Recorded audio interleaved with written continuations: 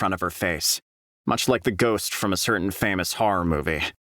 Eyes as red as the blood moon peeked out from between the gaps in her hair. She looked to be rather young.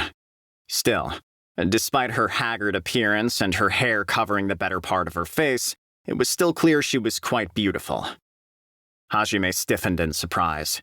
He hadn't expected to see another person so deep in the labyrinth. It seemed the girl was just as surprised to see him too, as she was staring at him in dumbfounded shock.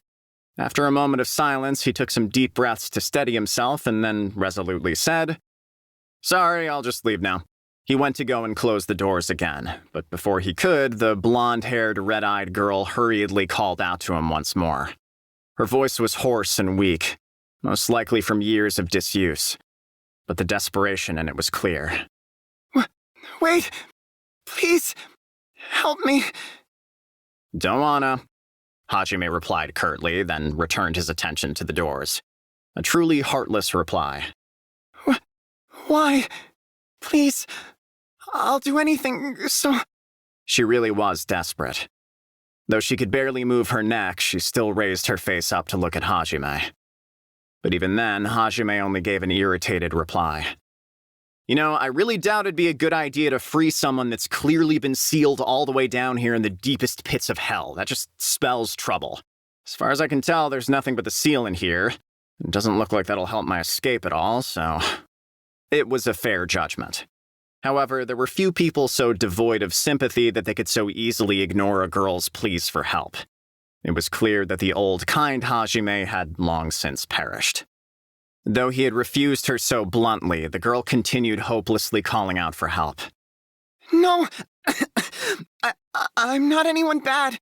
Please wait, He continued pulling the double doors closed, but just before he shut them completely, he ground his teeth. Had he been a bit faster, he wouldn't have had to hear those last words of hers. I was betrayed! He heard through the tiny crack of the still-open door. The creaking doors ground to a halt. A minuscule sliver of light was all that illuminated the darkness within. 10 seconds passed, then 20. Finally, the doors began opening once more. Standing behind them was Hajime, scowling unhappily at the situation at hand. No matter what she had said, he hadn't planned on helping her. He figured there must have been a very good reason someone was sealed all the way down here, far below the light of the sun. And there was no proof that she wasn't dangerous either. In fact, it was likely that she was just some evil creature that was trying to deceive him into releasing her. He should have just left her. Seriously, what the hell am I doing? Hajime sighed to himself as that thought passed through his mind. I was betrayed. To think those words would stir his heart, the heart he thought he'd long since buried. He thought he had already forgotten about the classmate who had flung that fireball at him. He thought he had already thrown away paltry feelings like hatred and sympathy. In order to survive in this cruel world, he had to. But the fact that the girl's words had shaken him so deeply meant that he hadn't completely buried his old self. Enough of the old, kind Hajime still lived that he could sympathize with this girl's circumstances, which were so very similar to his own. He scratched his head uncomfortably and walked up to the girl. Of course, he still remained vigilant. "You said you were betrayed? That still doesn't explain why you're trapped here. If you really were betrayed, how come they sealed you in this rock?" The girl seemed shocked that Hajime had actually come back. She stared fixedly at Hajime through her dirty golden locks, crimson eyes gleaming in the darkness. He began growing impatient at her continued silence. "Hey, are you listening? If you don't want to talk, then I'll just head back now," he said brusquely and turned on his heel. The girl came back to her senses with a start and quickly began speaking. I am one of the original atavistic vampires. Because of the extraordinary power I was gifted with, I worked hard for the sake of my country and my people. But then, one day, my retainers all said I wasn't needed anymore. My uncle said that he would be king in my place. I was fine with that, but because I had so much power, everyone was afraid of me. They thought I was dangerous. They couldn't kill me, so they decided to seal me here instead. That's why. She spoke haltingly but desperately, her parched throat making speech difficult. Hajime sighed as he heard her tale. She had certainly suffered a cruel fate, However, during the course of her tale, he heard some things that nagged at him. He felt an inexplicable, complicated feeling well up within him. So he asked the following. So does that mean you were some kind of royalty? She nodded furiously at his words. What do you mean they couldn't kill you? I heal automatically. No matter what kind of injury it is, it'll just heal by itself. Even if you cut my head off, I'll regenerate eventually. That's quite the ability. So that's the power everyone was afraid of? That too, but the main thing was that I could control mana, directly, without a magic circle. Hajime nodded and replied with a simple, I see. After consuming monster flesh, he had become capable of freely manipulating his mana as well. He needed no chants or magic circles to enhance his body, or use the special magic he had acquired. Same with his transmutation skill. However, Hajime had zero affinity for magic, so even if he could manipulate his mana directly, he still needed a huge magic circle to actually cast anything, meaning he effectively couldn't use it for much. But with this girl's magical affinity, being able to directly manipulate mana turned into an insanely powerful asset. Because while everyone else had to waste time preparing circles and chanting their spells, she could just blast off magic like nobody's business. Frankly, it wouldn't be much of a fight if she chose to take someone on. And to top it off, she was immortal. It probably wasn't perfect, and there was most likely some way to actually overcome it, but even then, it was a cheat-level skill far surpassing that of any hero's. Please, save me, she begged softly as she watched Hajime sink deep into thought. He stared unblinkingly at her. She stared right back. They spent what felt like an eternity gazing into each other's eyes. Finally, Hajime scratched his head awkwardly and breathed a long sigh. He then placed his hand on the cube holding the girl. Her eyes opened wide as she realized what he was doing. He ignored her and began transmuting. His mana, which had turned a dark red, or rather more of a deep crimson since ingesting the wolves, began flowing down his arm. However, the cube he was trying to transmute remained unchanged, as if it was resisting the force of his mana, just like the bedrock that lay between each floor of the labyrinth. However, unlike those, it wasn't as if his magic was being completely nullified. Little by little, Hajime's power began seeping into the cube. This thing's tough, but I'm not so weak anymore. He poured yet more mana into his spell. It was enough mana that it would have taken 6 verses to chant out were he not able to manipulate it freely. Finally, he felt his magic start taking effect. The tremendous volume of mana dazzled bright crimson, illuminating the entire room in a fiery red. And yet Hajime continued pouring mana into his arm. 7 verses worth. Then 8. The part of the rock encasing the girl began to tremble at that point. I'm not done yet! He pushed even harder, pouring a 9th verse's worth of mana into the stone. At that point, he had burned enough mana to cast some of the most advanced spells in existence, and still have some left over. The girl stared at him fixedly as his mana grew brighter and brighter, determined not to miss a single moment.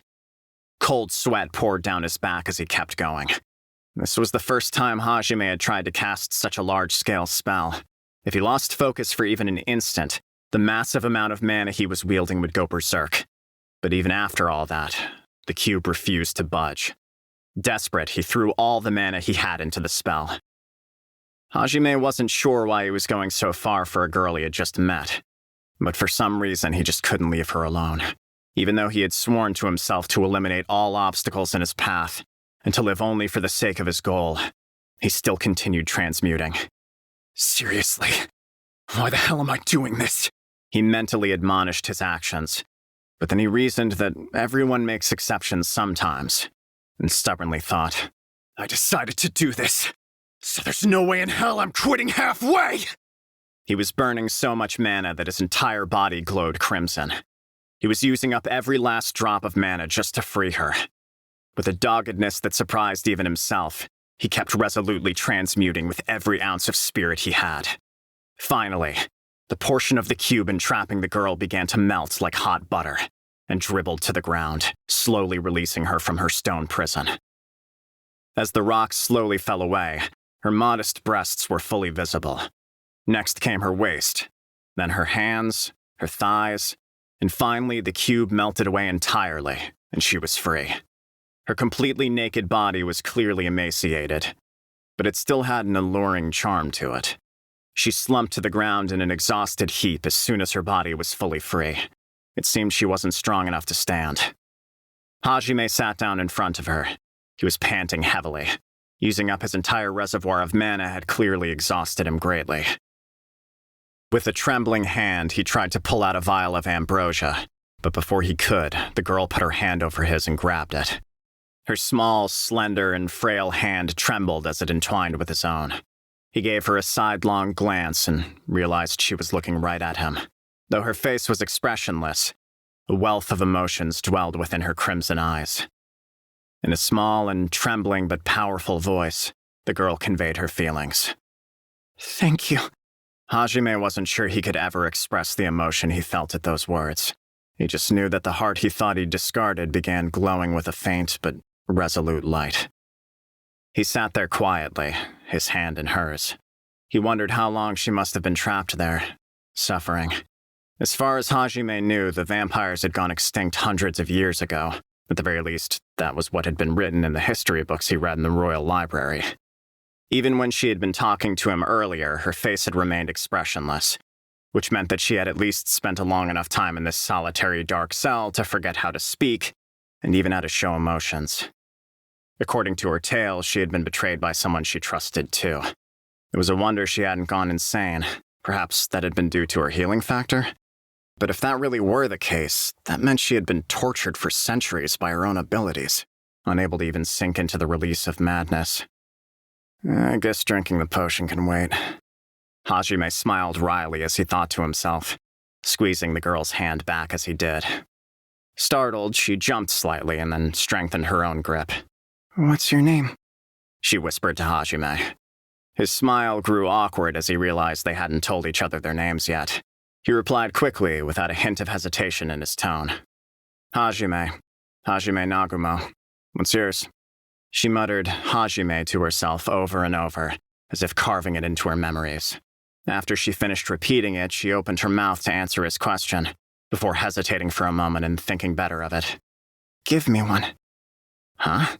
You want me to name you? Don't tell me you forgot your actual one. Considering how long she had been imprisoned here, it wasn't impossible, but the girl shook her head slowly. I don't need a name from the past. I'm fine with whatever name you give me, Hajime. It's not so easy to just think up a name. The reason she wanted a new name was probably similar to the reason Hajime had reforged his heart. She wanted to throw away her old self and be reborn. Hajime had practically been forced to change by the pain and starvation, but it seemed she wanted to be reborn of her own free will, and the first step toward that transformation was getting a new moniker. She looked expectantly up at Hajime. Hajime scratched his cheek as he thought, before finally christening the girl with her new name. What do you think of Yue? I'm not really good at the whole naming thing, so I can try thinking up a different one if you don't like it. Yue. Yeah. Where I come from, it means moon. When I first came into this room, your golden hair and red eyes reminded me of the moon, so I just... Well, what do you think? She blinked in surprise at his words. It seemed she hadn't expected him to have a reason behind picking the name, and though her face remained as expressionless as always, her eyes were sparkling with happiness. And from today onwards, I will be Yue. Thank you.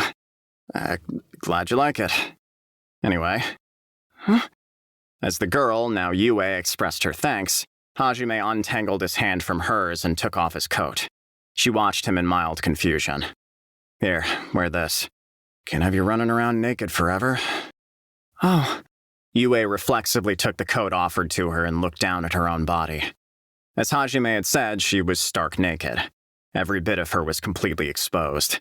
She blushed and pressed the coat against her body before looking up at Hajime and saying, Hajime, you pervert.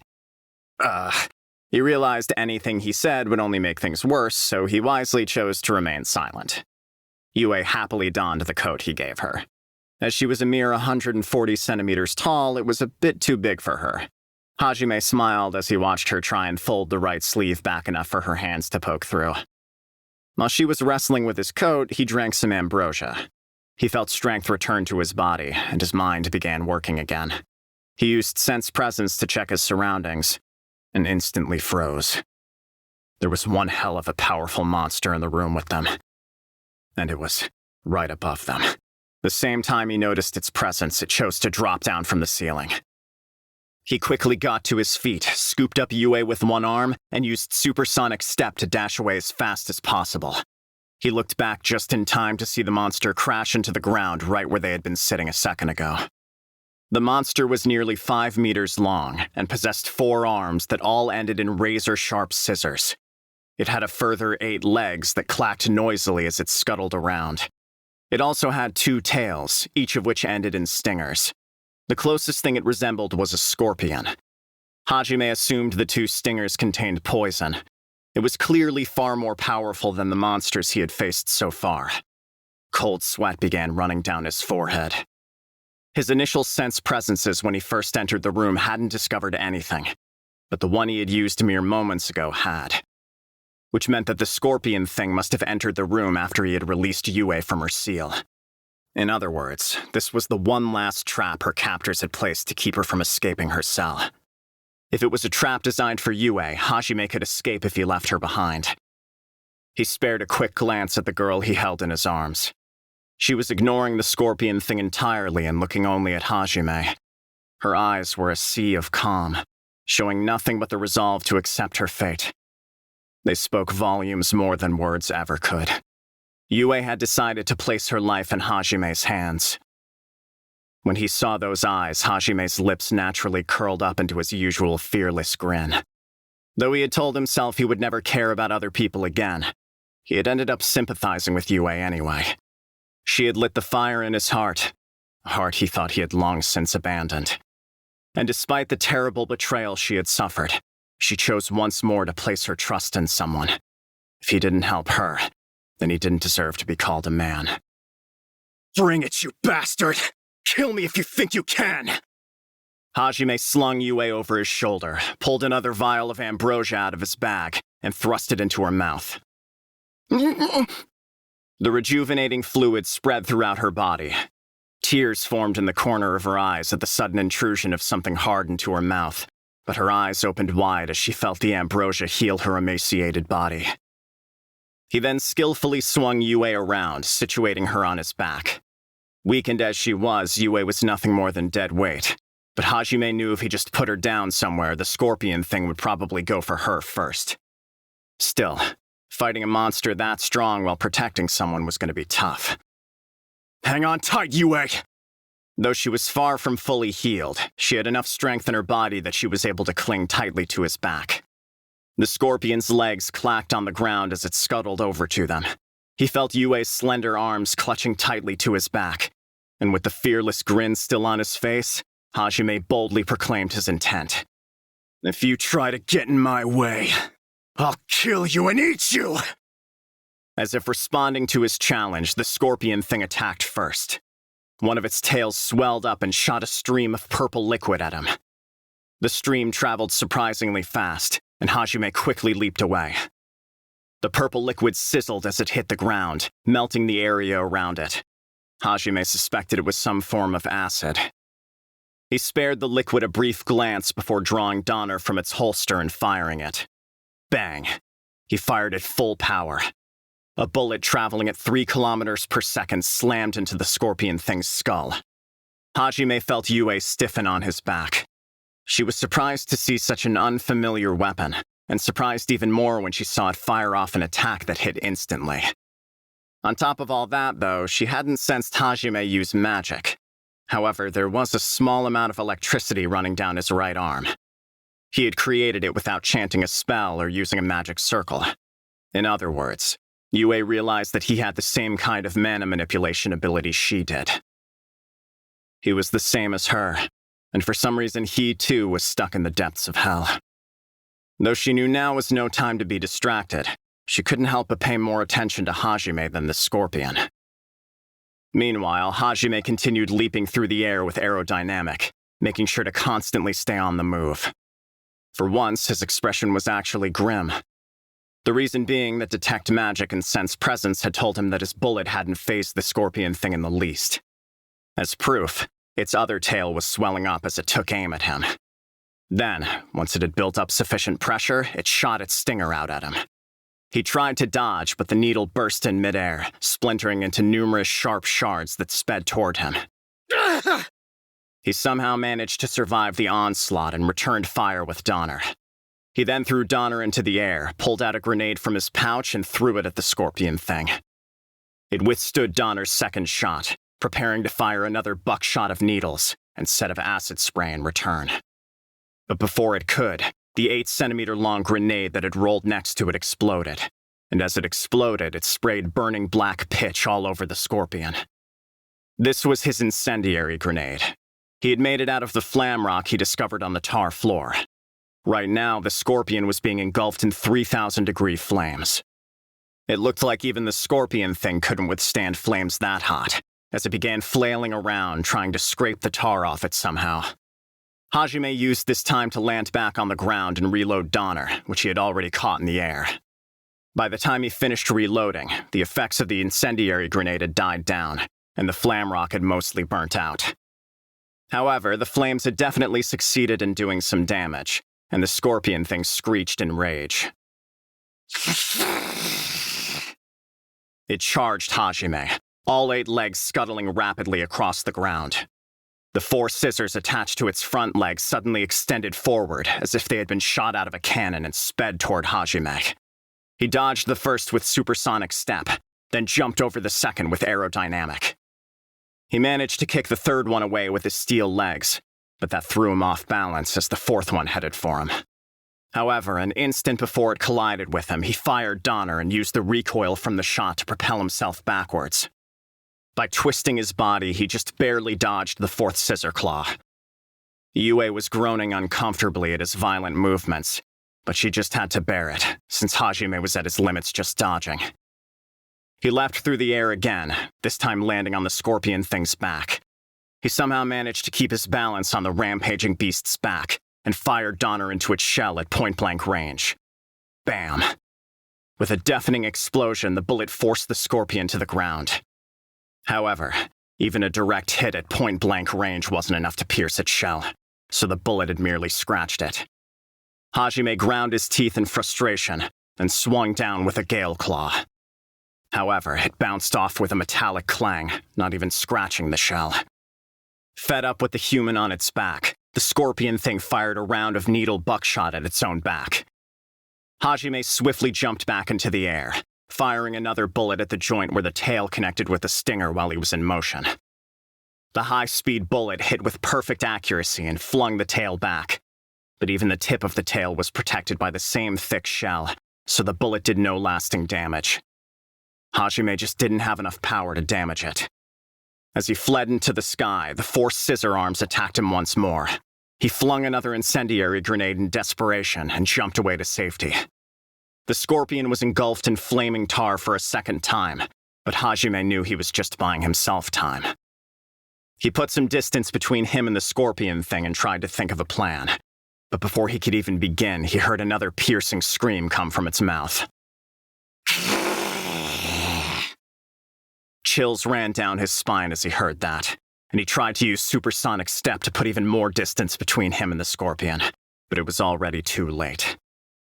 As the scream echoed throughout the room, the ground around him began to warp, and with a thundering roar, spiked cones flew out one after another. Damn it! This was a completely unexpected attack.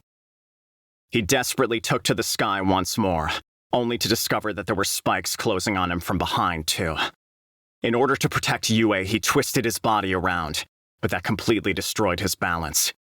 He still managed to repel the remaining spikes with Donner and his steel legs, but he was forced to stop moving, giving the scorpion thing time to aim another buckshot.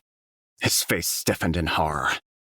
An instant later, a barrage of acid and spiked needles came hurtling toward him. He made a snap decision. He realized dodging both in his current situation would be impossible. Using aerodynamic, he jumped out of range of the acid spray and covered his vitals with his right arm and left stump. His face he protected with Donner's barrel. Then, using his mana manipulation ability, he strengthened his body to the limit and clenched his muscles. Moments later, dozens of needles pierced through Hajime's body. He screamed in pain once more, but he managed to avoid taking a hit in any vital areas. Because Yue was clinging to his back, he made sure to stop the needles with his body and keep them from piercing her as well. The force of the impact flung Hajime backward. Assailed by pain, he slammed into the ground and rolled over and over. The impact threw Yue off his back, too. Ignoring the pain of the countless needles that pierced his body, Hajime clenched his teeth and pulled out a flash grenade that he threw at the scorpion thing. It flew in a neat arc through the air before exploding right in front of its eyes. It screamed in pain as the light seared its retinas and took an involuntary step back.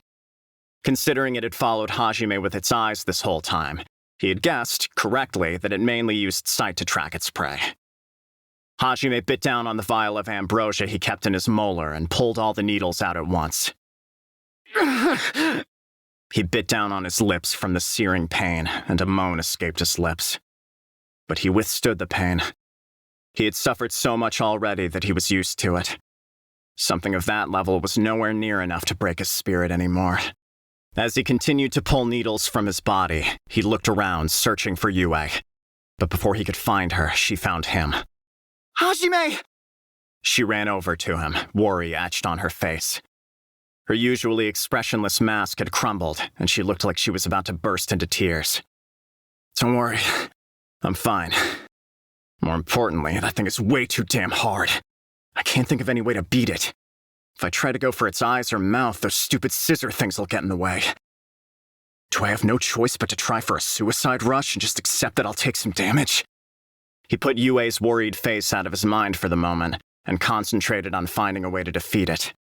But he became distracted when he heard Yue's murmured words. Why? Huh? Why don't you run?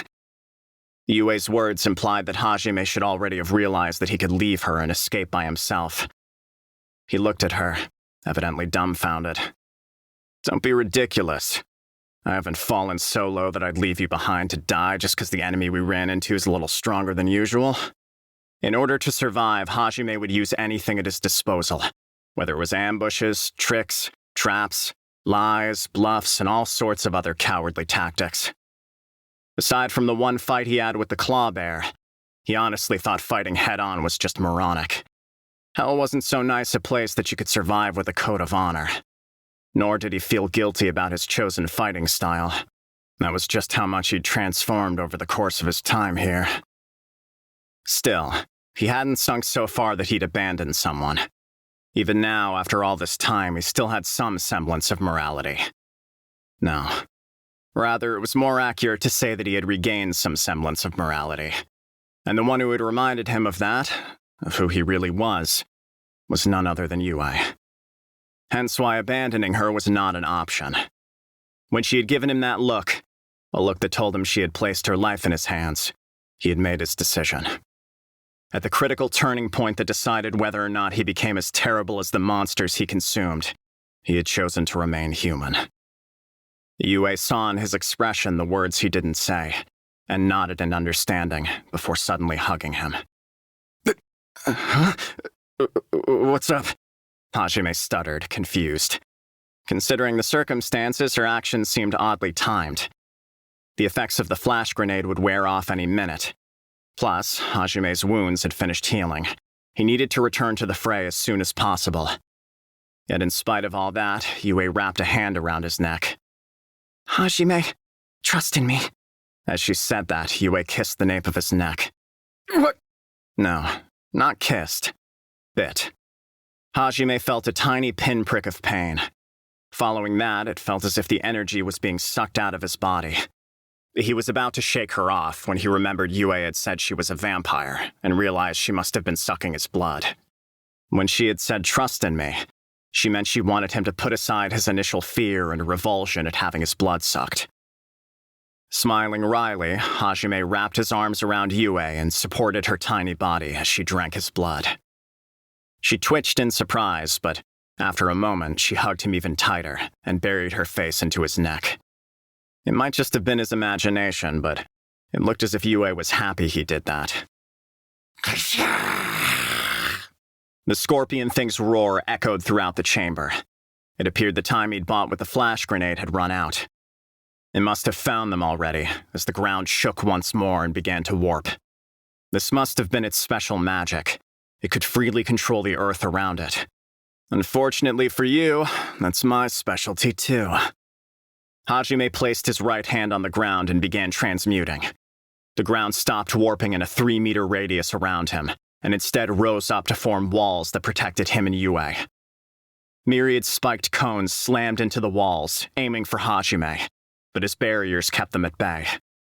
Each wall was only able to withstand a single attack, but he transmuted a new one after each broke.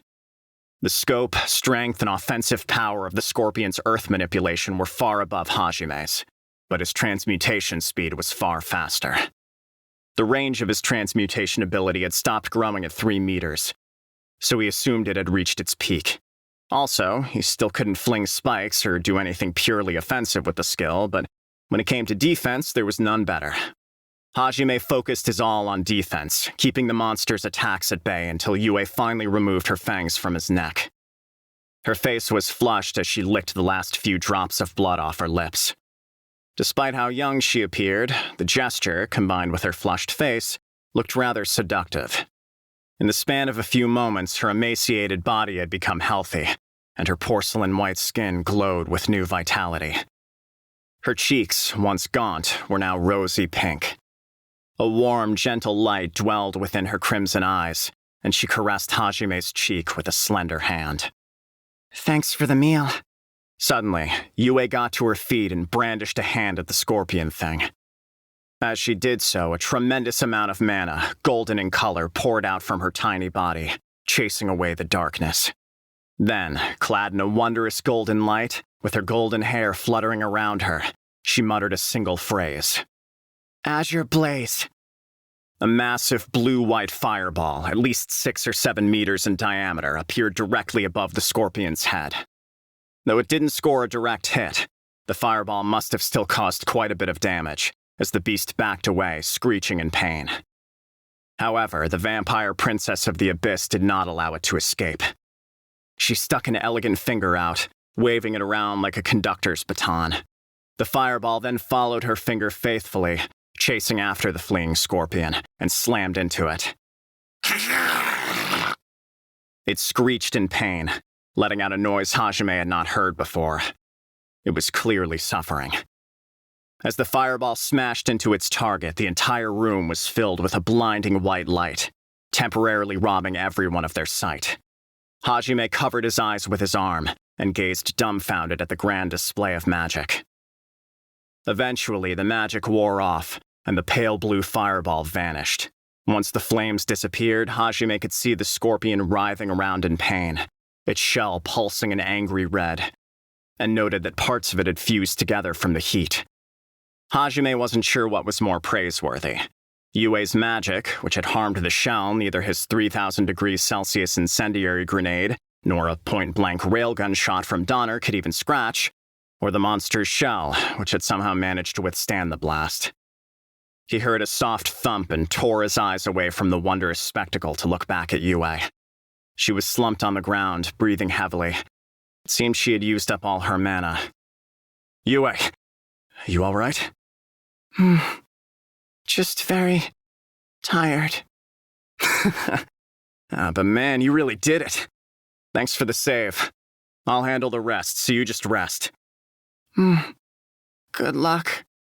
Hajime waved at Yue and then used supersonic step to close the distance between him and the scorpion in one bound. It was still in surprisingly good shape, though it was howling in pain and rage at having its shell fused together, and when it saw Hajime approach, it instantly fired its needle buckshot. For his part, Hajime swiftly pulled another flash grenade from his pouch and flung it at the scorpion. He then blew away the buckshot with Donner before it had a chance to separate. After that, he fired a non-railgun-powered shot at the falling flash grenade. Having gotten used to this move already, the scorpion wasn't fazed this time. It screeched in annoyance at its temporary blindness, but it still continued seeking out Hajime. But no matter where it looked, it couldn't find him. As it glanced about in confusion, Hajime fell from the sky and landed on its back. It let out a surprised hiss. That was no surprise. After all, its prey had escaped its senses and suddenly showed up behind it. Hajime had used Hide Presence and the flash from his grenade to escape the scorpion's senses. The red-hot scorpion shell burned Hajime's skin. However, he ignored the pain, placed Donner directly above one of the damaged sections, and emptied the gun's entire chamber. Having already lost some of its hardness from Yue's earlier fireball, the scorpion shell was unable to withstand a barrage of point-blank railgun-enhanced bullets, so it finally shattered. Heedless of the damage it might cause itself, the scorpion thrust at Hajime with both its tails, but he was faster. "Take this, you bastard!" He pulled another grenade from his pouch, then thrust it deep into the hole he had made with Donner. He ignored his burning flesh as he dug his present in as deep as he could. Then, before the scorpion could attack him with his tails, he fled to safety using supersonic step. As he fled, it turned around to chase him down with a projectile attack. However, the moment it finished turning, boom! A muffled explosion resounded throughout the room, which made the scorpion thing twitch. The frozen scorpion and Hajime stared at each other as silence reigned. Finally, the scorpion crumpled to the ground with a resounding crash. Hajime finished reloading Donner and slowly walked up to the unmoving scorpion. Just to make sure it was dead, he fired 3 bullets into its mouth before nodding in satisfaction. It had become his policy in recent times to make sure he thoroughly finished any foe off. As he turned around, he found Yue sitting on the ground staring at him, expressionless as always. Despite her poker face, it seemed to him that she was happy. He had no idea when he'd finally escaped the wretched labyrinth he was currently trapped in, but at least he'd found a reliable partner to travel with. According to myth, Pandora's box had contained all of the world's evil, but also a tiny bit of hope. Though he had jokingly referred to the room as Pandora's box before, it had turned into a more accurate analogy than he ever expected. Thinking happily to himself, Hajime slowly walked over to Yue. Chapter 4. Guardian of the Depths. Hajime and Yue harvested the flesh from the defeated Scorpion and Cyclops, then carried it all back to his base. Transporting such a huge quantity of meat was no easy feat, but after giving Yue more of his blood to restore her energy, Hajime was able to enlist her help. With their combined strength, enhanced by her body-empowering magic, they were able to transport the vast quantities of meat to his hideout. Originally, he had suggested using the room Yue had been sealed in as a new base, but she had rejected the proposal. He supposed it was understandable. She was probably sick of staring at the walls of what had been her prison for centuries. Even if they were going to be stuck on this floor until Hajime replenished his stock of supplies, it was better for her mental health to have Yue out of that room. Thus, they were both spending the time talking and getting to know each other better while they scavenged for supplies. "So that means you have to be at least 300 years old, right, Yue?" "It's rude to ask a girl her age." She glared angrily at Hajime. It seemed even in parallel worlds asking a girl about her age was taboo. From what he recalled, the vampires had been destroyed in a massive war that had enveloped the land 300 years ago. Chances were Yue had lost track of time, trapped in the silent darkness as she had been. But it stood to reason that she must have been at least that old. If she'd been sealed at the age of 20 or so, then she was most likely far older than even 300. "Do all vampires live as long as you?" "No, I'm an exception. I don't age because of my regenerative powers." According to her, she had stopped aging ever since she had awoken to her powers at a young age. Average vampires could still extend their lifespan by drinking the blood of other races, but even then they couldn't live much longer than 200 years or so.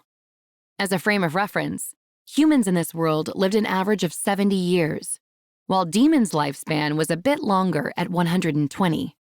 Beastmen had varying lifespans, depending on the specific race. Elves, for example, could live for centuries. The reason for Yue's exceptional powers was because she had inherited the blood of the ancient atavistic vampires. Her lineage had made her one of the strongest creatures in the world at the time, and she had ascended to the throne at the tender age of 17. I see. No wonder she was able to blast through that scorpion shell so easily. Better yet, she was nigh immortal. Only gods or devils could aspire to that level of strength, and it seemed Yue had been classified as one of the latter. Her uncle, blinded by his greed and ambition, had perpetrated the misconception among his fellow vampires that Yue was indeed a devil. He had then used that as justification to try and kill her, but had been stymied by her automatic regeneration. As a result, he had ended up sealing her here in this underground abyss instead. At the time, she had been too shocked by the sudden betrayal to resist capture. By the time she'd regained enough of her composure to understand what had just happened, she had already been sealed inside the rock cube. Which was why she had no idea that Scorpion had come to dwell there, how she'd been sealed, or even how they'd managed to bring her down here into the depths of hell. Hajime had been a little disappointed when he'd heard that, as he'd hoped she might have known some way out. She discussed the specifics of her power with him at length as well. Supposedly, she had perfect affinity with every element. At one point, Hajime recalled saying, "What the hell, you're totally overpowered." To which Yue had replied by saying she wasn't very skilled at close-quarters combat. The best she was capable of doing was using strengthening magic to increase her physical abilities to run around while firing off spells as fast as she could. Of course, her ability to ignore wounds thanks to her innate regeneration and the overwhelming might of her spells meant that was still enough to kill most everything. An interesting thing to note was the fact that she still said spell names out loud, despite having no need for chants of any kind. It seemed it had just become a habit, since she had started learning that way. Even those with an affinity for magic usually had to say something related to the spell to keep a firm image of it in their minds, and it seemed even Yue was no exception. Her automatic regeneration appeared to be a kind of special magic, similar to what monsters had, and would naturally activate so long as she had mana remaining. Unless she was literally reduced to ashes in an instant, she could come back from any injury. But looking at it from another angle, that meant that once her mana dried up, her injuries would no longer heal. Had she taken any damage in that fight with the scorpion, she would undoubtedly have died. Anyway, on to the most important question. Yue, do you have any idea where we are? Or any idea how to get back to the surface? Unfortunately, I don't. However, it seemed Yue was unsure of their exact location, too. Though her tone was apologetic, the way she trailed off implied that she knew something at least. According to the legend, this labyrinth was built by one of the Mavericks. The Mavericks? On top of being an unfamiliar word, it had a rather ominous ring to it. Hajime stopped his transmutation work and turned to face Yue. She tore her gaze away from his work as well and met his eyes before nodding sharply and continuing.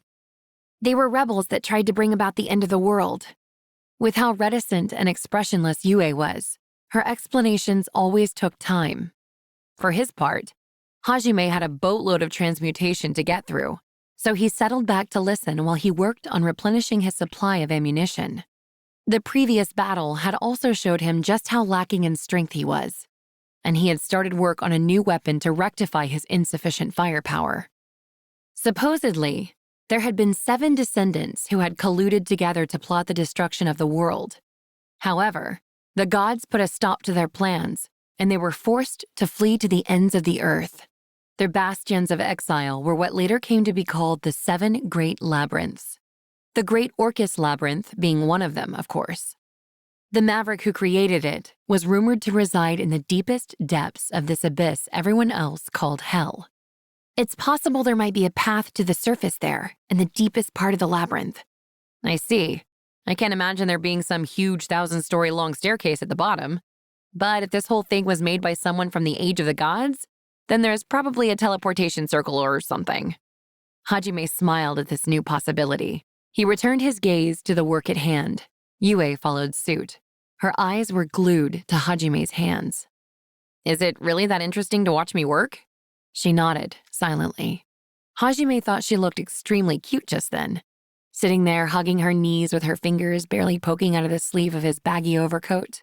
He was overcome by a burning desire to hug her. Man, I can't believe a cute little girl like her is really 300 years old. Parallel worlds are really something. They even have eternal lolis. Even transformed, Hajime never forgot any of his otaku knowledge. As if reading his thoughts, Yue suddenly looked up. You just thought of something really rude, didn't you, Hajime? What do you mean? He played dumb, internally sweating at how perceptive her woman's intuition was. Silently, he returned to his work, clearly hoping to distract Yue's attention. He apparently succeeded, as she started bombarding him with questions about himself. Hajime, what are you doing here? That was the question he had most expected. This was, after all, the bottom of the abyss, the figurative pits of hell, a place no one but monsters called home. But that was just the first of many questions to come. How are you able to control mana directly? How can you use the special magic of monsters? How are you able to eat monster meat and not die? What happened to your left arm? Are you even human, Hajime? What's that weapon you used earlier? After the first one, it was as if a dam had burst, and she pelted him with questions ceaselessly. For his part, Hajime too had been starved of conversation for far too long. He answered each question thoroughly, not at all annoyed by the storm of inquiries. It looked like Hajime had a bit of a soft spot for Yue. He probably also unconsciously realized somewhere that she was the only reason he hadn't truly fallen to the level of an unfeeling monster that cared only for his own survival. Starting from the summoning, he retold the tale of how he wound up there. He told Yue about how they had been selected as heroes, and how he had been a worthless synergist with no useful skills, to the labyrinth excursion and his fight with the behemoth, to his betrayal at the hands of one of his classmates, his descent into hell, how he lost his arm to the clawbear, his discovery of the potion. Yue later explained to him that it was ambrosia, how he started eating monsters, how his knowledge from his original world gave him the idea for his weapon, and finally, his descent through the dungeon until he reached her floor. He talked at length about everything he could remember, and, as his tale wound down, he could hear her sniffling. What's wrong? Hajime asked, the concern evident in his voice. When he glanced back at Yue, he saw tears spilling from her eyes. Surprised, he hurriedly wiped the tears from her face and repeated his question. What happened? What's wrong? Hajime, you suffered so much, just like me. She was crying for his sake. Hajime was momentarily taken aback, before he smiled reassuringly and patted Yue on the head. Don't worry about it. All that stuff's in the past now. There's no point in getting hung up over it. I don't even really care about my old classmates that much anymore, and I'm not all that interested in getting revenge. All I care about now is polishing my skills so I can make it out of here alive and find a way to return home. Still sniffling, Yue closed her eyes and enjoyed the sensation of having her head patted, looking very much like a big cat. However, she suddenly jumped with a start when Hajime mentioned returning home. You're going back? You mean to my own world? Of course I am. I miss it. A lot of things have changed now, but I still want to go home. I see. She looked down dejectedly, then quietly whispered, I don't have a home to go back to anymore. Hajime took his hand off Yue's head and awkwardly scratched the back of his own. He was by no means a dense person, which is why he had already vaguely realized she had started treating him as her new home, so to speak. It was the same reason she had asked him to give her a name. She was worried she'd lose her home again if he returned to his original world. Didn't you promise yourself you'd live only for the sake of your own wish? Just how soft can you get? Hajime mentally berated himself, but he still extended his hand to pat Yue's head once more. Well, how about coming with me then? Huh? Her eyes went wide with surprise as she processed his words. She gazed deeply at him with her crimson eyes, wet with tears. Unsettled by the intensity in her gaze, he quickly began talking. Well, back with me to my world. It's a boring place with nothing but humans, and someone with powers as amazing as yours might not find it to your liking, but, well, I guess at this point my abilities are just as crazy. Anyway, I have no idea if you'll even like it or not. And it's only if you want to come, but, well, what do you say? She blinked at him in confusion for a few seconds before timidly asking, "I can really come with you?" Though her voice was meek, her eyes were overflowing with hope.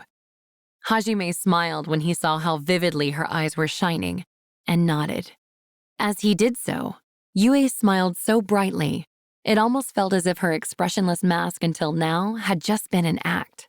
For a few moments, he was completely captivated by her radiant smile. After a while, he realized he was staring like an idiot, and he quickly shook his head. Unable to keep looking at her, Hajime returned to his work. Fascinated, Yue sidled up to watch. However, this time she stuck much closer to him as she observed him transmute. He had to keep reminding himself not to get flustered. "What's this?" She pointed to the mechanical parts Hajime was currently transmuting. There was a thin cylinder about 1 meter long, red bullets 20 centimeters in length, and a few other strange objects. They were all sections of a new weapon he was developing in order to make up for Donner's lack of power.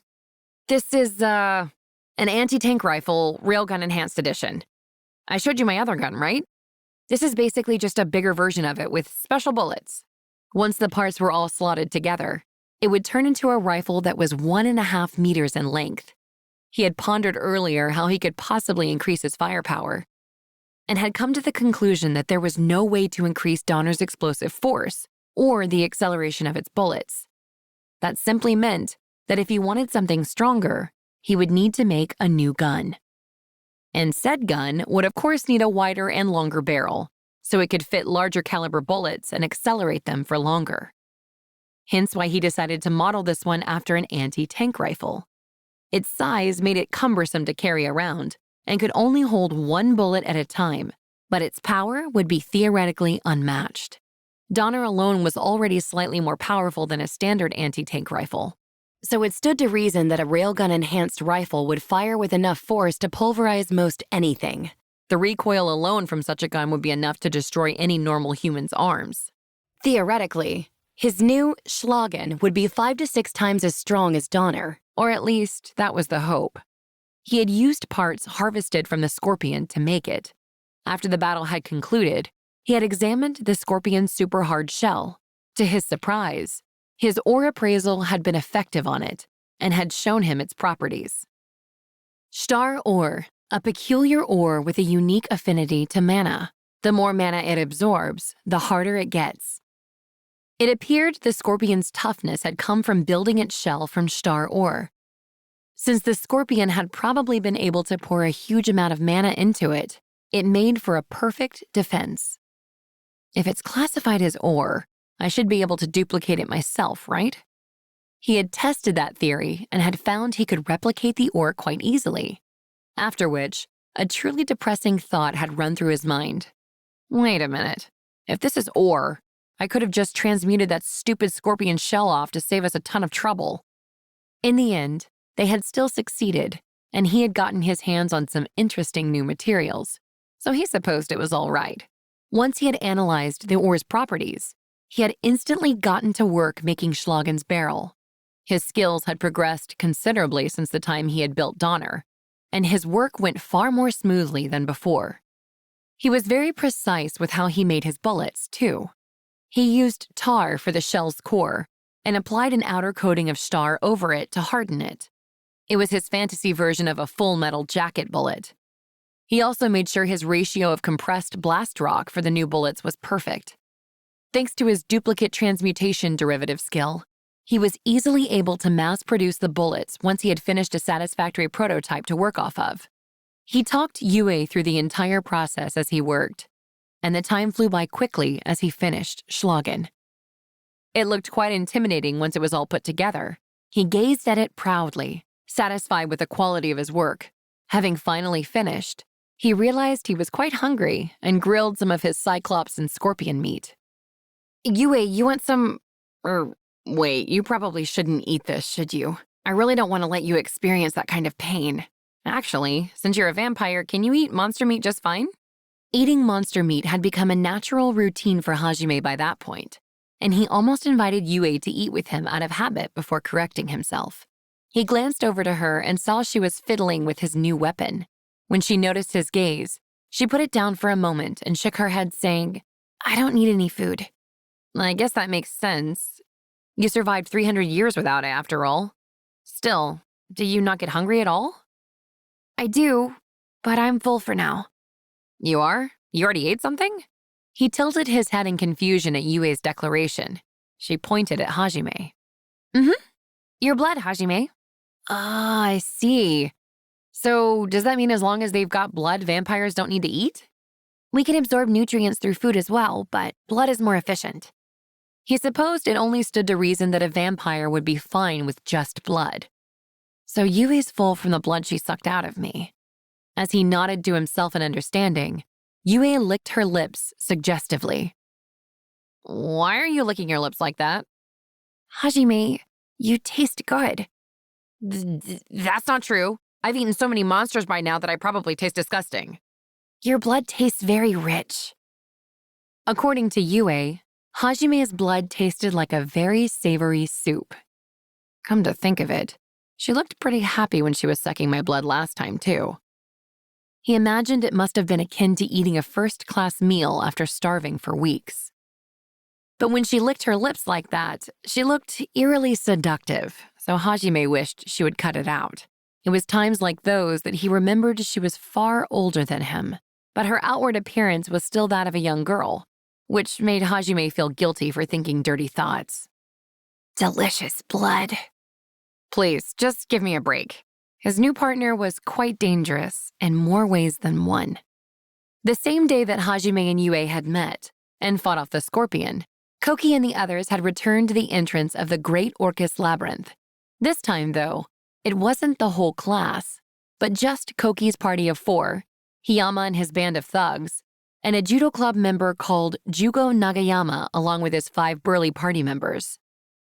Their reason for returning was quite simple. Even if they avoided talking about it, Hajime's death had still been weighing down on most of the students. They had realized they might really die fighting here in this world, and that fact had greatly shaken their confidence in their abilities. Hajime's death had traumatized them. Naturally, the Holy Church was not happy with the turn of events. They urged the students to go back and gain more practical fighting experience, thinking time and familiarity would heal their wounds. However, Aiko had vehemently opposed that plan. She hadn't been present for the fateful excursion where Hajime fell. Because of the rare and valuable job she possessed, the Holy Church wanted her to focus on cultivating the land over building up combat experience. As long as they had her agricultural powers, they could easily solve their food problems. When she had learned of Hajime's death, Aiko had fainted from shock. She had felt responsible for the students and couldn't forgive herself for hiding back at the castle where it was safe, while one of her students had fought and died. She blamed herself for not being able to bring everyone back to Japan safely. Hence why she firmly refused to allow her students to be exposed to any further danger. Her job was special enough that she was capable of single-handedly revolutionizing the agricultural standards of this world. So when she protested any further practical training exercises, the Holy Church had no choice but to acquiesce. They couldn't afford to antagonize Aiko. As a result, only Koki's party, Hiyama's party, and Jugo's party, who had willingly volunteered to return to the battlefield, were at the labyrinth. In order to grow stronger, they had chosen to once more challenge the Great Orcus Labyrinth. Captain Meld and a contingent of knights were escorting the students this time as well. Today marked the 6th day of their expedition. They had made it all the way to the 60th floor. After only 5 more floors, they would arrive at the deepest point humans had ever explored. However, Koki and the others were currently stuck. It wasn't that there was no way forward, but rather the sight before them brought back old fears that kept them frozen in place. A huge cliff spread out in front of them. Though it wasn't the same one Hajime had fallen from, it was similar enough to bring back unpleasant memories. In order to advance to the next floor, they would have to cross the suspension bridge that spanned the length of the room. Normally, that would have been no problem, but past memories bound the students in place. Kaori especially just stood there, gazing intently down into the abyss. Kaori! Shizuku worriedly called out to her friend. Kaori slowly shook her head and turned to smile at Shizuku. I'm fine, Shizuku-chan. Okay, but don't push yourself, yeah? You don't have to pretend to be strong in front of me. Thanks, Shizuku-chan. Shizuku returned Kaori's smile. A powerful light still dwelled deep within Kaori's eyes. She was no longer in the grips of despair. Shizuku, who was gifted with above-average powers of observation and a knack for understanding the feelings of others, realized Kaori was telling the truth when she said she was fine. Kaori really is strong. It was all but certain that Hajime was dead. His chances of survival were honestly less than hopeless. Despite that, Kaori chose neither to run from that fact nor deny it. She simply kept going forward, determined to see the truth for herself. Shizuku admired her strength. But as always, the class's thick-headed hero was unable to realize that. To Koki, it seemed as if Kaori was doing nothing more than grieving at the death of her classmate. She truly must be kind if she still sat over his death. Thus, when she smiled at Shizuku, he concluded she must be forcing herself to look cheerful. He didn't even consider the possibility that Kaori had feelings for Hajime, or that she still thought he could be alive, and walked up to offer some unnecessary words of consolation. Kaori, I really admire how kind you are, but you can't let yourself be depressed over your classmate's death forever. We have to move forward. I'm sure that's what Nagama would have wanted, too. Hey, Koki, please let me finish, Shizuku. I know she might not want to hear this, but as her childhood friend, I have to open her eyes. Kaori, it'll be all right. I'm still here with you. I won't ever die, and I won't let anyone else die either. I promise I won't let anything make you sad ever again. This guy never changes. Kaori, Don't worry about it, Shizuku-chan. I get what you're trying to say, Koki-kun, so you don't need to worry either. You do? I'm so glad I got through to you. Kaori smiled awkwardly, feeling a little guilty for fueling Koki's misunderstanding.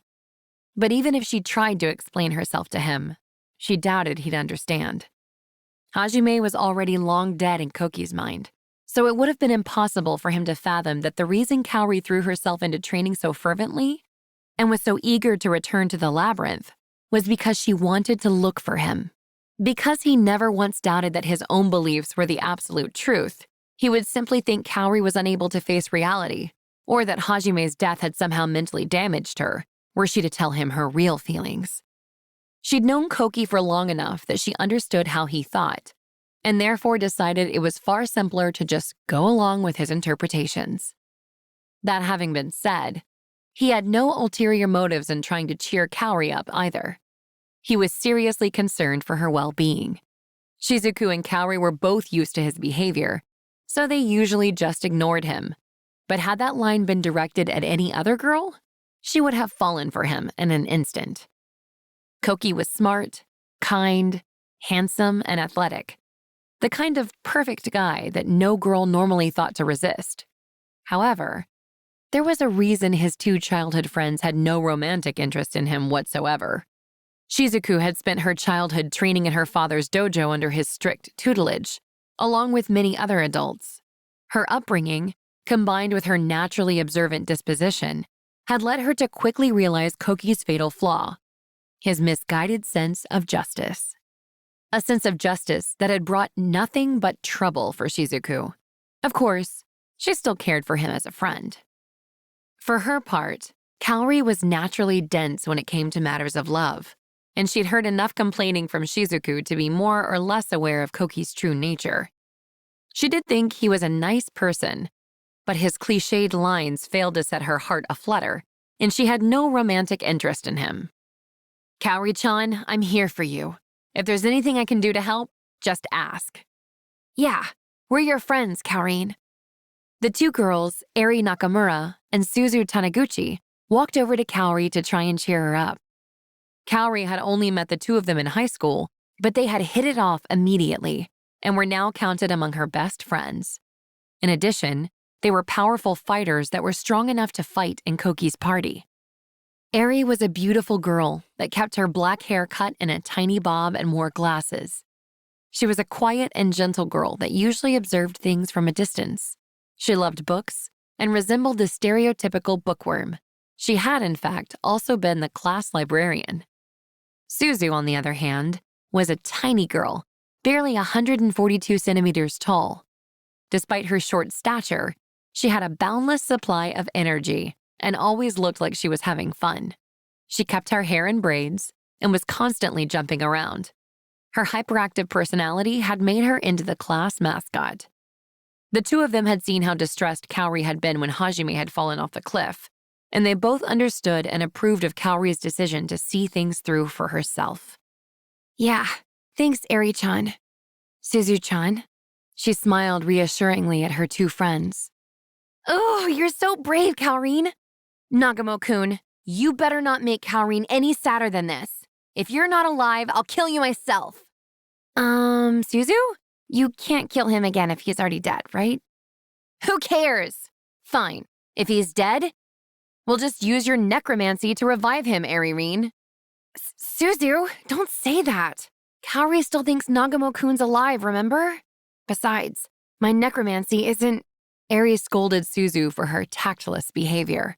That interaction was indicative of how the two usually were. Kaori and Shizuku smiled happily as they watched their two noisy friends. Koki and the others had gone on ahead, so they didn't hear the conversation between the four girls. Along with his overbearing sense of justice, he was also blessed with the ability to conveniently go deaf whenever someone said something that didn't fit with his worldview. It's okay, Eri-chan. I don't mind. But Suzu, you should still tone it down a little. You're bothering Eri. Suzu puffed up her cheeks and pouted at Shizuku's words. Though relieved to hear that Kaori wasn't hurt by Suzu's words, Eri was nevertheless still pale. Eririne, are you still uncomfortable with using necromancy? It's such a cool job, too. Yeah, sorry. I know I'd be more useful if I could use it properly. Eri, everyone has their own strengths and weaknesses. You also have a really high magic affinity, so don't worry about it too much, okay? That's right, Eri-chan. The fact that it's your job just means that you have an aptitude for it. It doesn't actually mean you have to force yourself to use it if you don't want to. You're already more than helpful enough with just your magic. I know, but I still think I should try and master it. I'll be even more helpful that way. She curled up her small hand into a fist and solidified her resolve. Suzu hopped around Eri going, "That's the spirit, Eririne," while Shizuku and Kaori watched on. Eri's job was a necromancer. It used dark magic to alter the minds and spirits of others, and was primarily a magic debuffer class. The most advanced of its skills involved using dark magic to recall the lingering attachments of the deceased. The Holy Church employed a number of necromancers as mediums, and they used their powers to converse with the dead and relay their final moments to their families and friends. It was regarded as quite the sacred job. However, necromancy's true strength didn't stop there. The proper way to use a necromancer's magic was to wrap those people's lingering thoughts in magic, then use them to possess their corpses. The corpses revived through this method were capable of using the skills they possessed when they were alive, to an extent. Furthermore, necromancers could possess the bodies of the living and copy their skills to some extent. However, the revived corpses were not truly brought back to life. Though they could respond to basic commands, they retained little of their original personality, and their skin remained pale and lifeless. They were zombies more than anything. Furthermore, Eri's conscience prevented her from doing something as immoral as resurrecting the dead, so she had trained her necromancy abilities very little. While the girls discussed Eri's powers, a certain figure watched them, or rather Kaori, from the shadows. Daisuke Hiyama. A few days after their return to the capital, Hiyama began to be shunned by the other students. Once they had calmed down a little, as he had expected, they began to resent him for leading them all into that trap. He had planned for this, and once the insults started flying, he instantly got down on his knees and begged for forgiveness. He knew trying to argue back would only make things worse. To make sure it had the maximum amount of impact, he had chosen a particular time and place to give his apology. Specifically, He made sure to do it publicly in front of Koki. He knew that Koki was likely to forgive him if he apologized sincerely, and would then smooth things out with the rest of his classmates. His plan succeeded perfectly, and people quickly stopped directing their scorn at him. Kaori was fundamentally kind by nature, and even she forgave him when he got down on his knees and begged with tears in his eyes. Everything so far had gone according to plan. However, Shizuku was still vaguely suspicious of Hiyama and disliked him for manipulating her friends. Meanwhile, Hiyama began surreptitiously carrying out the orders he'd received from the figure that day. They were quite frightening orders he would normally have never accepted, but now that he'd crossed the line, there was no looking back. As much as he hated it, he had agreed to carry out his master's orders. He was terrified by this classmate of his, who was capable of plotting something so dreadful and could still mingle in with the rest of their classmates somehow. Still, mixed in with the terror was a small seed of joy at the sheer brilliance and audacity of the plan. That monster is totally insane, but if I do what they say, Kaori'll be mine. If he followed orders, Kaori would eventually be his. He felt a surge of fierce joy, and his lips curled up into a wicked grin. Hey Daisuke, what's wrong? Kondo, Nakano, and Saito all looked at Hiyama with puzzled expressions on their face. Those three stooges were still hanging around Hiyama. As the saying went, birds of a feather flocked together. Their relationship had become slightly strained when Hiyama had come under attack, but his contrite apology had restored their friendship. Whether it could still be called friendship if they only got along when it was convenient was debatable, but that's just how it was. Oh, it's nothing. I'm just happy we made it all the way to the 60th floor. Oh yeah, I get what you mean. 5 more floors and we'd be the greatest dungeon delvers in history. We've gotten pretty strong, haven't we? Man, those guys who stayed behind have no balls. Now, don't say that. We're just that much stronger, that's all. The 3 others accepted Hiyama's explanation without question.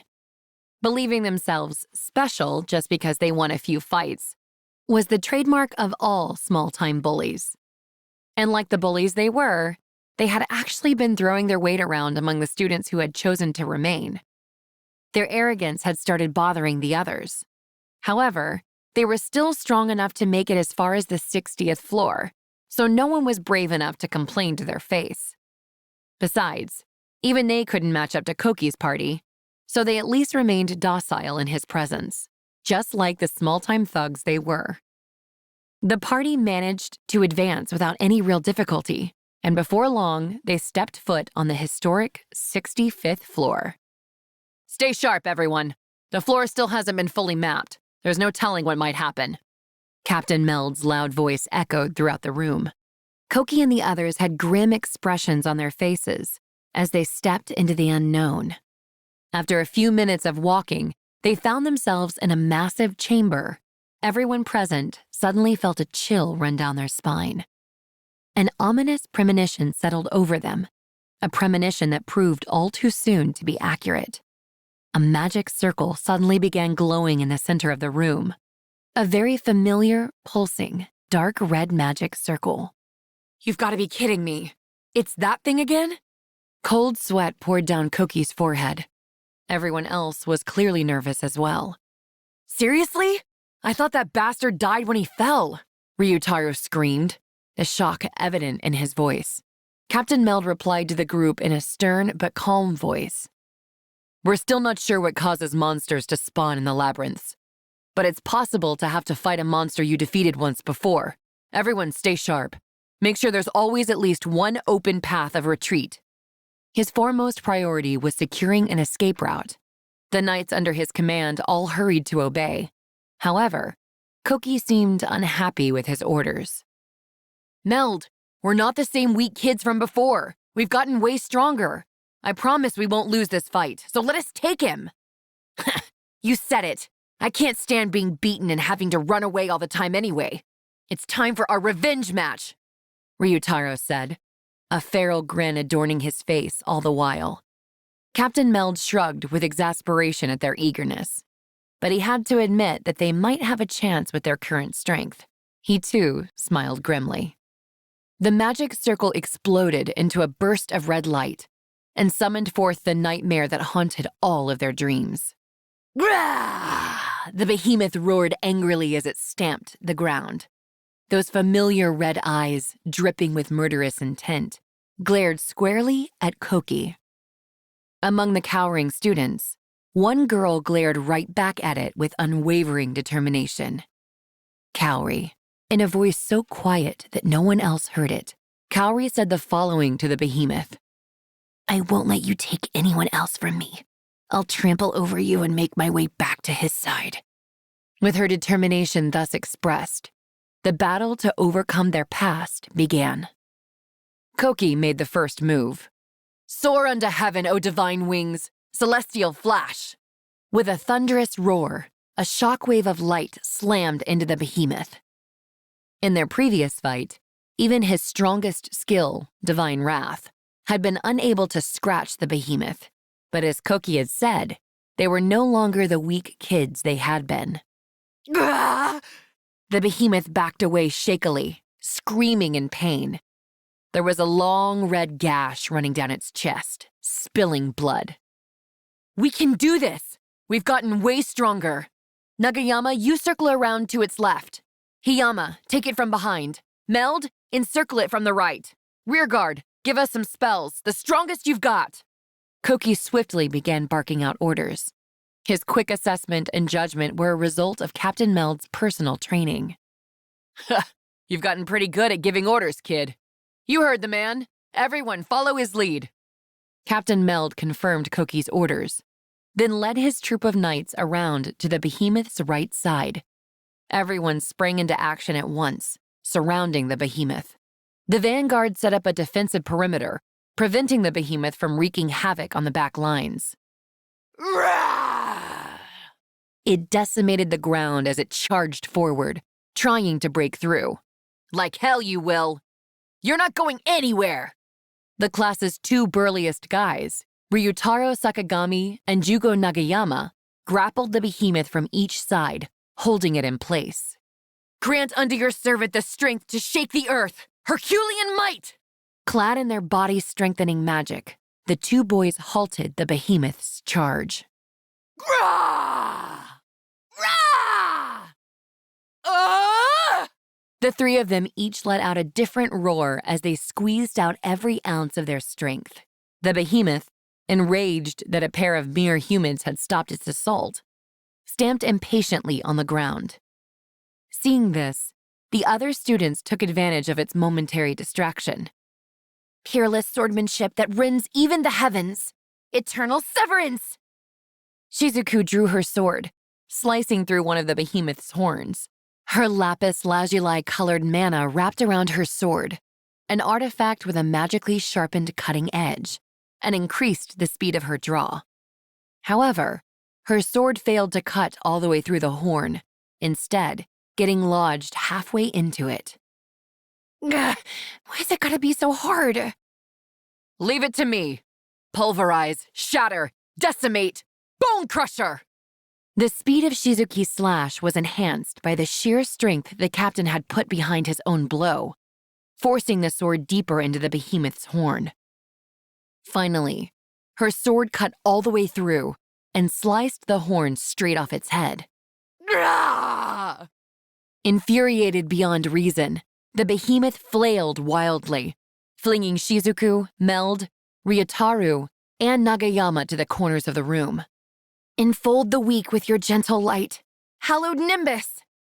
Before they hit the walls, countless rings of light intersected to form a net behind them, cushioning their fall. Kaori had used a rather peculiar defensive spell to soften the impact of their landing. Her artifact, a white staff, glowed light purple as she fed it her mana. Without pause, she began chanting another spell. "Heaven's blessing, shine thy grace on all thine children. Succor!" In an instant, all four fighters that had been flung away were healed. Long-distance, wide-area healing was on the upper end of the intermediate level of light spells. This particular one was an advanced version of the Heaven's Blessing spell she had used once before.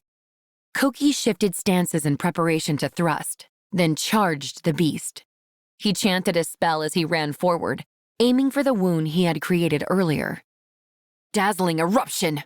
Vast quantities of mana gathered at the tip of his sacred sword as he thrust deep into the behemoth, which then exploded from within. The behemoth howled in pain as spurts of blood poured out of the new wound gouged into it. But it still managed to land a counterattack while Koki was recovering from the effects of using a skill. Koki screamed in pain as the behemoth's clawed paw flung him into the wall. The claws themselves failed to pierce his sacred armor artifact, but the force of the impact still left him gasping for breath. Still, at least the pain vanished almost instantly. Kaori had started chanting another healing spell before Koki had even hit the ground. Heaven's blessing grant thy progeny the strength to fight once more. Divine Ray! Unlike the mass heal from earlier, the new spell was only capable of healing one target at a time. But in return, it was far more potent. Koki was momentarily wrapped in golden light as he was fully healed. Meanwhile, the behemoth roared mightily and leaped into the air, tired of the other flies buzzing around it. The shockwave sent everyone tumbling back, while its broken horn began glowing red. So it can do that even with a broken horn? Brace yourselves, everyone! Shizuku yelled out a warning as the behemoth began hurtling down. Everyone present was familiar with its special magic, and they had already prepared for impact. However, the trajectory of its leap surprised everyone. Rather than aiming for Koki and the others, it was headed straight for the back line. During the fight on the bridge, it had always leaped only toward what was directly in front of it. And the members of the vanguard all panicked when they saw it pass over them. One of the members of the back line, Suzu Taniguchi, stepped forward and switched over to chanting a new spell. Let this be a holy ground that denies thy enemies passage. Hallowed ground! A glowing dome of light surrounded them not a moment too soon, and the behemoth crashed into it. The shockwaves from the impact was so powerful that the rocks on the floor nearby were swept away like cobwebs. Suzu's barrier successfully ground those shockwaves to a halt as well. But because she forcibly shortened the 4-verse spell into only 2 verses, the shield was imperfect. Cracks had already begun appearing within it. Had her job not been barrier master, her improvised barrier wouldn't have done much of anything. She grit her teeth and held both hands out before her. Frantically, she supplemented the verses with a mental image of an impenetrable barrier. A good shield never cracks. My protection is absolute. Ugh! Like hell I'll lose to this stupid thing! The behemoth's murderous gaze fell directly on Suzu, making her arms tremble in fear. The artifact that she used, a pair of bracelets, went dark for a second, before glowing bright orange with her mana once more. She banished the fear from her mind and shouted again. But unfortunately, her willpower wasn't enough to keep the barrier alive. The behemoth was attacking relentlessly, and in a few more seconds, it would crumble. No, it's going to break, Suzu lamented. Heaven's blessing, grant me thy wonder. Transference! Suddenly, her body was wrapped in light, and she felt her mana increase exponentially. Kaori must have healed her. Normally, the spell would only restore a little of the recipient's mana. But by adjusting how much of their own mana the caster used, it was possible to restore all of it. Transference was a very practical spell, and only someone like Kaori, who possessed the priest job, could use it. I can make it now!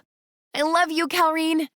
Suzu poured her newly replenished mana into the barrier, cementing its strength. With a sharp, snapping noise, the cracks in the barriers began melding. Angry at being cut off from its prey, the behemoth glared at Suzu. She glared right back. Finally, the red glow started dissipating from its horn. It slumped to the ground now that the force of its charge was completely spent. Suzu's barrier vanished at the same time. The behemoth decided to kill that heavily panting girl next. But before he could do anything, the vanguard arrived and began surrounding it again. "Backline members retreat!" At Koki's signal, the rear guard all took a few steps back, and the vanguard filled in the space between them. They continued their hit-and-run tactics until finally the backline had finished chanting their strongest spells. "Everyone fall back!" Ari, the leader of the rear guard, gave the signal. The vanguard all simultaneously unleashed their strongest attacks and leaped away. Momentarily winded, the behemoth was unable to avoid the barrage of fire spells that came flying at it right after. "Royal Flare!" 5 people chanted in unison.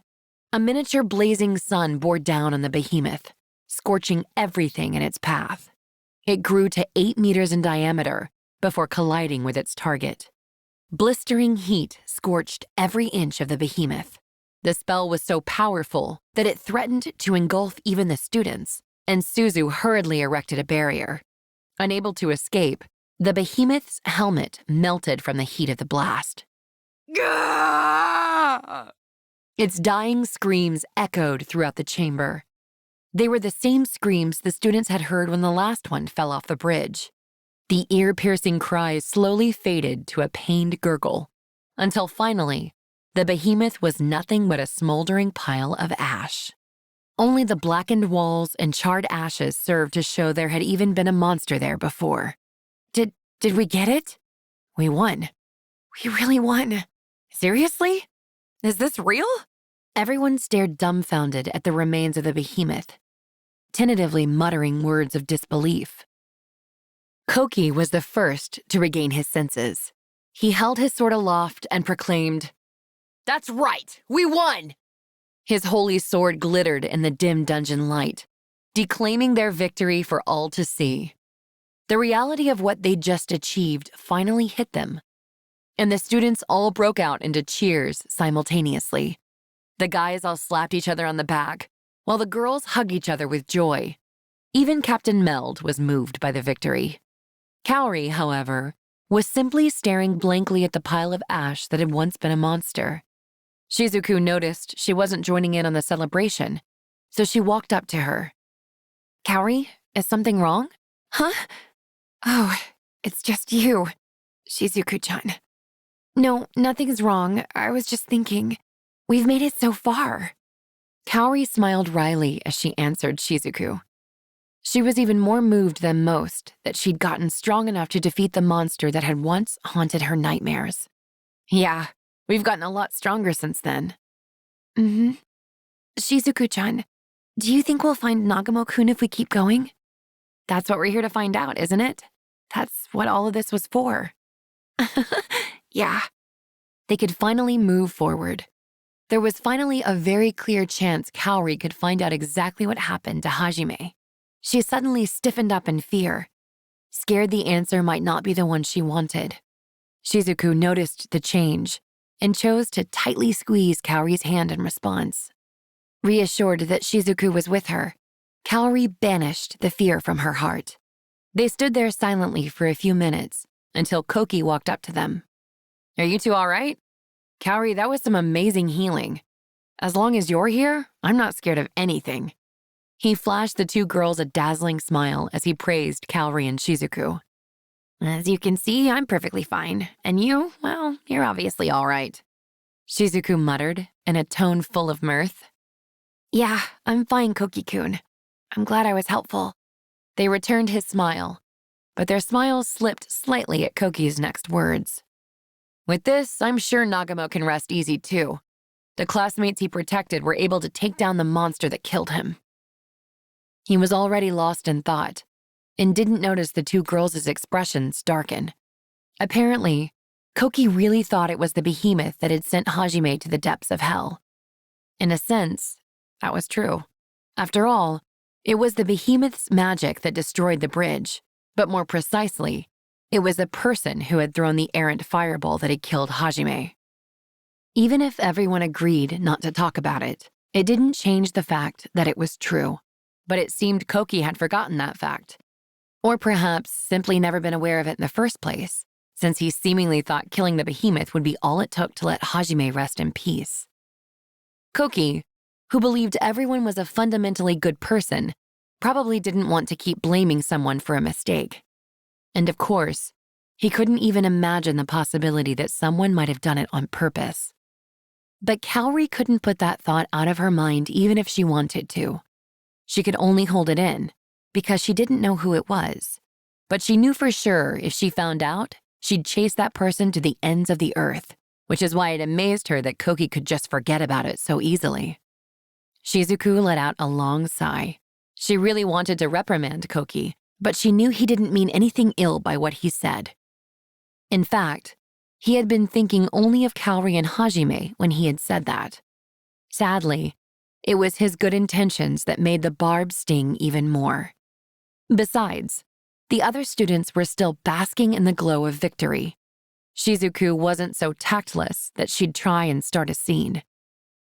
After that, the class's most energetic girl jumped into the conversation, dispelling the strained atmosphere. Kaorine! Suzu jumped into Kaori's arms, calling her by her strange nickname.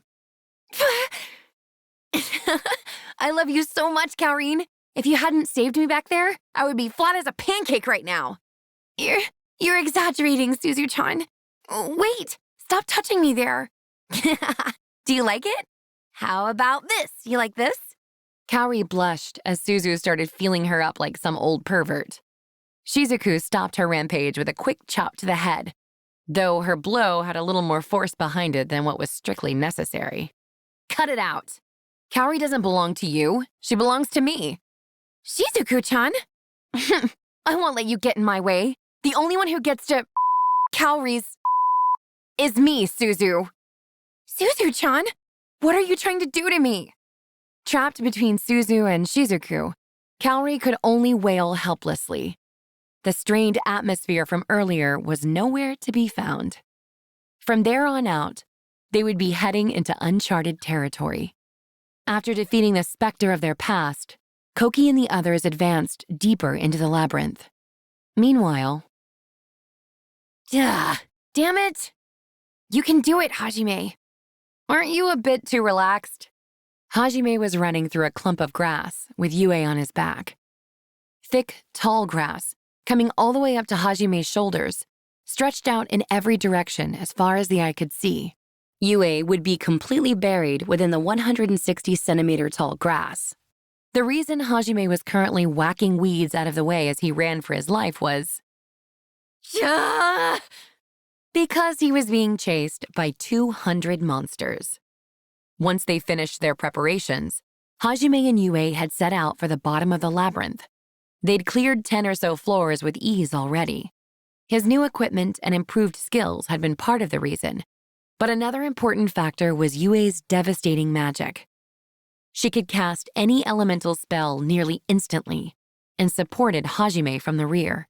Though she was unparalleled when it came to offensive magic, it appeared Yue wasn't very skilled with barriers or healing. Perhaps it was because she unconsciously regarded them as unnecessary, since she was able to automatically heal any wounds. Furthermore, Hajime had his ambrosia with him, so he had no need for healing spells either. That was why their travels had progressed smoothly until now. When they had first descended onto the floor they were currently on, they had been greeted by a massive sea of trees. Each tree was over 10 meters tall, and they were packed together tighter than sardines. The entire floor was extremely humid as a result. However, unlike the jungle floor he had traversed earlier, it wasn't sweltering hot. As they had been searching for the next staircase, they suddenly felt a huge earthquake. Seconds later, they had found themselves face to face with a huge reptilian monster. It looked just like a Tyrannosaurus Rex. The only difference was, for some reason, it had a beautiful flower adorning the top of its head. Its sharp fangs and overflowing bloodlust clearly marked a dangerous foe. But the sunflower resting atop its head made it seem more comical than deadly. This was quite possibly the most surreal monster Hajime had faced thus far. The Tyrannosaurus roared angrily and charged the two of them. Unfazed by its onslaught, Hajime calmly moved to draw Donner, only to be stopped by Yue, who raised her hand. Crimson Javelin. A spear of whirling flames formed out of thin air, then shot straight through the mouth of the T-Rex. The heat melted the T-Rex's entire head, leaving him dead in seconds. The ground shook as the beast crumpled. The flower perched on the remains of its head came off with a plop. Hajime stared on, speechless. She'd been asserting her strength more and more aggressively recently. Originally, she had just supported Hajime from behind, but as time passed, she eventually just started preemptively one-shotting anything that intended to do him harm. He had fewer and fewer opportunities to show off his skill, and was starting to feel rather useless. Is she just one-shotting them because I'm nothing but a burden to her in combat? He began to think worriedly. If she really told him that, he'd probably be depressed for weeks. And so, he holstered Donner and awkwardly asked Yue the question on his mind. Yue, I'm glad you're pumped to fight, but I feel like I haven't been pulling my weight recently. Yue turned back to Hajime, and despite her poker face, he could tell she was rather proud of herself. I want to be useful because I'm your partner. It seemed she just wasn't satisfied with only covering Hajime from behind. He certainly did recall saying a while back that they would need to rely on each other in fights as partners who shared the same fate. It had been just after one of their fights. Yue had overextended herself and collapsed after running out of mana. Hajime had to rescue her, and she was beating herself up over it pretty bad. So he had told her that to comfort her. But it seemed she'd taken those words to heart. She wanted to show Hajime she was a partner worth relying on. Trust me, you're more than useful. But even though your magic is ridiculously strong, you're not good at close combat, which is why I asked you to guard my back. Being the frontliner is my job. Hajime, fine. Yue looked a bit glum as she listened to Hajime lecture her. Hajime just didn't want her to be hung up on the idea that she had to somehow be useful to him. He smiled reassuringly and gently stroked her soft hair. That was all it took for Yue's mood to improve, and Hajime lost the heart to keep lecturing her when he saw her contented expression. He didn't want her to end up dependent on him, so he tried to warn her from time to time. But in the end, he was just too soft on her. He was actually disgusted at himself for how weak-willed he'd become in that regard. As the two of them were having their faux lovers spat, Hajime didn't neglect to continually use sense presence, and he suddenly realized there were enemies approaching them. About 10 of them were circling around to surround them. If they're coordinating their movements, does that mean they hunt in packs like the twin-tailed wolves? Hajime thought warily to himself as he motioned to Yue and began retreating.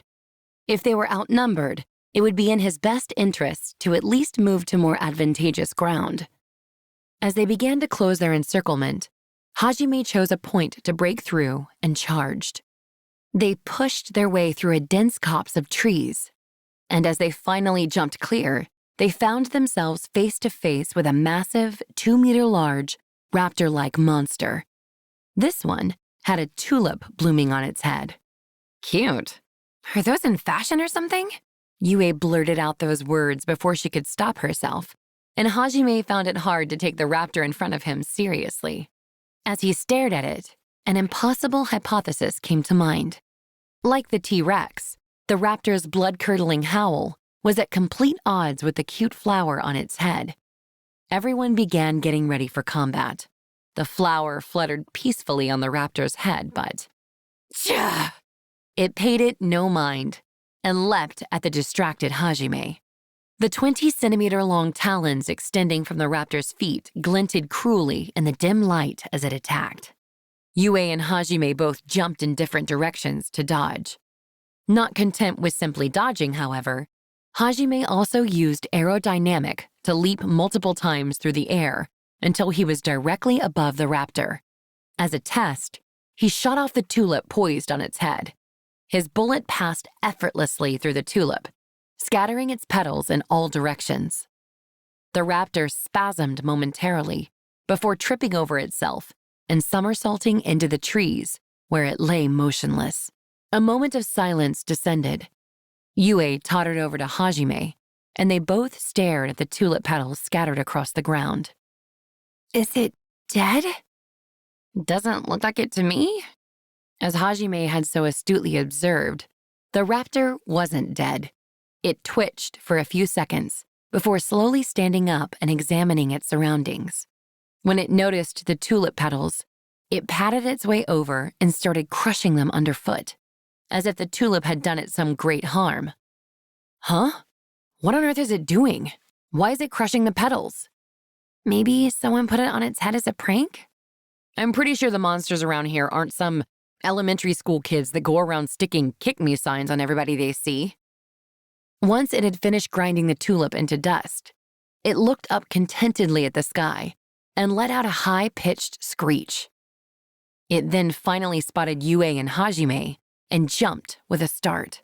Looks like it just realized we were here. Just how absorbed was it with that tulip? Maybe it's being bullied? As Hajime marveled at its inattention, Yue looked at it with something akin to sympathy. The raptor stood there for a moment, overcome by shock, before suddenly lowering its stance and baring its claws.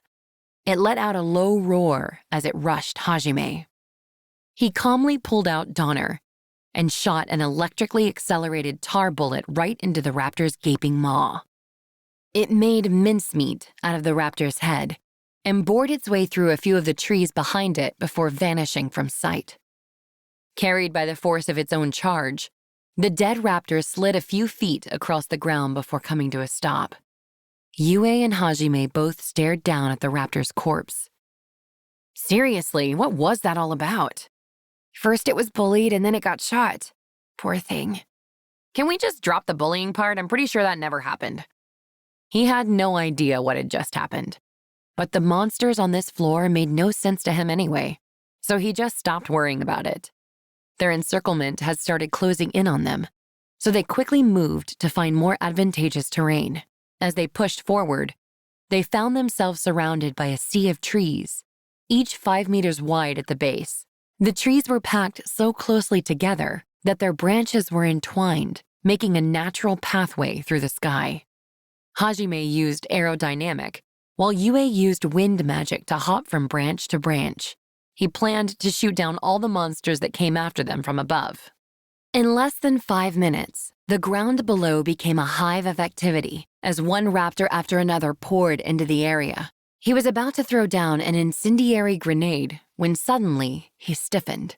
Next to him, Yue also stiffened, her hands still outstretched to cast magic. The reason for their sudden hesitation was none other than, why the hell do they all have flowers on their heads? It's one big garden. As Hajime had so eloquently stated, the dozen or so raptors all had flowers adorning their heads, all of varying shapes, sizes, and color. His outcry had alerted the raptors to their presence, and as one, they all turned to face him. Each of them got ready to leap. He quickly threw his incendiary grenade and began shooting down the raptors outside its range. After each gunshot was a brief red flash, signaling that Donner had torn the head off its quarry. At the same time, Yue used her crimson javelin to take down raptors one after another. Roughly 3 seconds after the battle began, the incendiary grenade exploded. Burning hot tar splashed everywhere, incinerating a swath of raptors. Hajime breathed a sigh of relief when he saw that his other weapons were still effective on this floor. It appeared that Scorpion had just been exceptionally strong. The entire flock of raptors was taken care of in less than 10 seconds. But for some reason, Hajime's expression was still grim. Yue saw the look on his face and tilted her head in confusion. Hajime? Don't you think it's strange, Yue? They're too weak. Yue was taken aback by that unexpected response. It certainly was true that both the raptors and the T-Rex had moved in very simplistic patterns and had been easily defeated. On top of that, though they exhibited a fair amount of bloodlust, they had felt almost unnaturally mechanical in their actions, especially when compared to the raptor whose flower Hajime had blown off. The way it had ground the flower to dust had felt far more natural. Hajime turned to Yue, but before he could say anything, his sense presence detected a new wave of monsters. There was a veritable army of them closing in from all directions. His sense presence had a radius of 20 meters, and there were already more monsters than he could count heading their way, with even more pouring into range every second. Yue, we're in trouble. There's at least 40 monsters heading our way. They're surrounding us from all sides, too. It's almost like someone's controlling them. Should we run? No point. With how many there are, we won't escape. It'd be smarter to climb to the top of the tallest tree and pick them off from there. Okay. I'll ready a big spell then. Yeah, let them have it. They sped through the branches, searching for the tallest tree in the area. Once they found it, they hopped onto one of its branches and destroyed all of the surrounding footholds, making it harder for the monsters to follow them. Hajime held Donner at the ready as he waited. He felt a slight tug at the hem of his shirt and realized Yue had grabbed onto him. That restricted the movement of his arms a little, so he leaned into her to free them. Her grip strengthened as he did so. Finally, the first wave of enemies appeared. It was a mix of raptors and T-Rexes this time. The T-Rexes started ramming into the trunk over and over, while the raptors used their claws to make footholds and leaped up the tree. Hajime squeezed Donner's trigger. Chunks of flesh rained down to the ground below as one of the raptors had its head blown off. That had been the last of his clip, so he detached the revolver's cylinder and spun it to dislodge the empty shells before sticking it in his left armpit and reloading. The entire process only took 5 seconds. But he had still made sure to drop an incendiary grenade in the downtime to keep the raptors busy. A curtain of flame fell to the ground below. Seconds later, a barrage of bullets followed. Hajime had already killed 15 of them, but there was no time to rest. A group of 30 raptors and 4 T-Rexes had formed down below, and they were frantically trying either to climb the tree or just topple it outright. Hajime? Not yet. Wait just a bit longer, he replied, without taking his eyes off the enemies he was shooting at down below. Trusting in Hajime, Yue concentrated only on pouring more mana into her spell.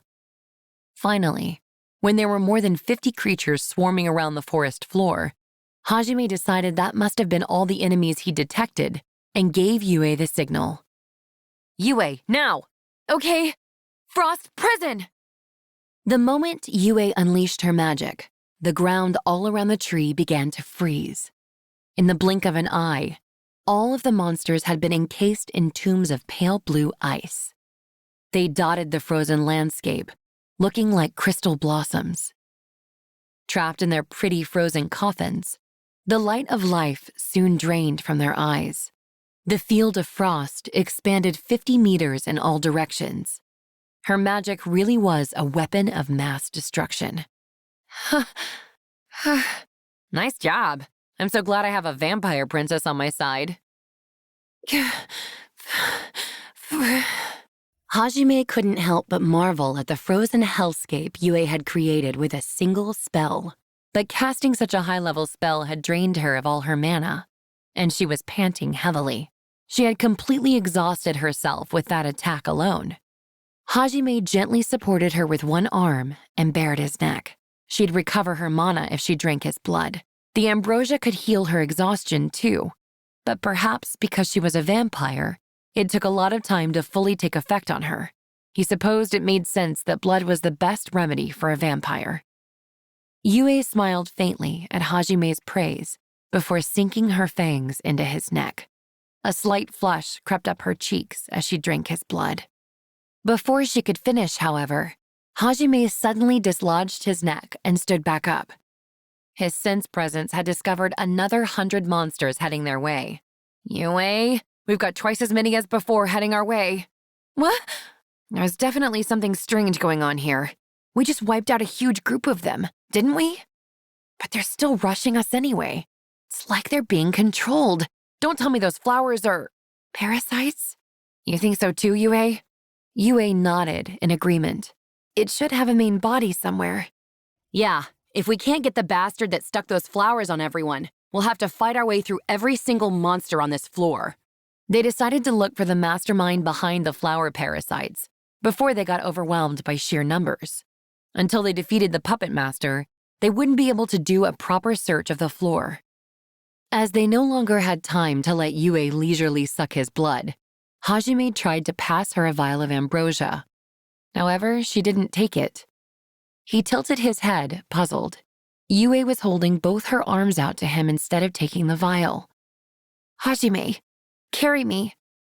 What are you, 5? Wait, don't tell me you expect me to carry you and run while you suck my blood. She nodded emphatically. He supposed ambrosia would take too long to take effect, and in a pinch, they would need Yue's magic to save them. However, he wasn't thrilled about the idea of fleeing from a monster army while she sucked his blood. I suppose drastic times call for drastic measures. In the end, he agreed and lifted Yue into his arms, and then realized that would hinder his movements too much, so he slung her over his back instead. His preparations complete, he leaped down. And so, we return to the earlier scene, in which Hajime was being chased down by 200 monsters. Hajime hacked his way through a dense clump of weeds with Yue still clinging to his back. Though she had finished sucking his blood, she still hadn't gotten off. As he ran, he heard a massive rumbling noise behind him. The entire floor shook as the army of dinosaurs charged toward him. The raptors hid themselves in the tall grass and threw themselves at Hajime from all directions. He killed the ones that managed to reach him and ignored the rest as he ran as fast as he could.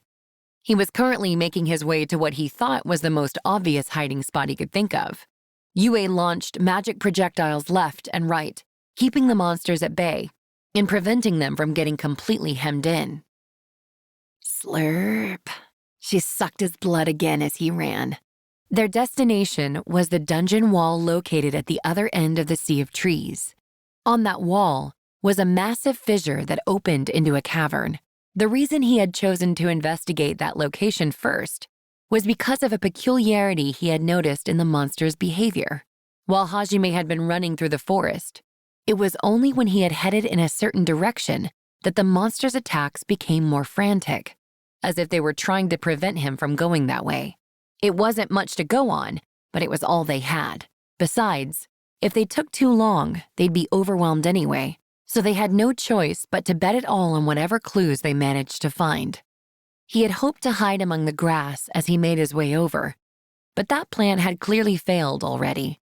Instead, since his position was already compromised, he decided to speed up and activated aerodynamic along with supersonic step to shoot forward. Slurp. Yue, can you please stop sucking my blood at every opportunity? I need it. Liar, I know you've barely used any mana since the last time you took a sip. Their flowers are draining my... Stop playing the tragic heroine card. I know you're just fine, you moron. I can't believe you're screwing around like this when I'm running for my life. Even in such a tense situation, Yue was more interested in Hajime's blood than their impending crisis. Man, she's got no shame. Guess I should have figured since she's royalty and all. And despite her playful attitude, she was still shooting down every monster that leapt in range without skipping a beat. After a few more minutes of running, they arrived at the cave entrance with 200 monsters in tow. The fissure was narrow enough that 2 grown men would have trouble walking side by side. The T-Rexes wouldn't fit at all, and the raptors would have to follow in single file. One of the raptors leaped at them, claws at the ready. But before it could even make it a few feet, Hajime blew it to bits with Donner. Once they were through the fissure, Hajime transmuted it, closing it behind them. We can finally take a break. You sound tired. If you're worried about me, how about you get off my back? Fine. Reluctantly, Yue slipped off his back. She must really like my back. Now then, considering how desperate those guys looked, I'd say we're in the right place. Make sure you stay on your toes. Okay. The inside of the cavern was dim since Hajime had closed the exit, so they proceeded cautiously. After a few minutes of walking, the path opened up into a wide room. There was a second fissure on the other side of the room. Maybe that's the path that leads to the next floor? Hajime started combing the room. Since presence didn't detect any enemies, But there was this ominous feeling he just couldn't shake, so he kept his guard up. He had learned the hard way that some monsters could evade his sense presence. It was when they reached the center of the room that it finally happened. A countless number of what seemed like green ping-pong balls flew at them from every corner of the room. Yue and Hajime stood back to back and began shooting down the ping-pong balls. However, there were over 100 coming at them fast, and he realized he couldn't get them all in time. He instantly changed tracks and transmuted a wall to protect himself. The balls all crashed into the wall, unable to pierce through the thick stone. Though fast, they didn't appear to have much force. Yue had no problem taking care of the ones on her side with her superior wind magic. Yue, I think that's the main body's way of attacking. Do you have any idea where it is? Yue? Hajime asked, inquisitively. Though she didn't possess any perception skills like Hajime, her honed vampire skills provided her with a useful amount of information unavailable to Hajime. However, Yue didn't respond. Confused, he turned to her and asked again, but the reply he received was completely unexpected. Run, Hajime! Her hands were pointed at Hajime. Gales of wind whipped dangerously around them. His instincts screamed at him to run, so he leaped away as quickly as possible. Not even a second later, a blade of wind passed through the spot he'd just been standing on and neatly sliced through the wall behind him. Yue? Hajime could barely believe what he was seeing. He raised his voice in surprise, but then understanding dawned on him when he saw what was above Yue's head. Blooming atop her golden hair was a small flower. It felt almost as if the monster had chosen that flower specifically for her, too. After all, the scarlet rose above her head suited her perfectly. Damn it! Those green balls must have been flowers! How stupid can I be? I want to punch myself right now, he thought, as he evaded another one of Yue's wind slashes. Hajime! Her usual poker face was replaced with a grief-stricken expression. When he'd shot the flower off the raptor's head, it had stamped on it with a surprising amount of hatred, which meant that it had recalled the time it had spent under the flower's control. The flower controlled only the body and not the mind. Fortunately, he already knew how to free her from it. He took aim at the flower and prepared to pull the trigger. However, it seemed his quarry was aware of what his weapons were capable of, and that he'd shot down a flower before. It controlled Yue, forcing her to protect the flower, and made her bob up and down, meaning that if he missed, he was liable to shoot right through her skull. He ran forward, intending to pluck it off, but Yue pointed a hand at her own head as he did. Oh, now you've done it. The message was clear. If he tried to get close, the monster would force Yue to attack herself with her own magic. Though she was practically immortal, Hajime couldn't say with confidence she'd still be able to regenerate if she blew herself to smithereens with a powerful spell. And she was more than skilled enough to cast even the strongest of spells in seconds. He wasn't willing to risk Yue's life on a gamble like that. Sensing his hesitation, the monster slithered out of the crack in the back of the room. What crawled out of the depths was a woman-plant hybrid that closely resembled something like a dryad or alrane. There was no better way to describe the creature they faced. According to legend, they took on the forms of beautiful women to sap their opponent's will to fight, and if one treated them well, they would be blessed with good fortune. However, the creature standing in front of them didn't seem anything like the legends. While it did still look like a woman, its face was as ugly as its fighting style was dirty, and the countless vines writhing around it like tentacles only served to make it look all the more disgusting. It might have been better to call it an alrane wannabe. There was a wicked grin plastered across its hideous face. Hajime lost no time in pointing Donner at this new opponent, but before he could fire, Yue got in between him and the alrane wannabe, blocking his line of sight. Hajime, I'm sorry. Yue gritted her teeth in frustration. Not being able to control her own body must have been unbearable for her. Even now, She was desperately struggling to move. As Hajime watched, crimson droplets began trailing down the corners of her mouth. She must have bitten her lips so hard she drew blood. He couldn't tell if it was frustration at her own powerlessness or an attempt to inflict enough pain that she could break the spell. Perhaps it was a little of both. Using Yue as a shield, the Alrane wannabe fired another green ball at Hajime. A bullet from Donner blasted it to bits. Though he couldn't see them, he was sure the ball must have sprayed flower spores everywhere when it burst. However, Hajime didn't feel a flower blooming on his head. The Alrane wannabe suddenly stopped grinning when she saw Hajime was still unfazed. The spores seemed not to work on him. Must be because all of the resistances I have. His guess was more or less correct, as the Alrane wannabe's spores were a form of neurotoxin. Hence, his poison resistance made him immune to their effects. In other words, the only reason Hajime wasn't a puppet was because of sheer luck. It wasn't as if Yue had let her guard down or anything, which was why she had no reason to be blaming herself. Realizing her spores couldn't control him, the Alrane wannabe pouted and commanded Yue to attack him with her magic. Another blade of wind shot out toward him. From how simple Yue's movements had become, and how single-minded the earlier raptor's attacks had been, Hajime surmised that the Alrane wannabe couldn't bring out her controlled subject's full strength. I guess that's some consolation at least. When he moved to jump out of the way, Yue pointed a hand at her head again, rooting him in place.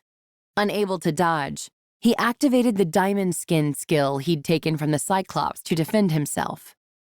Diamond skin involved coating the caster's body in mana and then hardening it, so that they were surrounded by a shell literally as hard as diamonds. He hadn't trained it much yet, so it was probably barely even a tenth as strong as the Cyclops' version of it had been. Still, it was enough to stop Yue's wind blades, which were sharp, but lacked power. There is a way I can end this fight right now, but I'm worried about the aftermath. Should I try throwing an incendiary grenade at it? As Hajime pondered how best to escape the deadlock, he heard Yue's grief-stricken shout.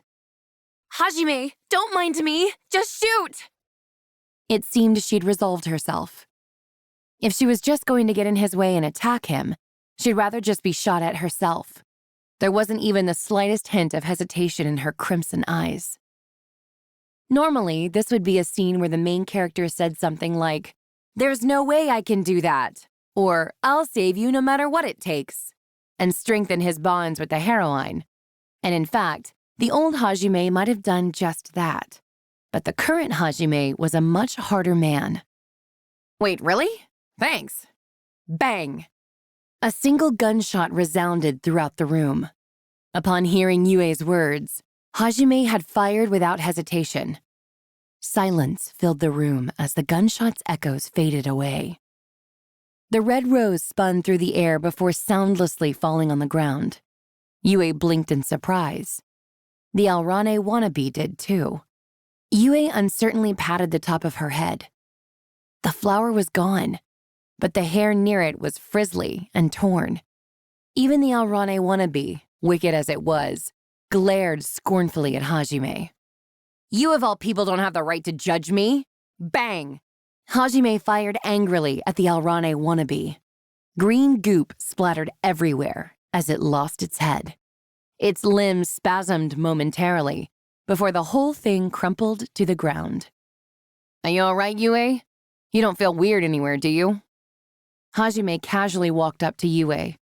However, Yue glared angrily at Hajime while continuing to flatten down her hair. "You really shot me." "Huh? I mean, yeah, you told me to." "You didn't even hesitate."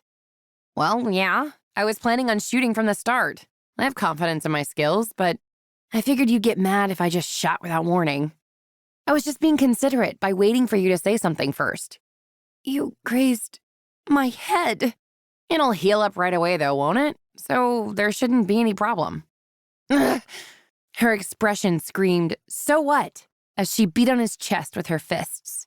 It was true that she was the one that told him to shoot, and that she would have preferred that to continuing to get in his way. But Yue was still a girl. She had dreams, too. She'd hoped Hajime would have hesitated at least a little. She was mad at how lightly he'd taken her resolve. For his part, once Hajime had realized the Alrane wannabe couldn't control Yue well enough to use more advanced magic, he had thought there was no longer any reason to worry. There weren't many attacks that could overcome her immortality. Despite that, he had hesitated, the greatest taboo of fighting, until Yue had given him a signal that it was okay. He couldn't understand why she was still so mad after, in his mind, he had given her the ultimate amount of consideration. She got even angrier when she heard his explanation, and sulkily turned her back to him. Hajime sighed to himself and started thinking on how he could improve her mood, something that proved to be infinitely harder than defeating the Alrane wannabe. It was a few days after they defeated the Alrane wannabe, and Hajime had soured Yue's mood. She'd nearly sucked him dry before she forgave him, but it had been worth it to make her happy again. Once Hajime had recovered from near-death blood loss, the two of them went back to exploring the labyrinth. The next floor would mark the 100th from the one Hajime had started in. Before they delved into it, he decided to make sure his supplies were in perfect order. As always, Yue watched him work with unbridled enthusiasm, though it was perhaps more accurate to say she was more interested in watching Hajime work than in watching his work itself. Today, too, she was sitting right next to Hajime, watching his hand and his face as he worked. Her expression was far too relaxed for how dangerous a place they were in. Having lost all track of time, Hajime had no way of knowing how many days had passed since he first met Yue. But she'd been showing him that relaxed expression quite often recently. She'd clearly gotten used to being around him. Especially when they were resting in his temporary bases, she always stuck to him like glue. When they were sleeping, she clung to his arm as they slept, and when they were sitting, she always hugged him from behind, and when she was sucking his blood, she'd just hug him from the front. Even when she finished, she'd cling to him for a long time after. She particularly enjoyed burying her face in his chest and rubbing against him. But see, the problem was, Hajime was still a guy. Fortunately, Yue's childish appearance made her look more cute than sexy, but the fact remained that she was actually quite old. He normally couldn't tell due to the way she acted, but the few times her age shone through, she looked so alluring that he had a hard time holding himself back. He was able to control himself only because he was aware of the constant danger that surrounded them at all times. But he wasn't confident he'd be able to withstand her temptation once they got back to the surface, and they could relax for a bit. If he was honest with himself, he wasn't even sure he wanted to withstand it. Hajime, you're being even more careful than usual. Yeah, 'cause the next floor is going to be the 100th one. I just get the feeling there's going to be something big waiting for us. They say most of the labyrinths are only supposed to go 100 floors deep, too, so... Well, there's no harm in taking precautions. Though in Hajime's case, he had traversed a further 80 floors after falling past dozens more from a floor that already was most likely deeper than the 20th. He had long since passed the point where the standard depth of the Great Orcus Labyrinth was thought to come to an end. Considering how much deeper he had delved after already falling into the depths of hell, even he could tell he was far deeper than the endpoint of the normal Great Orcus Labyrinth. Marksmanship, physical abilities, specialized magic, weaponry, and finally, transmutation. Hajime had polished his skills in each field to the utmost. His strength was quite formidable as well. However, the truly scary thing about this labyrinth was that even with his strength, it might still throw something at him that could kill him without breaking a sweat. Which was why he made as many preparations as he could before descending. For reference on just how strong he'd become, his current stats looked something like this. Hajime Nagamo, age 17, male, level 76. Job, synergist. Strength, 1,980. Vitality, 2,090. Defense, 2,070. Agility, 2,450. Magic, 1,780. Magic defense, 1,780. Skills, transmute, plus or appraisal, plus precision transmutation, plus or perception, plus or desynthesis, plus or synthesis, plus duplicate transmutation, mana manipulation, plus mana discharge, plus mana compression, plus remote manipulation, iron stomach, lightning field, air dance, plus aerodynamic, plus supersonic step, plus steel legs, gale claw, night vision, farsight, sense presence, detect magic, sense heat, hide presence, poison resistance, paralysis resistance, petrification resistance, diamond skin, intimidate, telepathy, language comprehension. Though he received new skills with each monster he consumed, he obtained new magic less and less frequently. Boss-level monsters still gave him new magic, but the standard ones loitering around each floor had stopped granting him new spells. He hypothesized that was because he was becoming more and more monster-like in constitution every time his body strengthened itself from eating monster meat. After all, monsters didn't obtain the magic of the prey they killed and ate. With their preparations finally complete, Hajime and Yue descended the stairs to the floor below. The bottom of the staircase opened up into a massive open room, empty save for the pillars that dotted the area. Each pillar had a spiral pattern engraved into its stone face. It gave off the impression that each pillar was a massive tree with vines entwined around its trunk.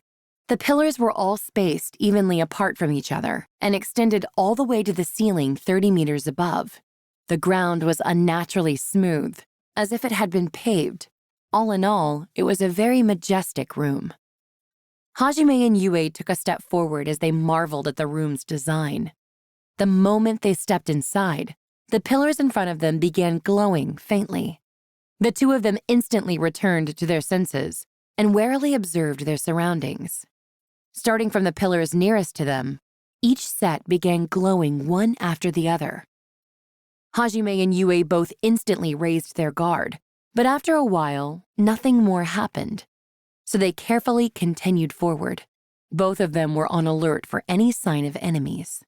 After about 200 meters of walking, they found themselves staring at the opposite wall.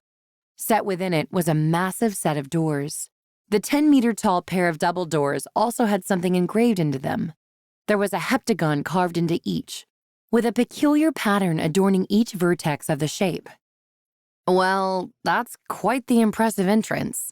Do you think this is where the Maverick lives? Yue responded. It really looked like the kind of room that'd have a last boss in it. Though none of his perception skills were picking up on anything, Hajime's instincts were screaming at him nonetheless. It's dangerous to go any further, they told him.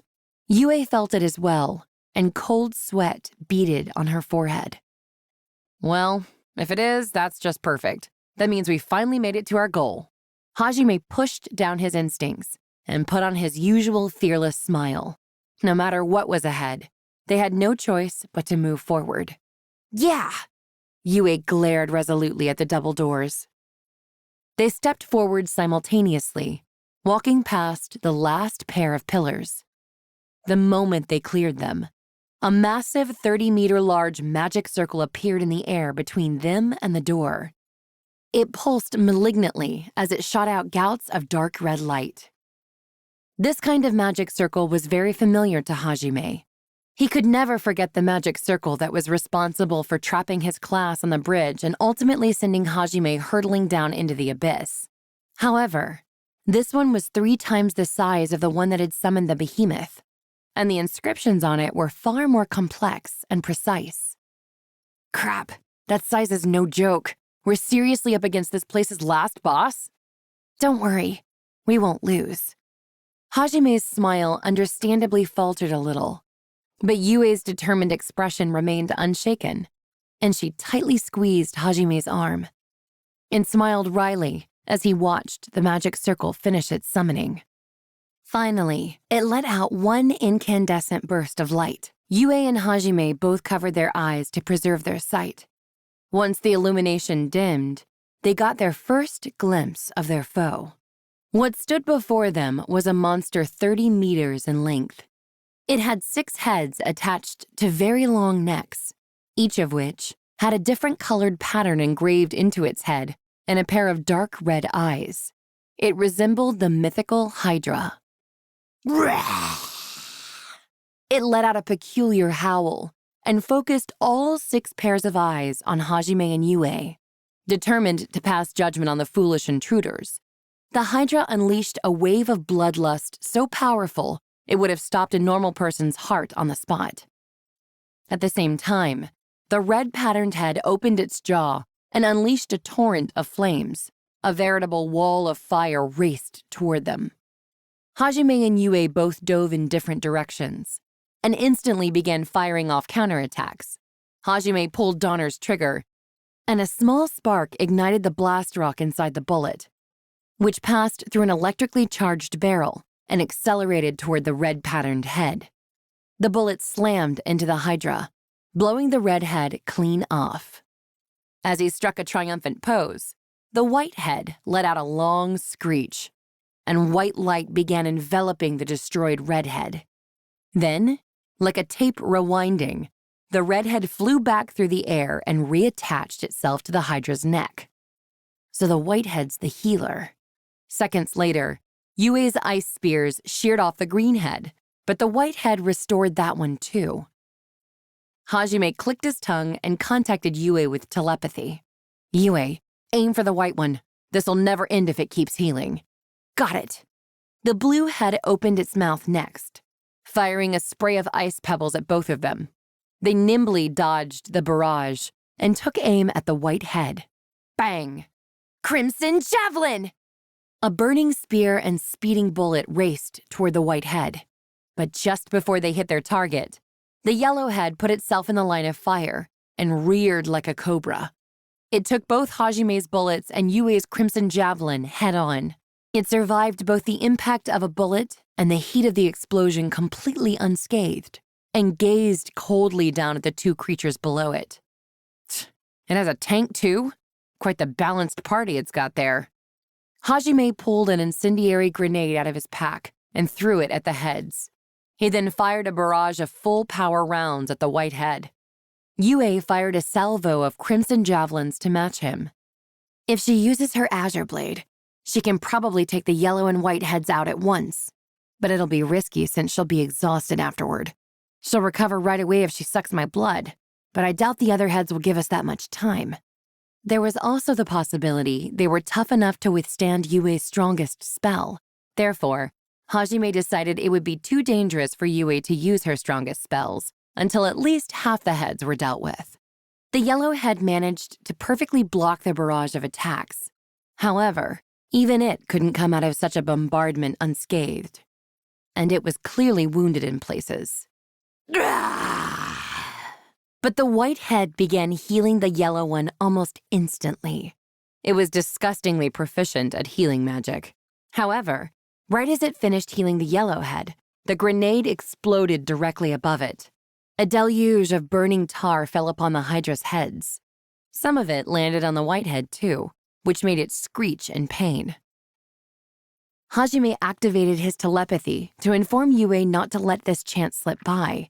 But before he could say anything, a blood-curdling scream reached his ears. Yue's scream. Yue? Hajime tried to rush over to Yue, but the red and green heads unleashed a torrent of flame and wind to block his path. Yue's screams continued, and Hajime gritted his teeth in worry as he tried to piece together what was happening. It was then that he remembered the black head had yet to make a move. No, wait. Maybe it already has made its move. Hajime frantically dodged with aerodynamic and supersonic step while he fired Donner at the black head.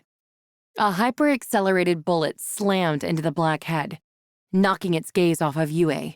At the same time, Yue slumped to the ground. He could tell she was pale, even from his distant position. The blue head opened its wide jaw and rushed toward Yue, intending to eat her. Don't you dare! Heedless of the damage it might do to his own body, he used supersonic step to dash right through the storm of fire and wind. He used Donner and Gale Claw to deflect any fatal blows while ignoring the rest. and just barely made it to Yue before the blue head did. He had no time to mount a counterattack, so he used Diamond Skin to make himself a human shield. When Diamond Skin was active, Hajime couldn't move. That was why he hadn't used it earlier. A layer of diamond-hard mana enveloped him seconds before the blue head's jaw sunk into him. With a low growl, the blue head tried to swallow Hajime whole. However, he held his ground and used his back and feet to keep it from closing its jaws on him. He quickly pushed Donner up against its upper jaw and fired. With a bang, the top part of its head popped off like a jack-in-the-box. The strength vanished from its jaws, and Hajime kicked the remnants of its head away with his steel legs. He then pulled out a flash grenade and sound grenade and kicked them over to the Hydra. The sound grenade was a new addition he had picked up from a monster on the 80th floor that used ultrasonic waves to fight. He had harvested the organ the monster used to produce those sounds and incorporated it into his arsenal. It hadn't provided him with any new magic, but the organ had been apparently classified as an ore, so he was able to transmute it into a sound grenade. The combination of light and sound disoriented the Hydra. With the few seconds he'd managed to buy them, Hajime scooped up Yue and hid behind one of the pillars. "Hey, Yue, say something." She didn't respond to Hajime's voice at all and simply sat in his arm, pale and trembling. "How dare that black bastard do this?" Hajime cursed and started lightly slapping Yue's cheeks. He tried calling out to her with telepathy, too, and even gave her a vial of ambrosia. After a while, Yue's eyes finally began to regain their former glimmer. "Yue?" "Hajime?" "Yep, it's me. How are you feeling? Just what happened back there?"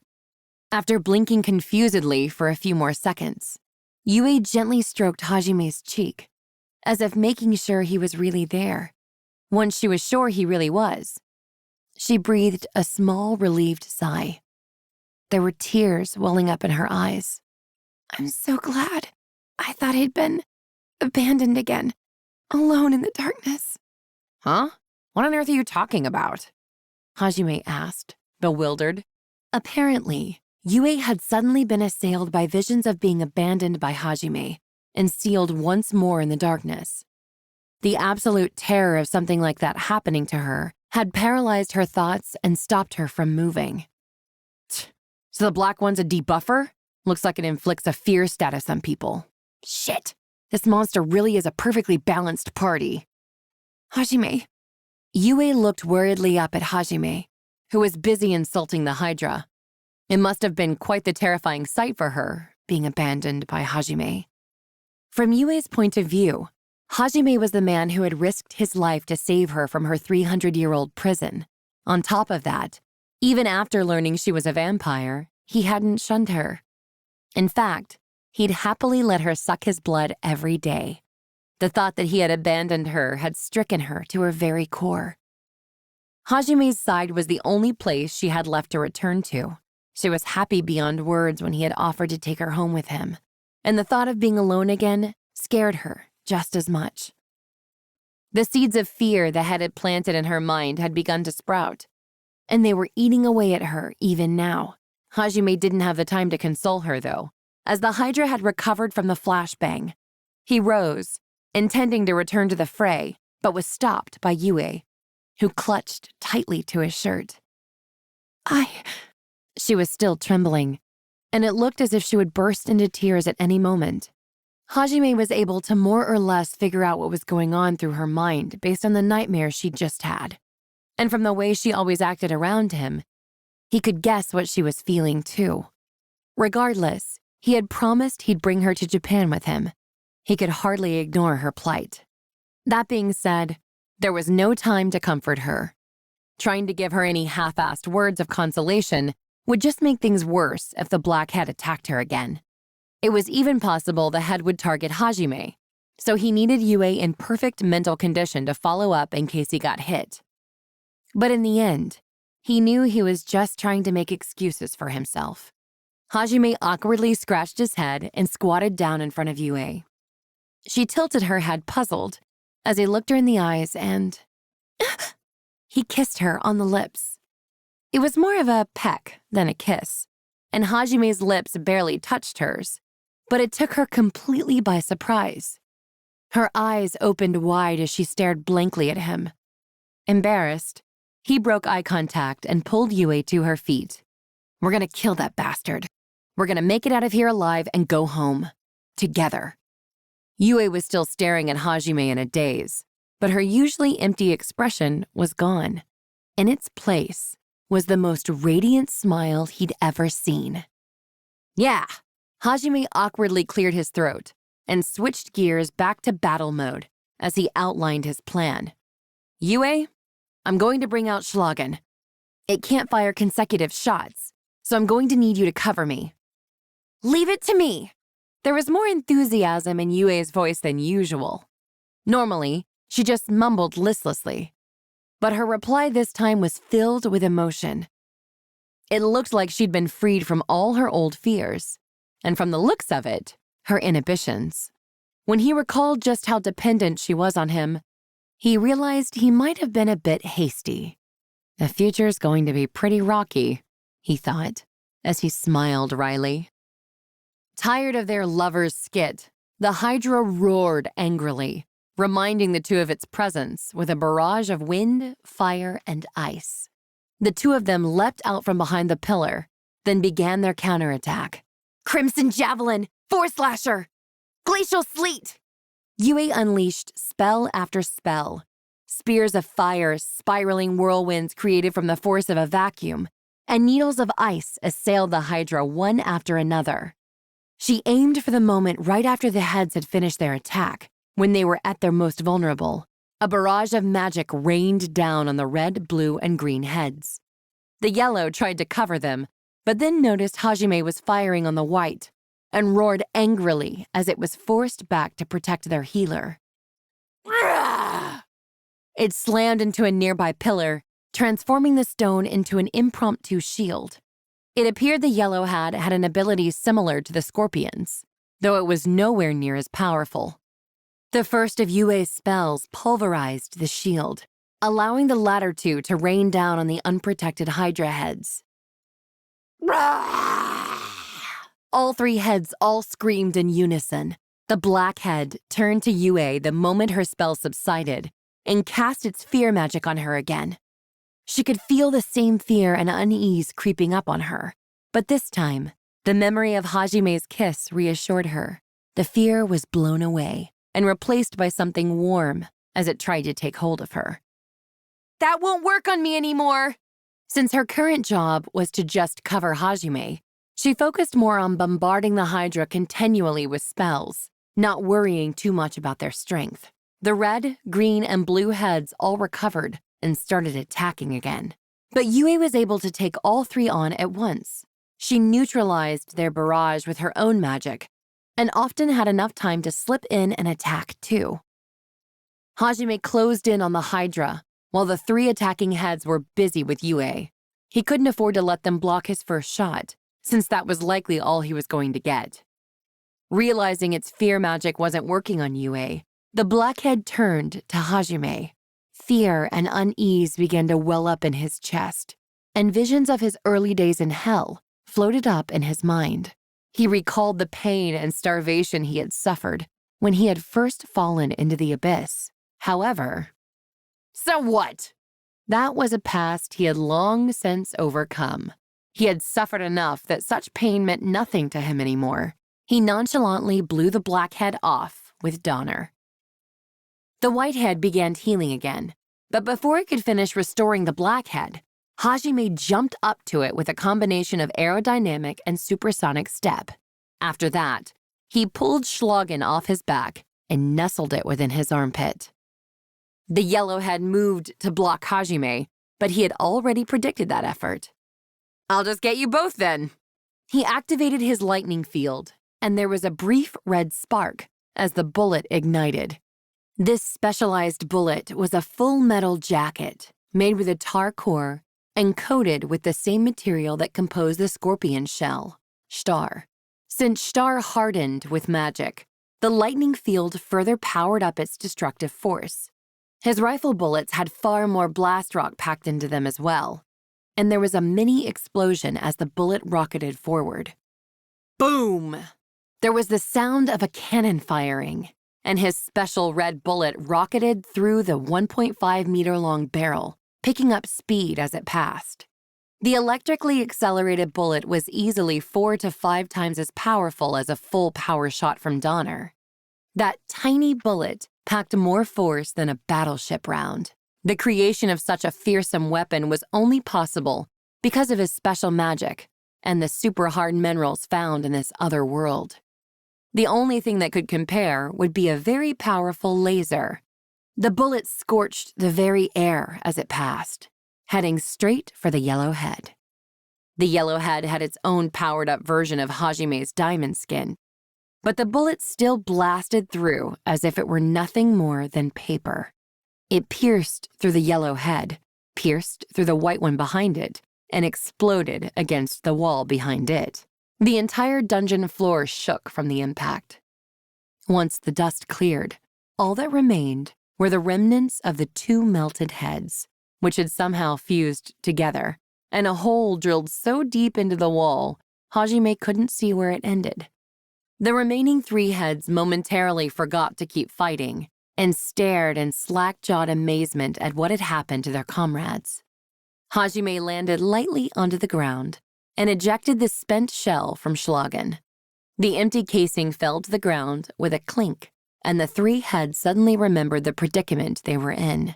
They all glared hatefully at Hajime, but the opponent they had been engaged with until just now was not one they could afford to take their eyes off of. Thunderlord's judgment! Ribbons of gold mana flew wildly around the regal vampire princess. Hajime bore witness to the overpowering strength her family had feared so much that they had sealed her away. Her magic rained down on them like judgment from God. 6 spheres of lightning surrounded the remaining 3 heads. They hung there in the air for a moment before shooting bolts into each other, connecting the 6 spheres into one huge ring of lightning. A new sphere formed at the ring's center, larger than all the others. It hung there like a Parthenon made of lightning, shining brighter than the sun. The blazing temple of lightning unleashed its power with the force of 1,000 suns. Crackle! The middle lightning sphere pulsed, and everything encased within the temple was blasted with millions of volts of lightning. The 3 remaining heads desperately tried to escape, but the outer ring acted as a prison, trapping them in their lightning hell. A huge flash was followed by a thunderous boom, and it was as if God's wrath itself had come down on them. Within seconds, Yue's spell burnt the remaining heads to cinders. They died screaming in agony, unable to do anything to resist. Yue slumped onto the ground like she always did after casting a powerful spell. She was panting heavily and had returned to her usual deadpan expression, but her eyes glowed with satisfaction. She gave Hajime a thumbs up.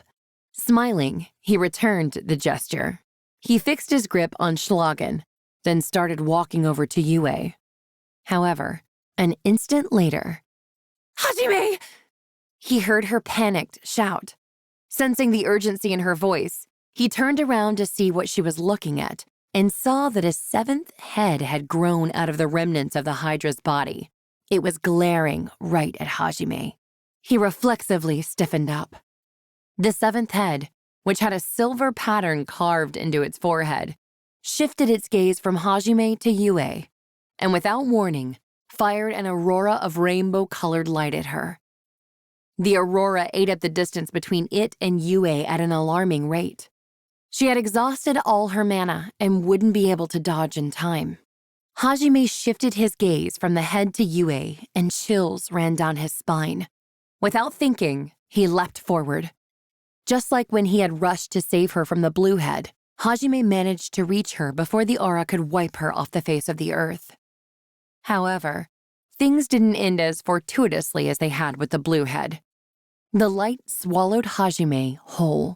Even after he absorbed most of the attack, the shockwaves were enough to bowl Yue backward. After the light subsided, Yue forced her aching body to get up. She frantically looked around, searching for Hajime. She saw him standing in the same spot he had been in before the attack hit. He stood there, defiantly, smoke rising from his body. The burnt husk of schlagen slipped from his fingers and fell to the ground. The bottom part had already fused with the floor below. Hajime? There was no reply. Then suddenly, he pitched forward onto the ground. Hajime! Ignoring her body's protests, Yue desperately tried to run over to Hajime. However, her exhausted body couldn't keep up, so she tripped. She curbed her impatience and forced herself to drink a vial of ambrosia. The moment she felt an ounce of her strength return, she stood back up and rushed over to Hajime. He was lying face down on the ground, blood pooling beneath him. His diamond skin hadn't been able to protect him completely.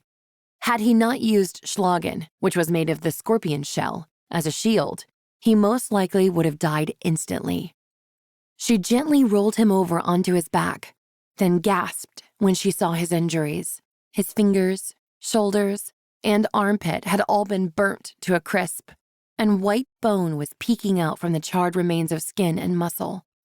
The entire right side of his face had been scorched, too, and blood was dripping from his burnt right eye socket. The only thing that had saved his legs from suffering the same fate was probably the angle of the attack. Yue hurriedly tried to force some ambrosia down his throat, but the Hydra was already readying its next attack. This time, it fired off a barrage of 10-centimeter-wide balls of light. It was like some kind of rainbow-colored Gatling gun. Yue picked up Hajime and, squeezing out every last ounce of her strength, managed to carry him to safety behind one of the pillars. Light balls slammed into the pillar one after another. It likely wouldn't last even a minute longer. Each of the balls contained a frightening amount of force. Yue quickly poured ambrosia all over his wounds and pulled out a second vial, intending to feed it to him. However, he didn't even have the strength left to swallow, so he weakly choked it back out. Yue filled her own mouth with ambrosia, then plugged his mouth with her own, forcing it down his throat. However, while the ambrosia stopped any more blood from seeping out, it was unable to fully heal Hajime's wounds.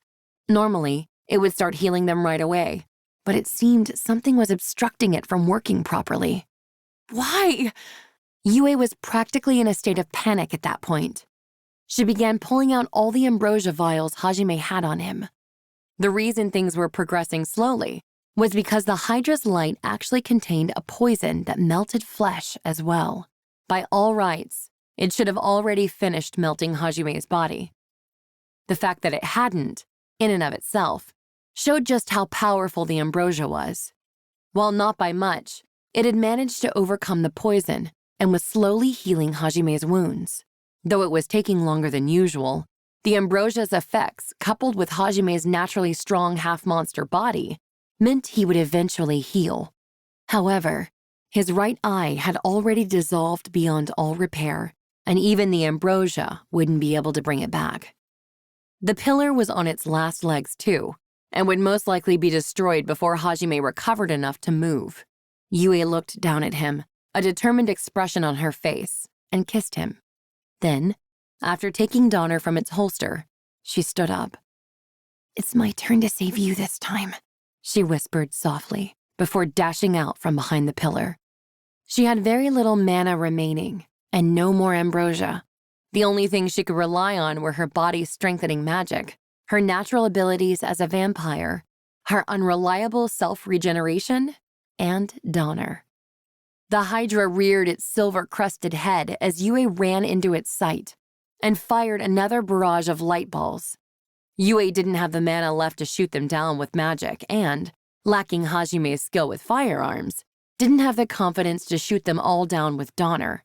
So she opted to run. But physical strength had always been Yue's one weakness. She was backed into a corner almost instantly. Finally, one of them hit her on the shoulder. Even as she screamed in pain, she used the impact of the attack to roll back on her feet and resume running. She knew the moment she stopped from the pain, it'd all be over for her. Her automatic regeneration took longer than usual to kick in. The melting properties of the Hydra's head were effective against her self-healing as well, and so she lost even more mana by healing herself. At the rate things were going, she wouldn't even have enough mana to keep her body strengthening up. Every time she tried to get closer, a barrage of light balls drove her back, but she needed to close the gap somehow.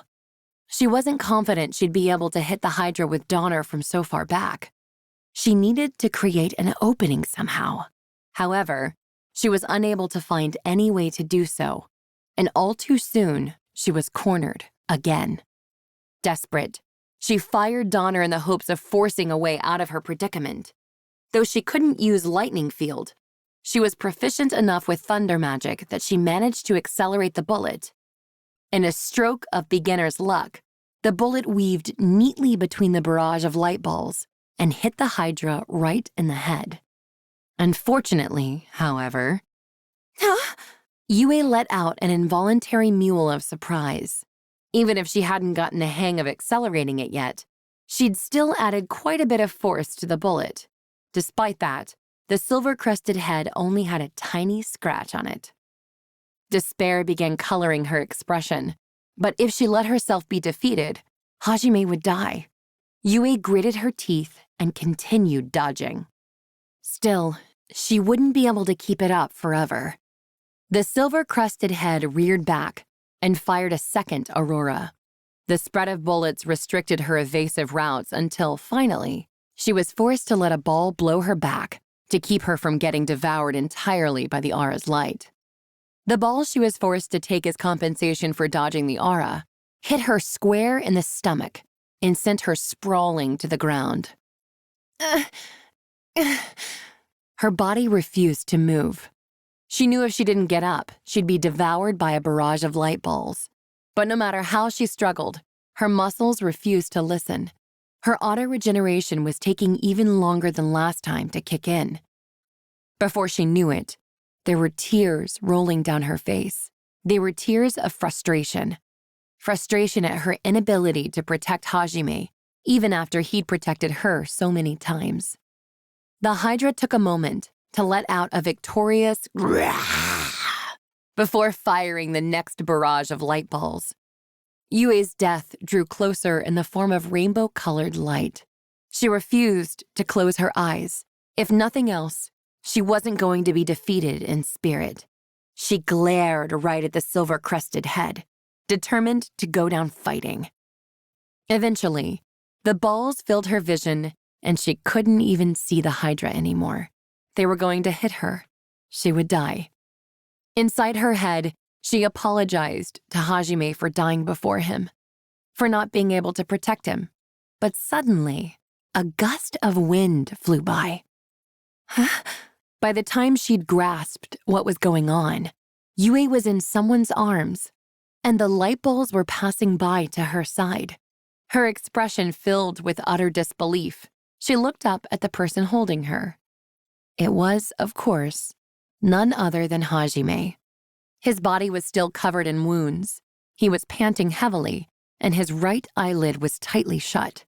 "Don't cry, Yue. You won this fight." "Hajime!"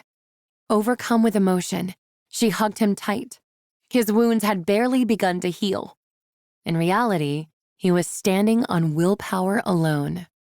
But he still glared angrily at the Hydra's silver head. It was looking condescendingly down on the both of them as it fired yet another barrage of light balls. It looked as if it was saying something like, "What can a half-dead ape like you do?" Too slow. Hajime waited until the last minute before dodging with unsteady movements. The silver head narrowed its eyes in anger and fired another salvo. "Hajime, run!" Yue shouted frantically, but Hajime seemed utterly unconcerned. With Yue still held tight in his arm, he spun and danced around the Hydra's attacks. Though at times he stumbled, he never failed to dodge. In fact, it looked more as if the balls were dodging him than the other way around, and Yue watched it all, her eyes full of wonder. "Yue, drink my blood. He spoke quietly, his silent gaze inviting her. For once, she hesitated. He had lost so much blood already. He dodged with tottering steps, but he still pushed Yue's face closer to his neck. Your magic is our only hope, Yue, so do it. Hurry up and win this for us. Okay. Yue acquiesced to Hajime's powerful words and nodded. She chose to trust in him and buried her face in his neck. Her body healed rapidly as his blood flowed into her. They danced a dance of death, the two of them, as they weaved their way through a storm of bullets. For a moment, everything lost all sense of color for Hajime. He was whirling his way through a world of black and white, while everything around him moved in slow motion. Only his movements remained sharp. He had seen it all. While he had been struggling to remain conscious, he had watched as Yue had fought all on her own. He watched as she desperately fought with his gun, until finally she was backed into a corner. He watched as she was thrown to the floor and bombarded with light. It was at that moment that a seething anger had welled up. Anger at himself. What the hell are you doing? How long do you plan to lie here sleeping? Are you going to let your partner get killed right under your nose? You're going to give in to that shitty excuse of a monster? No, I won't. Anything that threatens our survival is an enemy, and enemies are to be killed. Hajime had felt a tingling run through his body, and suddenly he had awoken to a new skill. He had acquired the final derivative skill of air dance, Rift Walk. By focusing all 5 of his senses to the utmost limits, his other air dance derivatives grew that much stronger. The extremes of his situation had forced him to surpass his limits once more. It was that ability that had allowed Hajime to instantly teleport to Yue's side. And it was that ability that was currently allowing him to dodge the Hydra's attacks. Yue finished drinking his blood, her strength fully restored. Yue, hit him with the azure blaze when I give the signal. Until I do, just focus on dodging. Okay, but what about you, Hajime? I'll be laying the groundwork for your finisher. He let Yue down behind one of the pillars and then charged the Hydra. He dodged each of the light balls by a hair's breadth using supersonic step, and then fired Donner once he got close enough. Annoyed by the fact that the last shot had still managed to scratch him, the Silverhead dodged this one. The bullet passed harmlessly through the air and bored a small hole into the ceiling above. Unconcerned, Hajime continued firing as he ran. Sadly, each of his bullets only served to put more holes in the ceiling. The Silverhead scoffed at Hajime as it effortlessly dodged. Yue was a little worried about Hajime's uncharacteristically sloppy shooting, but she chose to believe in him and wait. Once he exhausted a chamber's worth of bullets, Hajime took to the air with aerodynamic. His leaps had grown more precise, and he freely flew through the air, sticking close to the ceiling. Tired of being toyed with, the Silverhead began firing auroras off at random. Hajime grinned as he dodged them with ease. He was reading the Hydra like an open book, and he had noticed it had to stop moving to recharge every time it fired. This is for hurting Yue. I hope you like it. He finished reloading Donner and fired all 6 bullets at once, each in a slightly different direction. 6 small explosions dotted the ceiling, and after a moment of silence, a section of it came crumbling down. 10 tons of rock hurtled toward the Hydra, and the Hydra was unable to escape in time as it rained down on its head. Gah! The beast screamed in both surprise and pain. Hajime's timing had been perfect. He had aimed for the moment it stiffened up after firing an aurora to make sure it wouldn't be able to escape. He had missed originally on purpose, and then had run around the ceiling transmuting it to weaken the foundations, while also setting up grenades in various locations. His 6 shots had been to set off the grenades. But he didn't stop there. He hadn't done all that just to drop a giant rock on it. He closed the distance to the trapped Hydra in a single supersonic step, then began transmuting the rubble around it to make a perfect prison. He transmuted the area around its head specifically to make something like a blast furnace. He then threw his whole pouch of grenades into the blast furnace and shouted the following.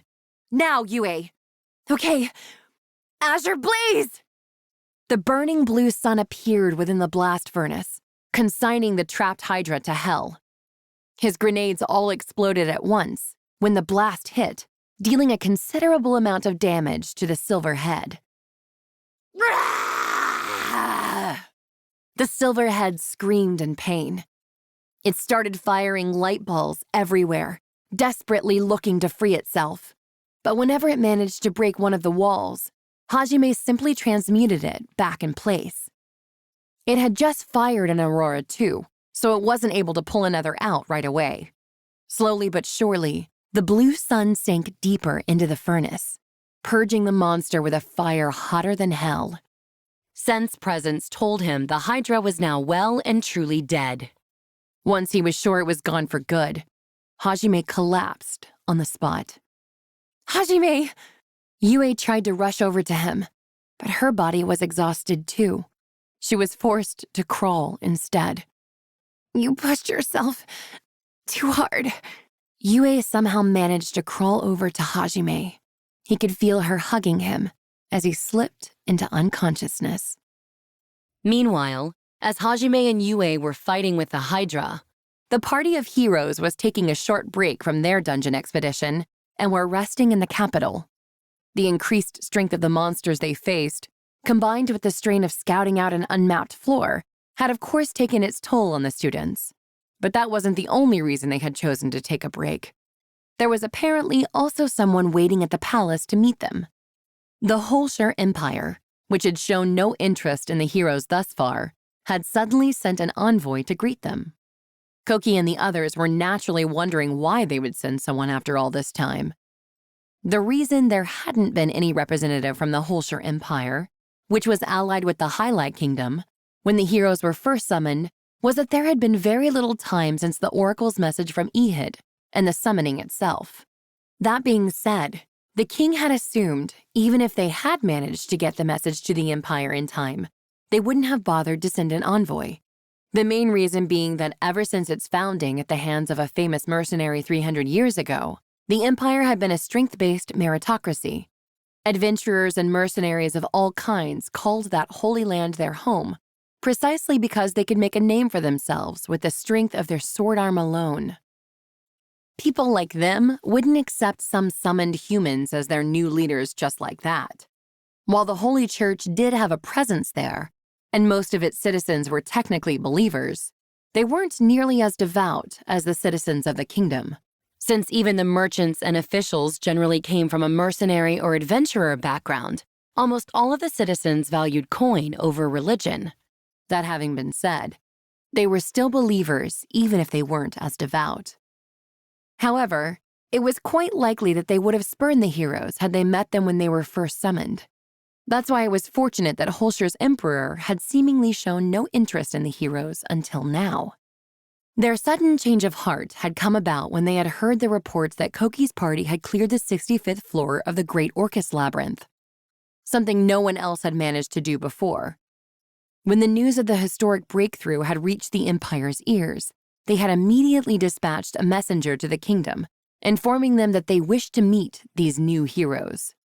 Both the king and the Holy Church agreed that it was probably the best time to let them meet the heroes. Captain Meld relayed all of this information at length to Koki and the others on their return trip to the capital. As the students were getting off their carriages, a single boy came running toward them from the palace. He was around 10 years old, with blonde hair and blue eyes. He resembled Koki in many ways, though he was more of a rambunctious little kid.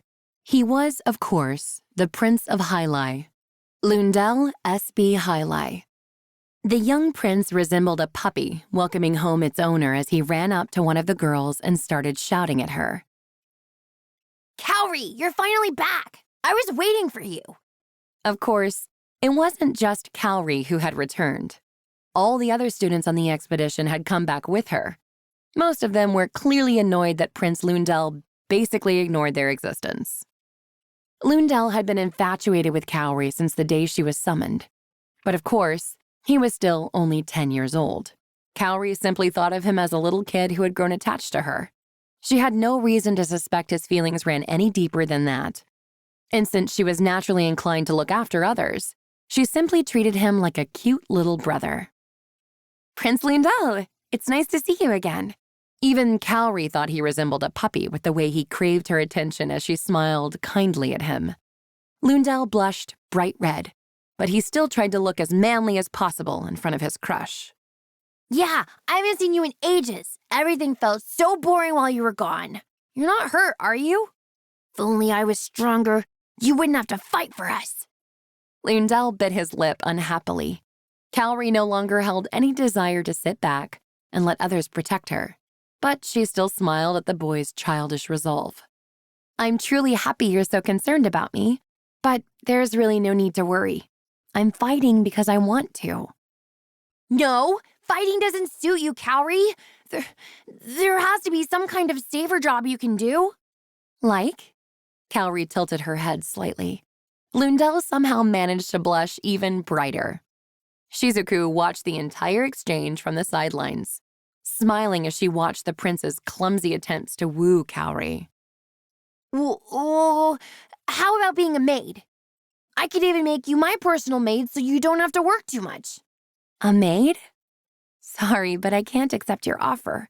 I'm a priest, so..." Then how about working at the hospital? There's no need to expose yourself to danger and fight at the front lines in the labyrinth, is there? The kingdom had a state-run hospital in the capital. It was located right next to the palace. It was quite obvious that he wasn't really worried about Cowrie's safety. Lundell merely wanted to keep her close to him.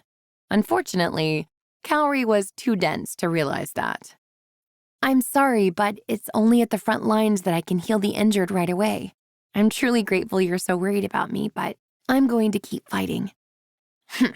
Lundell pouted a little as he realized he would be unable to change Cowrie's mind, no matter what he said. It was then that the thick-headed bundle of justice decided to butt in and pour oil on the flames. "Your Highness, Cowrie's a very dear childhood friend of mine. I promise I won't let any harm come to her," Koki said with a grin, intending to assuage the young boy's worries. Unfortunately, he didn't realize that only made matters worse. To the smitten Lundell, it sounded like he was saying, "Don't you dare lay a hand on my woman. As long as I'm around, I won't let anyone else have Cowrie." The hero and the healer. They really did seem like a dream couple. Lundell glared hatefully at Koki, as if he were staring at his mortal enemy. To his young mind, it seemed as if Koki and Cowrie were already lovers. How can you call yourself a man when you take Cowrie to such dangerous places with you? I won't lose. I'll show you that Cowrie's better off with me.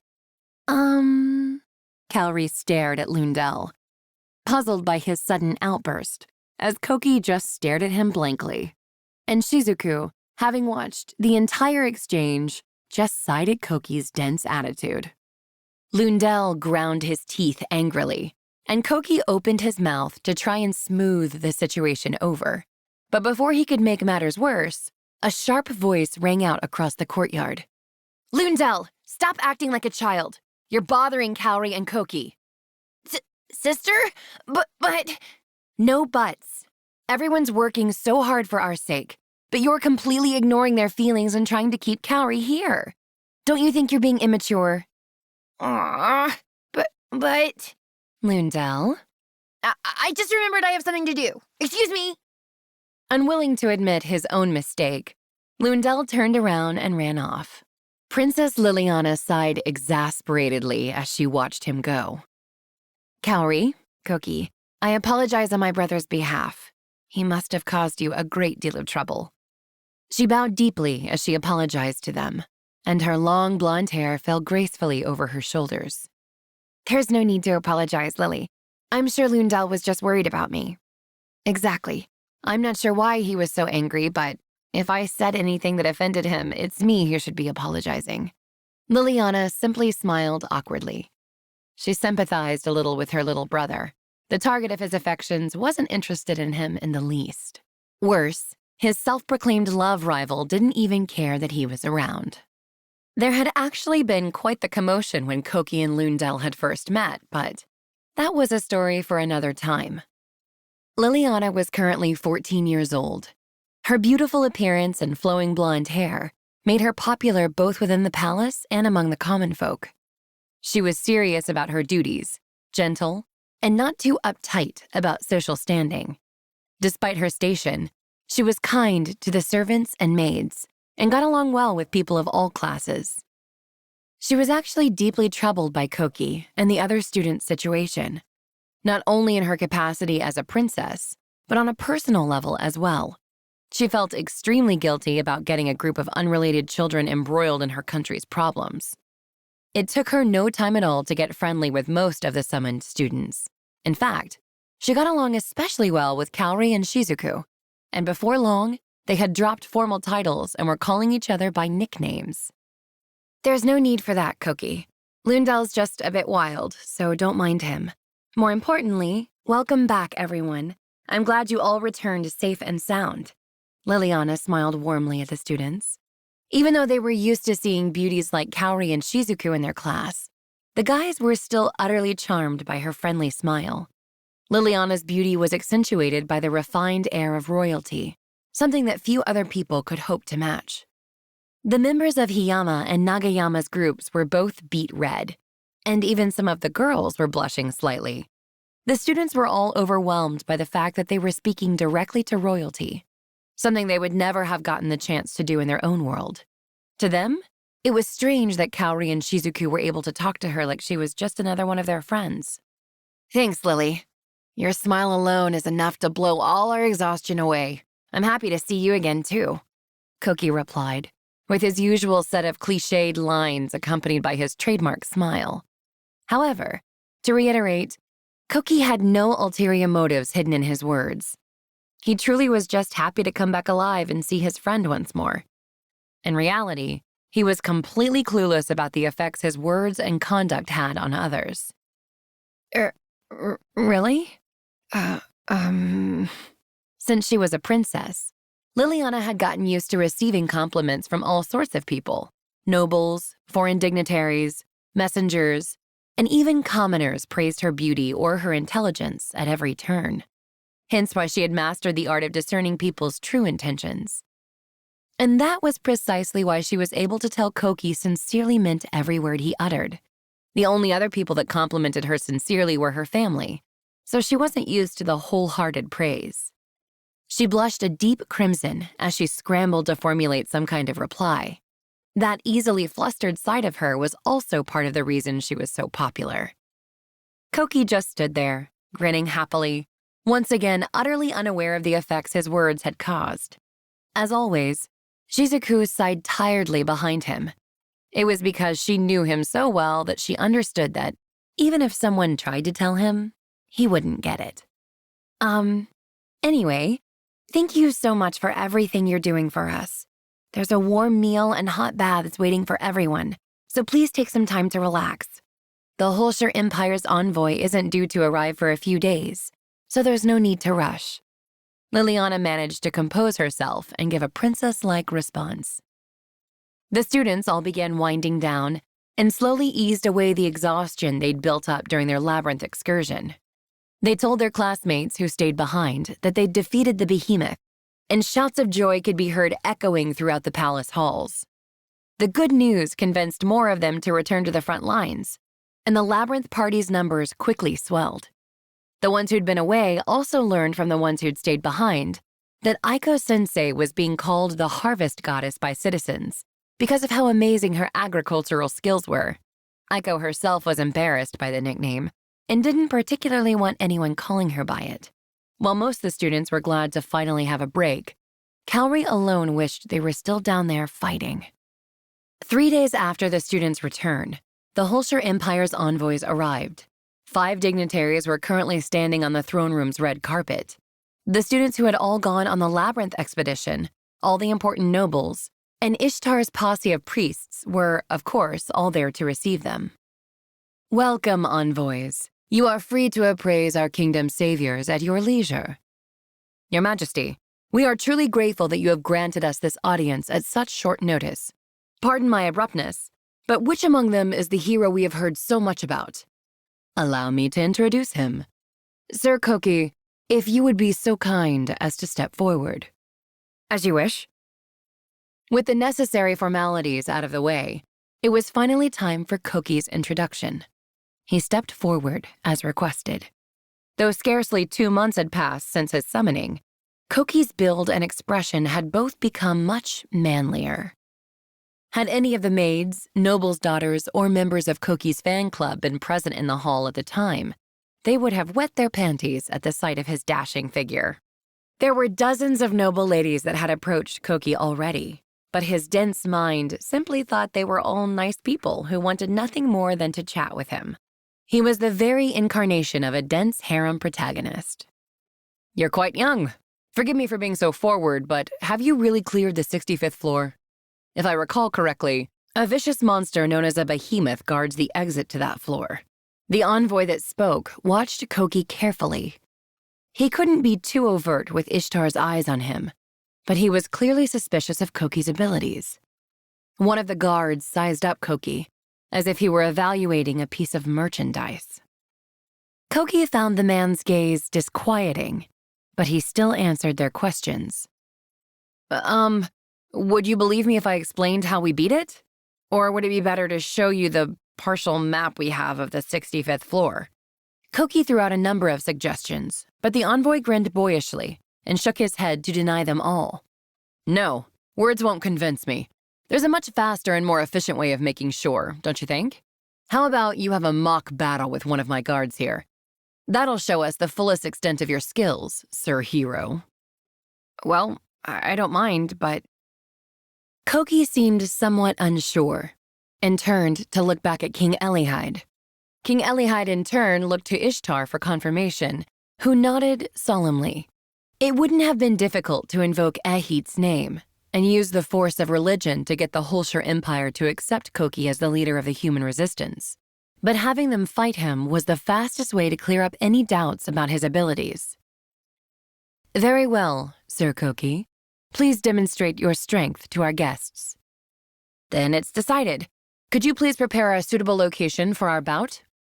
Once the match was decided, all of the members present shuffled out of the throne room and onto the venue of the fight. Koki's opponent looked average in every way.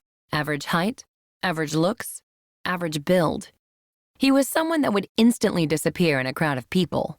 At a glance, he didn't seem all that strong either. The envoy's bodyguard drew his sword lazily and let it hang limply at his side.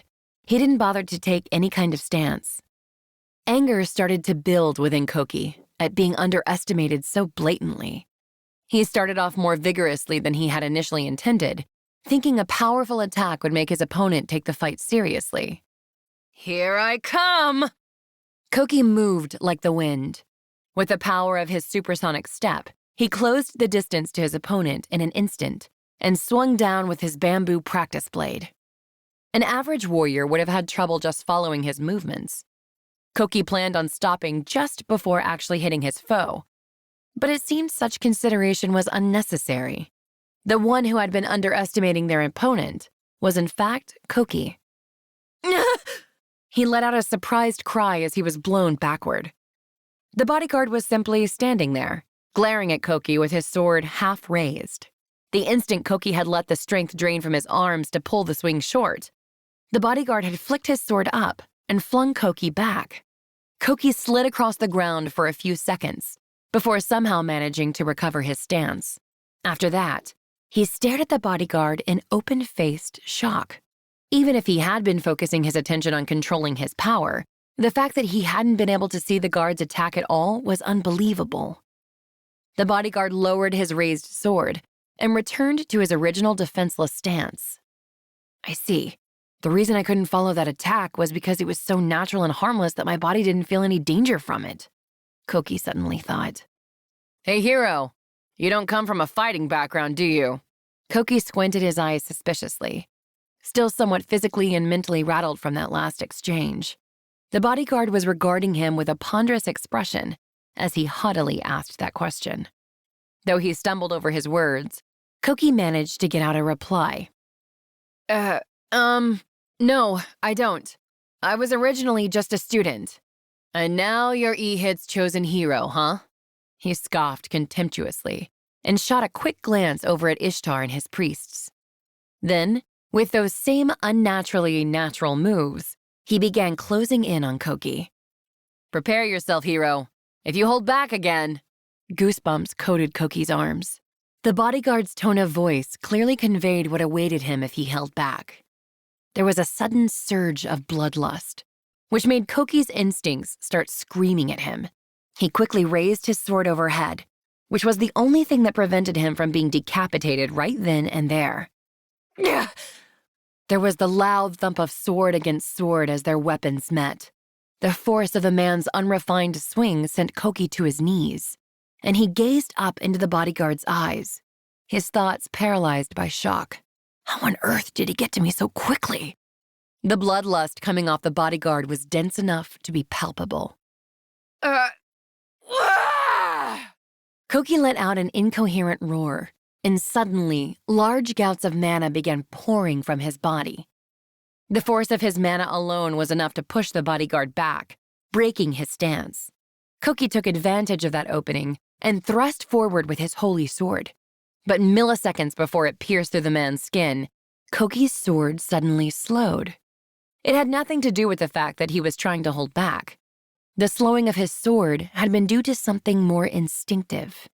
The bodyguard suddenly narrowed his eyes, then, "Let's stop here," he muttered coldly. At the same time, he recovered his stance almost instantly and blocked Koki's desperate attack with a lazy flick of his sword. Following that, he jumped back and sheathed his weapon. Huh? Koki gazed at him blankly, and the bodyguard simply stared at him coldly. Hey, you do realize what it is you're going to be up against. We'll be fighting monsters and demons and stuff? The ones who are making all these people suffer. Monsters and demons and stuff, huh? And you think you can handle that with such cowardly attacks? Doesn't seem like it to me. You're supposed to be the one who will lead us in battle? Don't make me laugh. The man threw Koki's words back in his face and criticized his shortcomings with neither an ounce of scorn or ridicule in his voice. He spoke mechanically, stating the simple truth. Even Koki couldn't take this much abuse lying down. Don't you think it's rude to call my attacks cowardly? I'm serious about... A kid who's afraid to get hurt or hurt others can't do anything. Don't go running your mouth when you won't even come at me with the intent to kill. You can't claim you're serious with that half-assed resolve of yours. Koki shut his mouth, suddenly at a loss for words. He recovered quickly enough and was about to retort with something like, "I'm not afraid," but the bodyguard had already turned around and was walking back. The king and priests suddenly started shouting, saying things like, "How dare you act so rudely toward our hero?" and "How can you call the battle over when he hasn't even had a chance to show you his skills?" and so forth. Bolstered by the support, Koki was about to begin protesting again, but before he could, Ishtar soothed the crowd with his aged voice. "As you can see, our hero is still in the midst of his growth. It's unfortunate, but he simply does not have enough experience yet. I do not expect your nation to come to a conclusion right away. I shall assume the words you directed at our esteemed hero were for his own sake. I hope we can leave it at that. If not, as the Pope of the Holy Church, I may have to sanction an inquisition against you.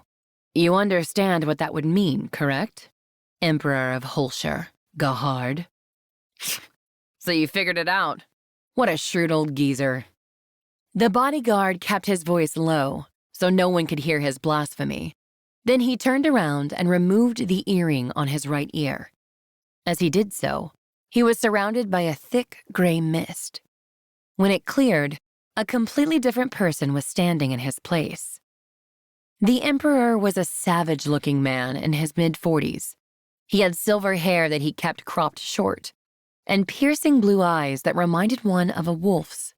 He was passably handsome and possessed rippling muscles that corded the entire length of his body. The entire room broke out in an uproar. Lord Gahard? The Emperor himself? The man Koki had fought was none other than Gahard D. Holshire, the Emperor of Holshire. Elahide massaged his temples as he asked a question, seeming nonplussed. What on earth are you doing, Lord Gahard? Well, well, if it isn't His Highness Elahide. I apologize for not greeting you earlier. I apologize also for this disguise. I simply wished to ascertain this hero's strength with my own eyes. After all, his existence will play a vital role in our battles to come. Do please forgive my insolence.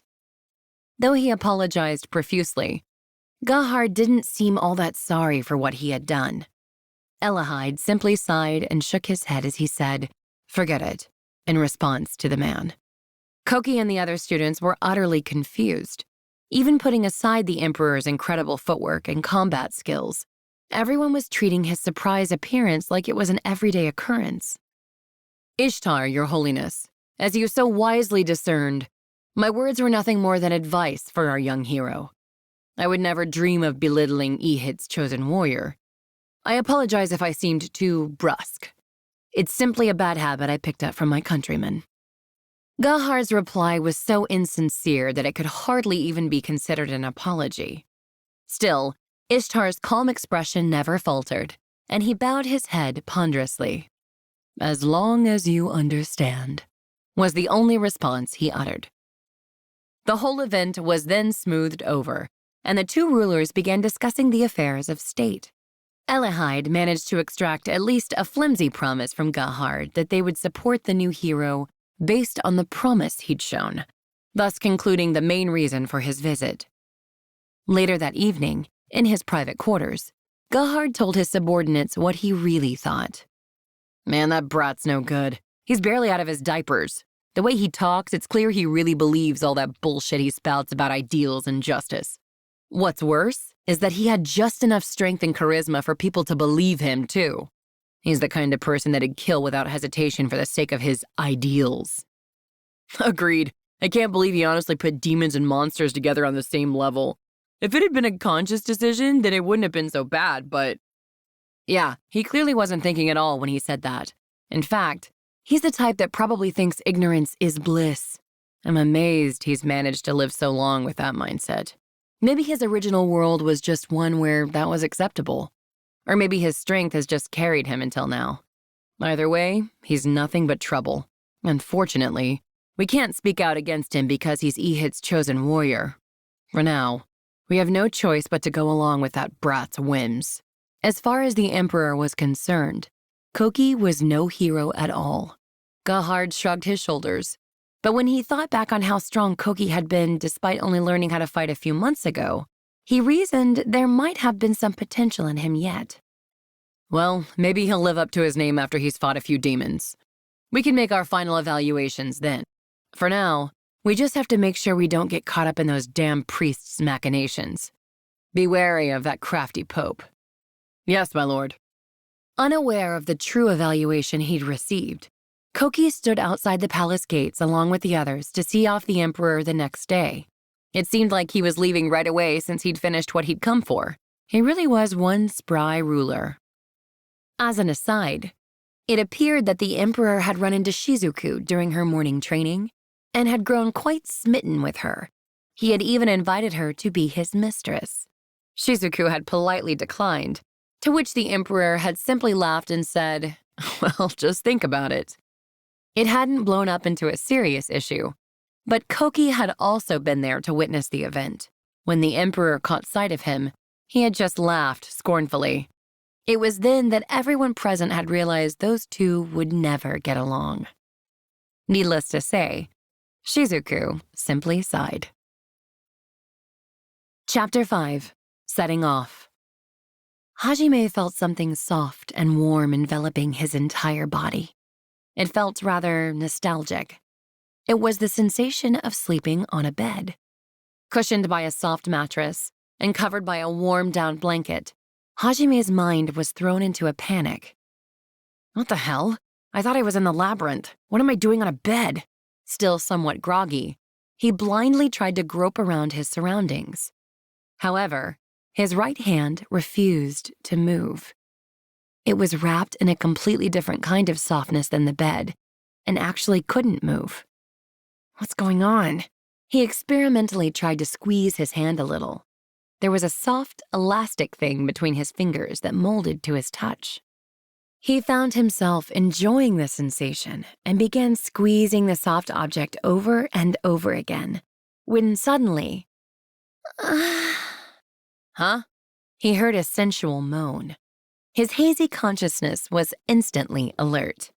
Panicking, he frantically pushed his body into a sitting position. As he did so, he realized he really had been sleeping on a bed. A magnificent, four-poster bed furnished with pure white sheets. The bed was on some kind of raised stone terrace. A faint breeze blew past his cheek. The view of his surroundings was blocked by thick pillars and thin curtains. It was like a bed had been dumped smack dab in the middle of the Parthenon. Warm yellow light he hadn't seen in ages, spilled into the room. I thought we'd just gotten done with our death match against the Hydra. Where on earth am I? Don't tell me this is heaven.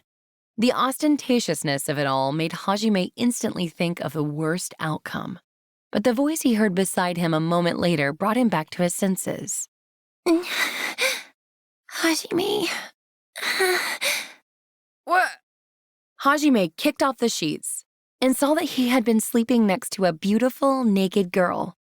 Yue was sleeping peacefully beside him, her tiny body wrapped around his right arm. It was then that he realized he, too, was naked. I see.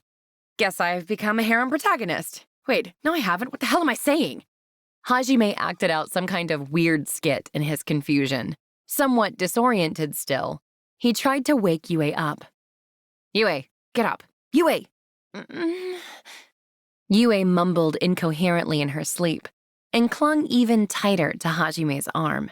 His right hand was getting dangerously close to a certain part of her lower body. Don't tell me this really is heaven! Spouting absolute nonsense, Hajime attempted to disentangle his right arm, but every time he tried to move it, Yue would moan provocatively. God, I need to cool it. No matter how old she is, she still looks way too young. I can't let myself get excited over something like this. I'm no lolicon. He repeated those words to himself, knowing it was this moment that would decide forever whether he was a pervert or a gentleman.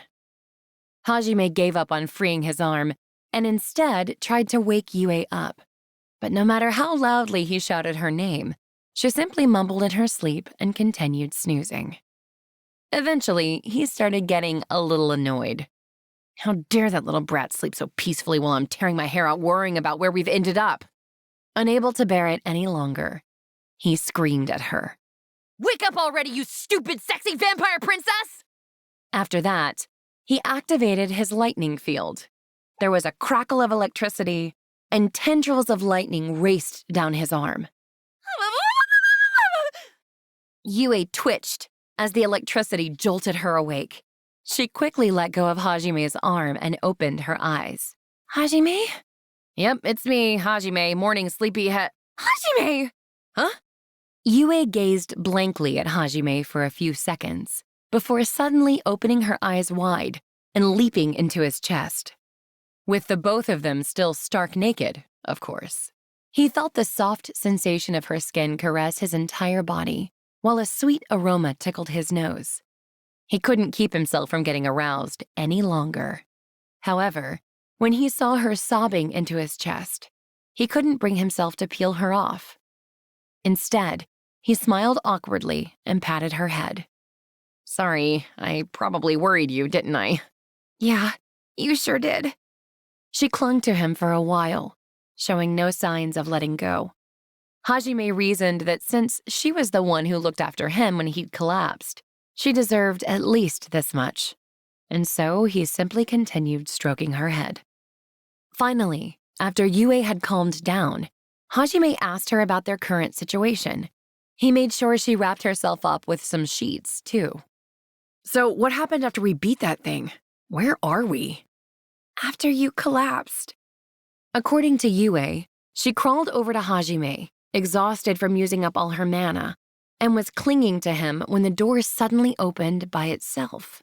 Prepared to fend off a new wave of enemies, Yue sat there vigilantly. But no matter how much time passed, nothing came through the door. Finally, she recovered enough of her mana to be able to stand and went to examine what was on the other side. Even though the ambrosia was healing his wounds, he was still on the verge of death and in a very unstable condition. His abnormally powerful half-monster body was keeping him alive, but there was no telling how long the ambrosia would be able to counteract the effects of the poison. Had new enemies popped out of that door, it would have been the end for them both, which was why Yue went to go confirm what was on the other side. What she'd seen on the other side of the door was the Maverick's lair. She discovered a very comfortable living space. After she had made sure there were no enemies in the area, she had carried Hajime to the bedroom she'd found and given him every last drop of ambrosia that came out of the now dwindling divinity stone. Finally, it appeared that the ambrosia's power had overcome the Aurora's poison, and Hajime began healing normally. Exhausted, Yue had fallen asleep next to him. I see. So you saved me back there, Yue. Thank you. Yue's eyes sparkled with boundless happiness at Hajime's gratitude. The expressiveness of her eyes made up for the lack of normal expressions by her. By the way, why am I naked? He asked, genuinely curious. He sincerely hoped it wasn't because they'd had sex. It wasn't that he didn't like Yue. He just wanted to make sure he was mentally prepared before he made that jump. You were dirty, so I cleaned you up. Why are you licking your lips like that? That seductive smile of hers was the same one she always wore after she'd finished sucking Hajime's blood. Shivers ran down his spine. Okay, but then why did you sleep next to me? And why naked? Wait, what's with that laugh? What'd you do? And quit licking your lips like that already. Hajime kept questioning Yue, but she simply gave him that same bewitching stare and refused to answer any further. It looked like she was having fun. Finally, he gave up and decided to start investigating the Maverick's lair. As they prepared to leave, Yue pulled out some clothes she had found while exploring earlier. They were men's clothes, which meant the Maverick was most likely a guy. Hajime discovered they fit him quite nicely and began inspecting what remained of his equipment. One never knew what kind of traps they might encounter in a labyrinth. Yue finished dressing herself as well, and Hajime turned back to look at her. All she was wearing was a single long-sleeved shirt. Yue, are you trying to tempt me? This shirt's just too big. Hajime supposed a guy's clothes would be too big for Yue, who was only 140 centimeters tall. However, the shirt hugged her body tightly, accentuating her modest breasts, and stretched only down to her thighs, leaving her slender legs exposed. Despite her young appearance, she looked positively alluring. Hajime was unsure where to look. If you're not doing this on purpose, then that's scary too. Hajime couldn't tell if Yue was purposely doing it or not, but that charm of hers was frightening either way. As he exited the bedroom, he was stunned at the sight that greeted him outside. The sun was shining brightly into the room. Of course, they were still underground, so it couldn't possibly have been the real sun. There was a giant conical structure hanging high above the ceiling, with a dazzlingly bright orb hugging the cone's bottom side. The reason Hajime's mind had instantly thought of sunlight was not only due to the light and warmth, but also because it had none of the artificial quality present in lamps or fluorescent lighting. It looks like a moon at night. Seriously? The sight of the sun was so shocking that it took him a second to realize the sound of rushing water filled the room as well. The room they were in was about the size of a baseball stadium, with the wall in the far back completely covered by a waterfall. Water poured out of a small opening in the ceiling and fell into a river below that flowed further in, passing through a cavern on the far wall. The rush of falling water created a refreshing breeze that blew pleasantly across their faces. Upon closer inspection, Hajime discovered that there were fish living in the river too. It was possible the fish had followed the river's current and traveled there from the surface. A short distance from the river was a miniature farm. There didn't seem to be anything growing there at the moment. Next to the field stood a cozy-looking barn. Though it seemed empty, it was clear with the supply of water, fish, meat, and vegetables present that one could cook anything they were so inclined to. The entire room was covered in greenery, and there were trees scattered about the area. Hajime decided to explore the side closest to him first, and started walking toward a building located next to the bedroom they'd been sleeping in. It was more a structure carved directly out of the rock wall than a building. I investigated it earlier, but most of the doors were locked. I see. Yue, don't let your guard down. Okay. The rock that the house was carved out of appeared to be some kind of white limestone. It gave off a very clean look, and another one of those light spheres was hanging from the entrance's ceiling. The light was a bit too dazzling for Yue and Hajime, who'd spent a great deal of time surrounded by darkness. The house was 3 stories tall and well ventilated throughout. They decided to start by exploring the first floor. There was a thick rug laid out next to a fireplace, a living room furnished with sofas, a kitchen, and even a bathroom. Interestingly enough, the place appeared brand new. Though they found no presence of other people, it seemed obviously lived in. The appliances and furniture hadn't seen use in quite some time, but it was clear their owner took good care of them. Rather than an inhabited dwelling, it felt more like a house someone simply managed. Hajime and Yue warily continued deeper into the house. After a while, they found themselves standing outside again. There was an oval-shaped door that led to a backyard of sorts that contained a lion statue. The lion's mouth was open mid-roar. Next to the statue was a magic circle. Hajime experimentally poured some mana into it, and hot water jettisoned out of the lion's gaping maw. Apparently, lion fountains were a staple of high-class places, no matter which world one was in. This is basically a bath, isn't it? Perfect. It's been months since I last took one. Hajime smiled happily. Until that point, he had never had the luxury to worry about hygiene. But now that they were finally able to take a breather, he realized he was filthy all over. He used the magic circle to pour out some more water and lightly wiped his body down as a temporary measure. Still, that wasn't enough to satisfy him. He was Japanese, and like all his countrymen, he loved baths. Once they were sure the area was safe, he was going to take a nice long soak and cleanse himself properly. Yue watched his growing excitement and chimed in with her opinion on the matter. Do you want to go in together? I'd prefer to relax alone for a bit. Yue was playfully kicking around the water, and Hajime thought that if she bathed with him, his bath would be anything but relaxing, so he refused her. She pouted unhappily at his curt rejection. Their examination of the lion statue complete, the pair made their way up to the second floor.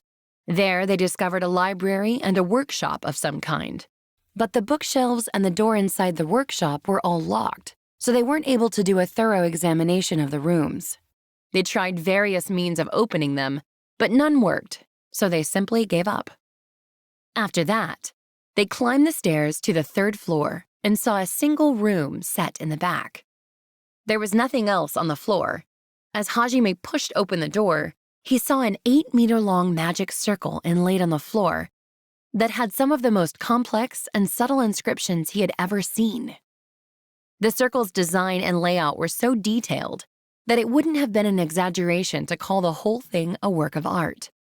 But what caught Hajime's eye most was the person sitting in an ostentatious chair right next to the circle.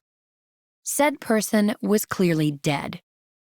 The corpse had already decayed until nothing but bones remained, and it was clothed in a grand robe of black and gold. There was not the slightest hint of dust or grime anywhere on the robe. The impeccable cleanliness of the corpse made it seem more akin to a haunted house prop than something actually scary. It was splayed out on the chair in a relaxed pose, with the skull's empty socket staring down at its own figure, almost as if the person it had once been had simply sat down there and died that way. The skeleton and magic circle were the only objects in the room. Why'd they choose to come here and die and not their bedroom or the living room? Looks suspicious. What should we do?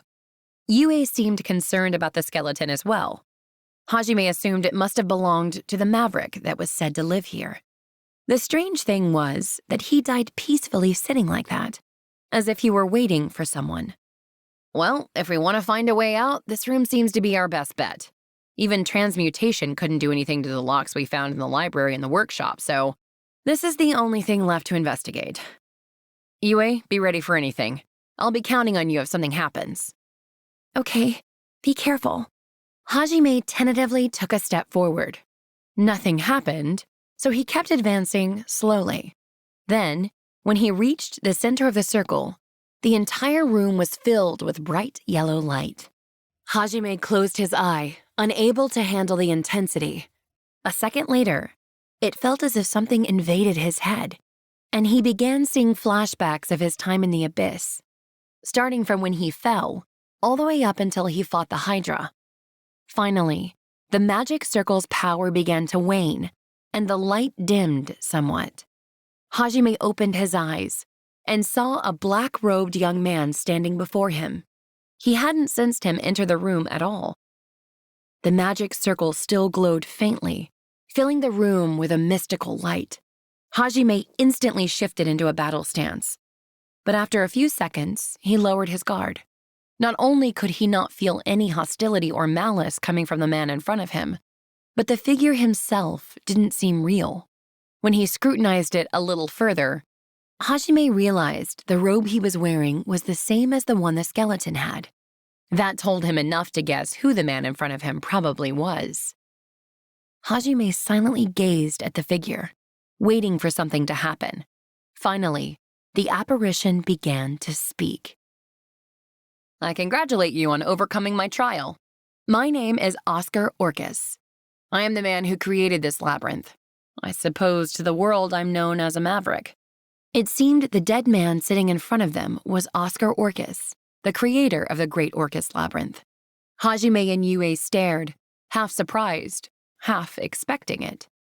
By the way, please spare me the questions. This is nothing more than a recording I left behind, so I unfortunately cannot answer any queries you may have. I wanted to tell those who made it this far why it was that we, who learned the truth of the world, chose to fight against the gods. So I decided to leave a message, and this was the simplest form to convey that message in. I want you to know that though we were mavericks, we were not truly rebels. The story he wove for them was completely different than the history Hajime had learned from the Holy Church's records, or the stories Yue had been told about the mavericks. The revelations Oscar had for them shocked them to the core. His tale was one of mad gods and their descendants who fought against them. A short time after the age of the gods, the world was engulfed in strife. Humans, demons, and even beastmen all fought against each other in a never-ending war. Their reasons were as numerous as their battles: land, resources, personal values, greed, but most important among them was theology. In that age, the races and countries were split up into numerous factions, each of which had their own god. And it was each tribe's god that incited its people to fight against those who worshipped others.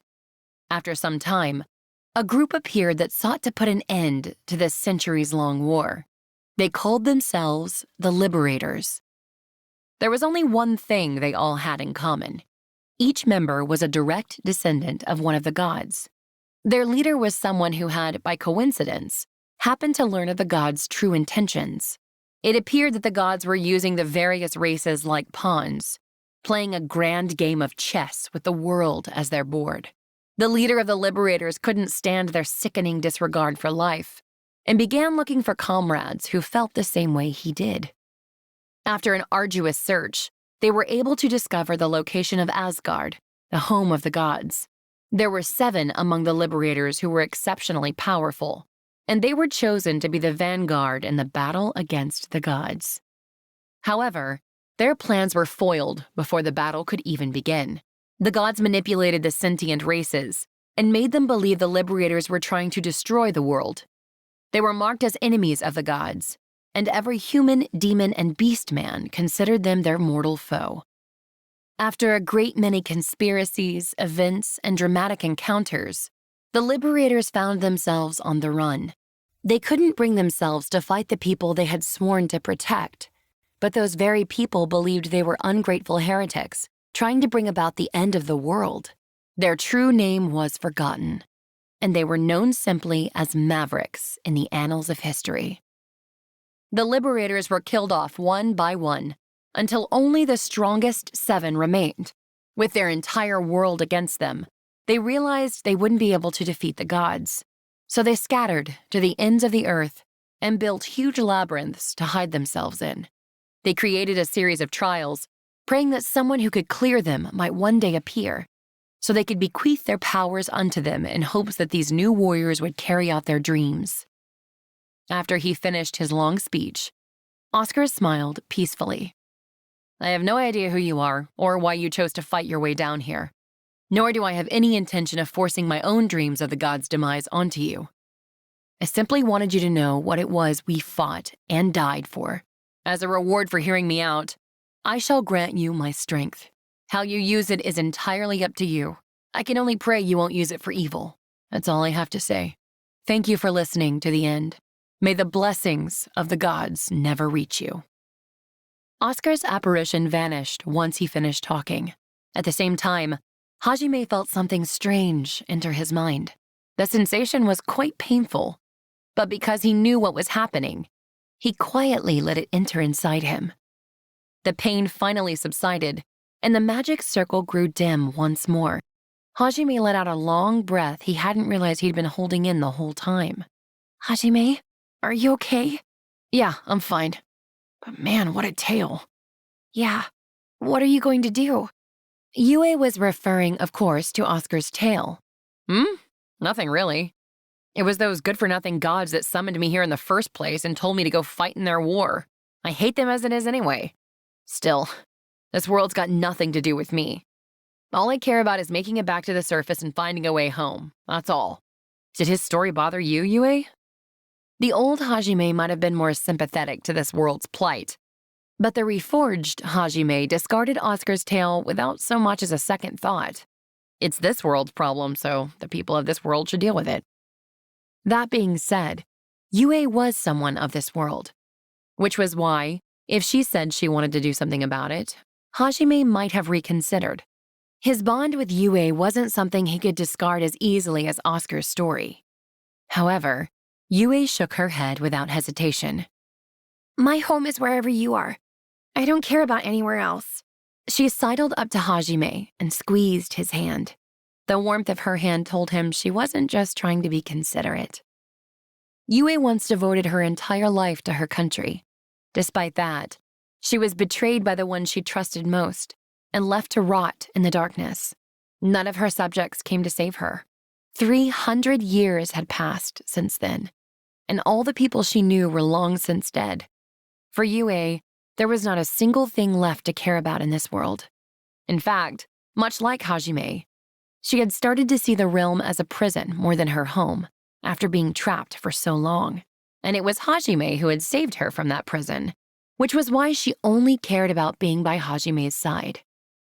I see. Hajime blushed a little. He then cleared his throat and dropped a bombshell of an announcement. Also, I think I learned a new spell. Some kind of magic from the Age of the Gods, I think. Really? Yue said, amazed. Her surprise was understandable. After all, magic from the Age of the Gods was something the gods had once used.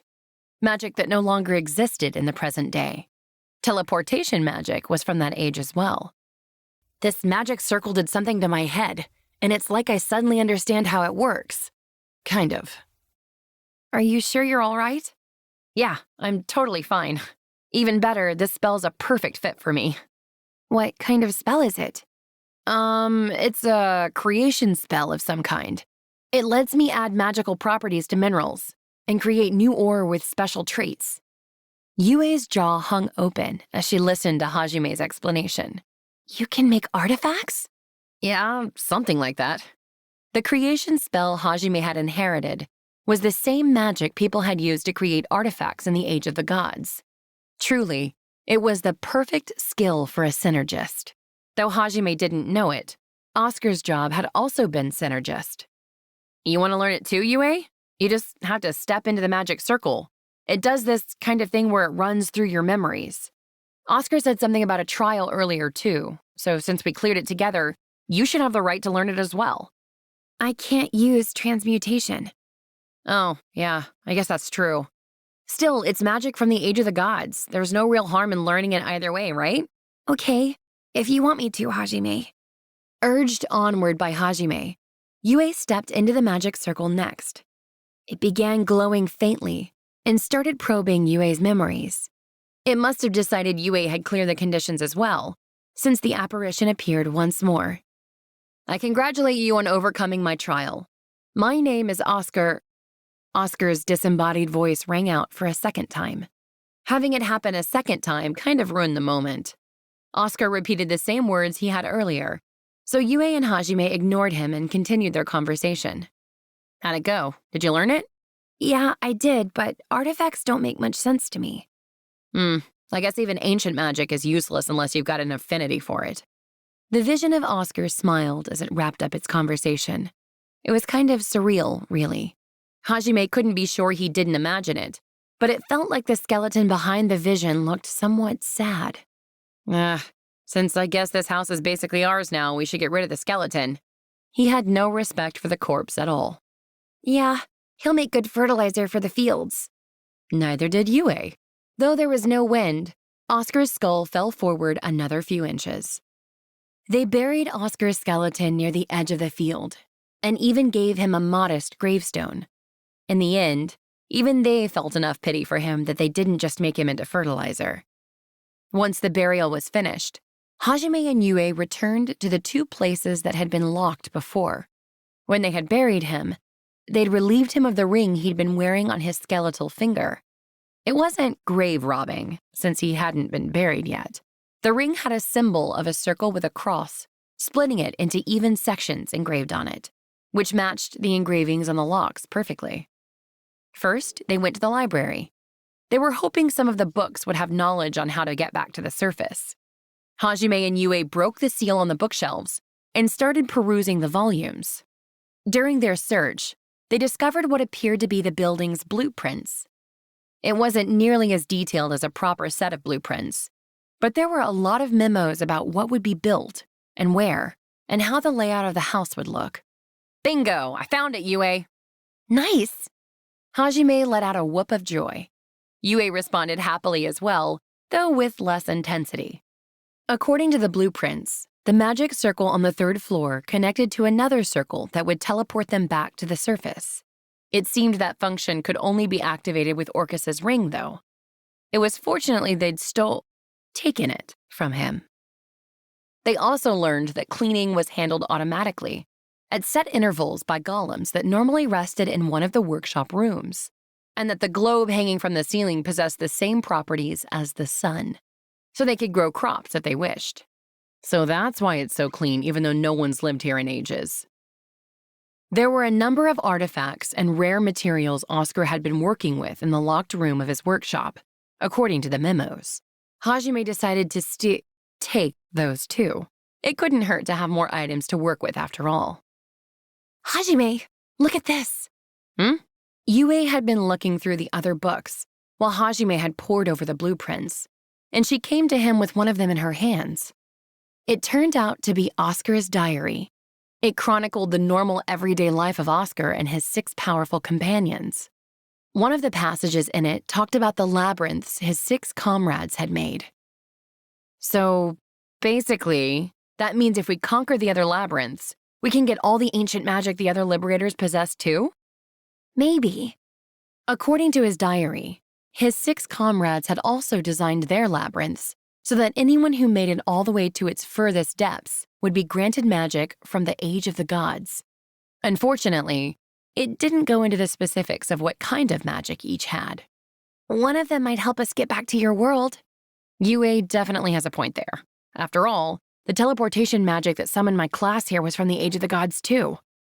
Yeah, Now we have an idea of where to look next. Our goal after we get back to the surface is to conquer the other 6 labyrinths. Yeah. Hajime smiled, glad he'd finally found a lead. He started unconsciously patting Yue's head, to which she closed her eyes and happily let herself be spoiled. They searched around the library for a while longer, but they couldn't find any books telling them the exact locations of the other labyrinths. For now, they were stuck with the 2 whose locations were known, the Grand Gruen Volcano and the Haltina Woods. They could also start searching around the Rising Gorge and Schnee snowfields, where 2 other labyrinths were said to be hidden. Once they finished rummaging through the library, the pair headed over to the workshop. There were a number of locked doors in the workshop, all of which Hajime opened with Orcus's ring. Crammed inside were all manner of ore, tools with unknown purposes, and work manuals. The entire treasure trove was a synergist's dream come true. Hajime folded his single arm as he lapsed into thought. Yue tilted her head, puzzled, and asked him the question on her mind. What's wrong? After thinking deeply for a few minutes, Hajime turned to Yue and answered. Well, I was thinking, how about we stay here for a little while, Yue? Don't get me wrong, I'm eager to return to the surface too, but since there's all this stuff to explore and learn about, it might be better to make this our base and rest up for a bit. Especially since if we're going to be heading for the other labyrinths next, it'd be best to prepare ourselves as much as possible. What do you think? Hajime was trying to be considerate of Yue, since he figured after 300 years of darkness, she was aching to see the light. But she agreed rather quickly, after looking at him blankly for a few seconds. Hajime found that a little strange, but she just gave him a curt reply. As long as I'm with you, Hajime, anywhere is fine. It seemed she didn't harbor any burning desire to see the sun. Hajime blushed and scratched his cheek when he heard her declare that so boldly. With that settled, the 2 decided to stay there to train and prepare as much as possible. Soon enough, evening fell, and the bright sunlight turned to pale moonlight. Hajime was currently soaking in the bath, letting his entire body relax for the first time in months.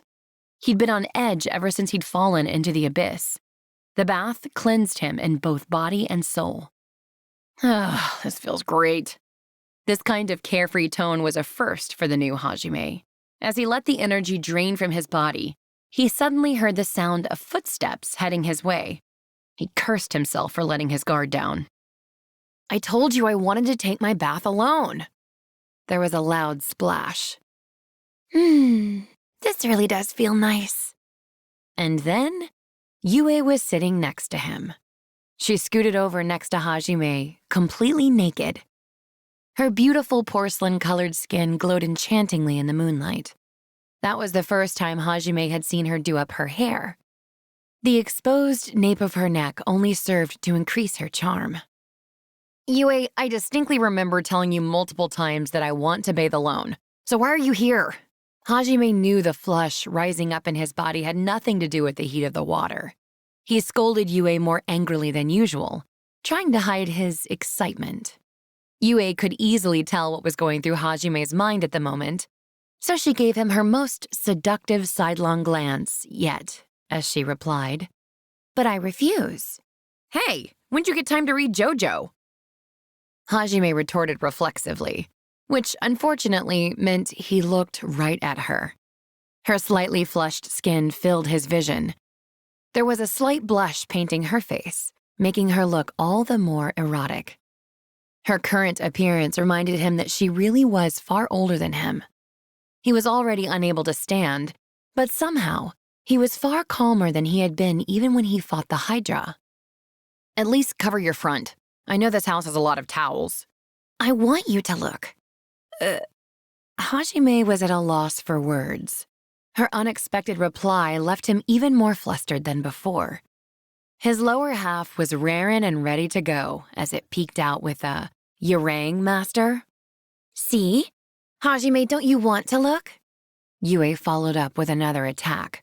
Her pleading voice was slowly whittling away at Hajime's reasoning.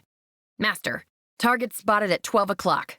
His breathing started growing ragged. Yue, I'm not sure Am I not pretty enough? Hajime tried to reason his way out of the situation, but Yue cornered him with a very depressed-sounding follow-up. When his eyes met hers, he realized the sadness and insecurity in her voice had been real.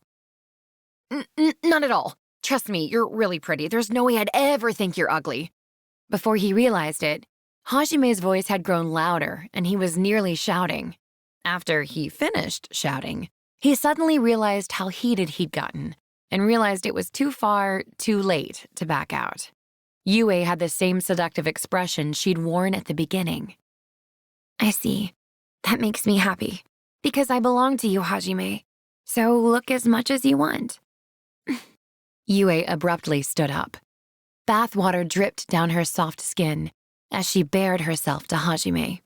Hajime watched a single bead of water trail its way down her body.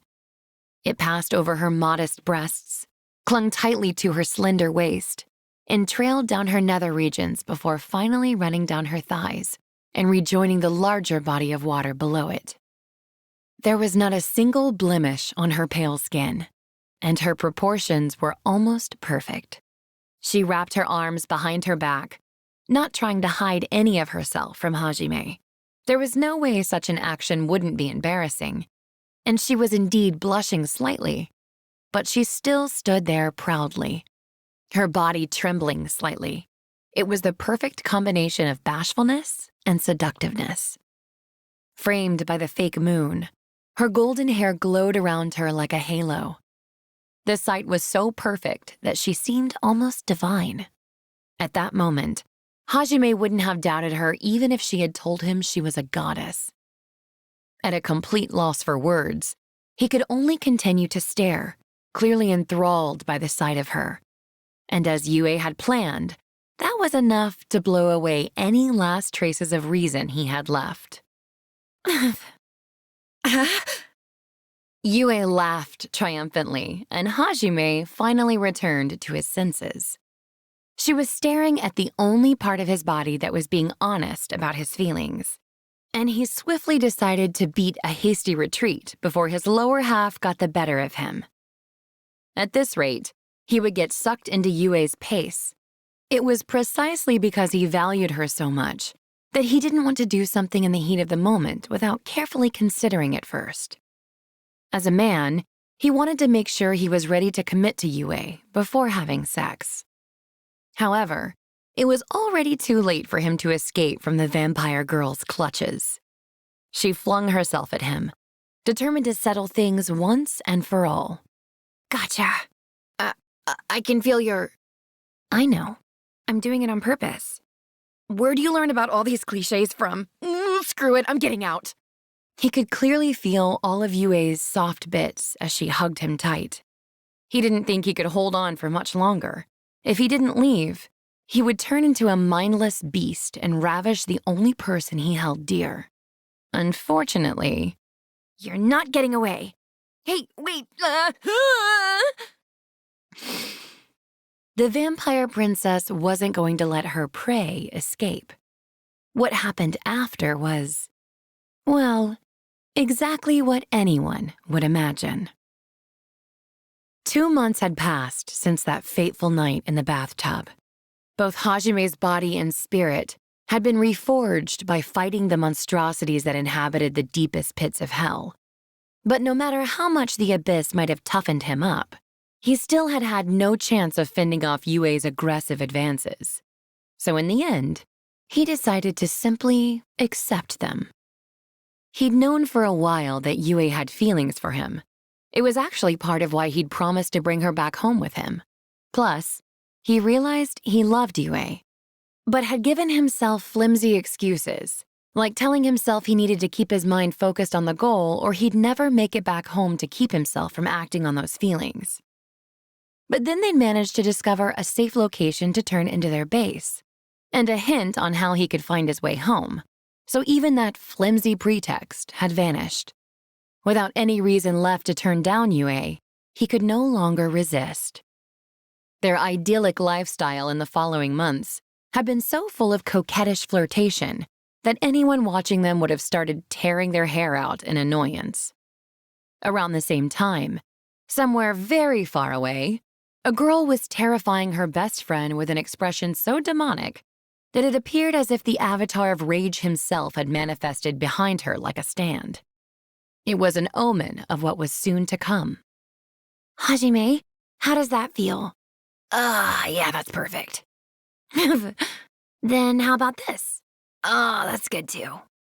Then this will be even better. Yue was currently giving Hajime a massage. An honest-to-goodness, non-erotic massage. They were both fully clothed, too. Hajime had modified some of Oscar's old clothes to fit Yue. She was currently dressed in a short skirt that left most of her slender legs fully revealed. The reason she was straddling Hajime and giving him a massage had something to do with his left arm. His left arm that ended in a stump below his elbow. Attached to that stump now was an artificial arm. Yue was in the process of massaging the area around it to work the kinks out of it. The fake arm he had attached to his left elbow was an artifact, and with the infusion of mana, it could be moved just like a real one. The arm had pseudo-nerves installed within it as well, and Hajime could feel things with it like he could with his real arm when he filled it with mana. There were lines of pure silver running down the black surface of his new arm, with magic circles and other engravings carved into the apparatus at odd intervals. The arm was fitted with all sorts of interesting gimmicks. Some of them had originally been part of the arm when he found it in Oscar's workshop, while the others were new additions of Hajime's own design. He had used his creation magic to materialize all kinds of specialized ores and added them to his arm. As it was now, his artificial limb was an artifact that rivaled the greatest national treasure of any kingdom. That being said, one needed the ability to directly manipulate their mana to operate the arm at all, so it would be useless for most people. Over the course of the past 2 months, Yue and Hajime had both improved their strength and equipment far beyond what it had been when they first arrived. These were Hajime's current stats, to put into perspective just how much they had grown. Hajime Nagumo, age 17, male. Level, unknown. Job, synergist. Strength, 10,950. Vitality, 13,190. Defense, 10,670. Agility, 13,450. Magic, 14,780. Magic defense, 14,780. Skills, transmute plus or appraisal plus precision transmutation plus or perception plus or desynthesis plus or synthesis plus duplicate transmutation plus compression synthesis. Mana manipulation plus mana discharge plus mana compression plus remote manipulation. Iron stomach, lightning field, air dance plus aerodynamic plus supersonic step plus steel legs plus rift walk. Gale claw, night vision, farsight. Sense presence plus precision sensing. Detect magic plus precision sensing. Sense heat plus precision sensing. Hide presence plus illusion waltz. Poison resistance. Paralysis resistance. Petrification resistance. Fear resistance. Elemental resistance. Foresight. Diamond skin. Steel arms. Intimidate. Telepathy. Tracking. Increased mana recovery. Mana conversion. Plus stamina. Plus healing. Limit break. Creation magic. Language comprehension. A person's level was meant to denote their current degree of growth compared to their max potential, and capped at 100. However, Hajime's body had undergone so many transformations after absorbing monster meat that after a certain point, his level stopped growing even when his stats did. And finally, his status plate had simply decided to mark his level as unknown. It didn't make sense, considering his current stats would normally be unthinkable with the starting values he had initially begun with. His upper limits as a human had increased with his stats, So it was safe to assume that his status plate was unable to calculate the limits of his potential with his body so transformed. As a comparison, the hero Koki Amanogawa's maximum stats were somewhere in the 1500 range. With a limit break skill, Koki could temporarily triple those stats, but even then, they barely came up to 1/3 of Hajime's. And thanks to the Hydra he had consumed, Hajime could use the limit break skill too. He had far surpassed his overpowered classmates and become an overpowered cheat himself. Most average humans had maximum stats of no more than 100 to 200, while those who possessed a job ranged from 300 to 400. Demons and beastmen could have stats ranging anywhere from 300 to 600, depending on the individual race and its characteristics. If the hero Koki was overpowered, then Hajime had to be some kind of monster. With how much he had changed both physically and mentally, monster probably was the best description for him. The artificial arm wasn't the only new piece of equipment Hajime had plundered from Oscar's workshop. Another handy piece of equipment he obtained was the treasure trove. This was a ring-shaped artifact that had a small 1-centimeter ruby set in its center. The ruby was actually an artificially created dimensional space where things could be stored. It was like a bag of holding, basically. Hajime wasn't sure exactly how big this space was, but it was large enough to hold a decent amount. There had still been space left over, even after he had crammed all of his weapons, tools, and crafting materials inside it. It only took a little bit of mana to activate the magic circle engraved on the ruby to add or remove things to it. Anything within 1 meter of the ring could be deposited, and withdrawn objects could be placed anywhere within the same radius. It was a very handy artifact by any measure, but for Hajime, it was especially useful because of his weapons. Because the ring could transport withdrawn objects anywhere within 1 meter of the ring, Hajime had toyed with the possibility of reloading with it. When he had put his theory to the test, he met with limited success. While the ring wasn't precise enough to let him warp the bullets directly into his magazine, it could bring them out perfectly aligned in position to be loaded. So instead, he combined his skills together to teleport the bullets into the air above his gun chamber and let them fall into the magazine. It was an impromptu form of mid-air reloading. The only type of gun suited to that style was a break-action revolver. Unfortunately, break-action revolvers weren't as powerful as swing-out revolvers. However, reloading a swing-out revolver in mid-air was also far more difficult. In order to remedy the situation, Hajime had created a makeshift kind of swing-out cylinder. Part of it swung out to the top to allow for mid-air reloading. By manipulating his mana, he could discard old shells as well. Then all he needed to do was spin the chamber and let the bullets fall into place. It had taken him only a month of nonstop training to perfect this technique, and there was a reason he managed to master this superhuman feat in only a month: his Rift Walk ability. Rift Walk not only gave him the ability to heighten his other movement skills, but it also enhanced his 5 senses to their limit. It made it seem as if the rest of the world was moving in slow motion, which was what made mid-air reloading possible. On top of improving his weapons, he had also crafted a 2-wheel mana-powered vehicle, Steif, and a 4-wheel mana-powered vehicle, Brisa. As their description suggested, they used mana as fuel. Their frames were covered with Azantium, the hardest metal in existence. Both of them were loaded to the brim with weapons, too. For all his transformations, Hajime was still a boy at heart. He still had a burning passion for all things military. There had been times that he had gotten so focused on crafting that Yue had started to sulk, and he had all sorts of fluids sucked out of him before she forgave him. He had also developed something he called the Demon Eye. Hajime had lost his right eye fighting against the Hydra. The heat of the aurora had evaporated his eyeball entirely, so the ambrosia had been unable to heal what at that point had become a lost appendage. Yue had felt guilty about it since he had lost it protecting her, so she had helped him develop the Demon Eye. Even with ancient creation magic, Hajime was unable to reproduce an actual human eyeball. However, he had instead imbued a piece of the divinity stone with detect magic and foresight, which created an artificial eye that saw different things than a normal one. He then added the same pseudo-nerves that were in his artificial arm into his artificial eye, allowing for the images it captured to be sent directly to his brain.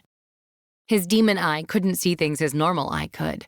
Instead, it saw the flow and strength of mana surrounding a person or object, its color, and the element and core of the spell they were trying to activate. The core of a spell was basically the gist of how it was being activated, and the effect it was attempting to enact on the world. He had known that the effects of a spell were governed by the inscriptions inlaid into the magic circle invoking the spell, but until now he had never considered the possibility that the spell and the magic circle must somehow have been linked for the circle to continue directing the spell after it was invoked. None of the books he had read in the palace had mentioned anything of the sort. It was quite possible he had made a new discovery in the field of magic, especially considering that even Yue, who was an expert in magic, hadn't known anything about it either.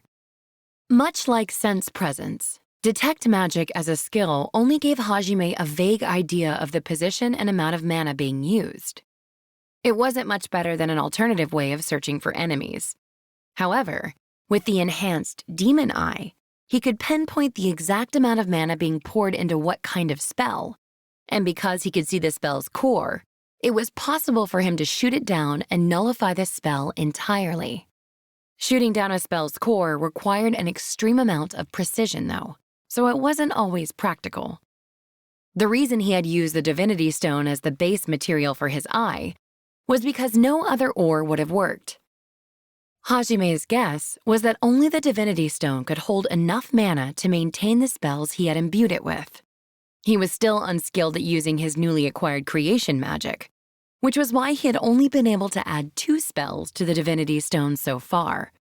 He suspected he would be able to add even more spells to it once he got better at using his creation skill.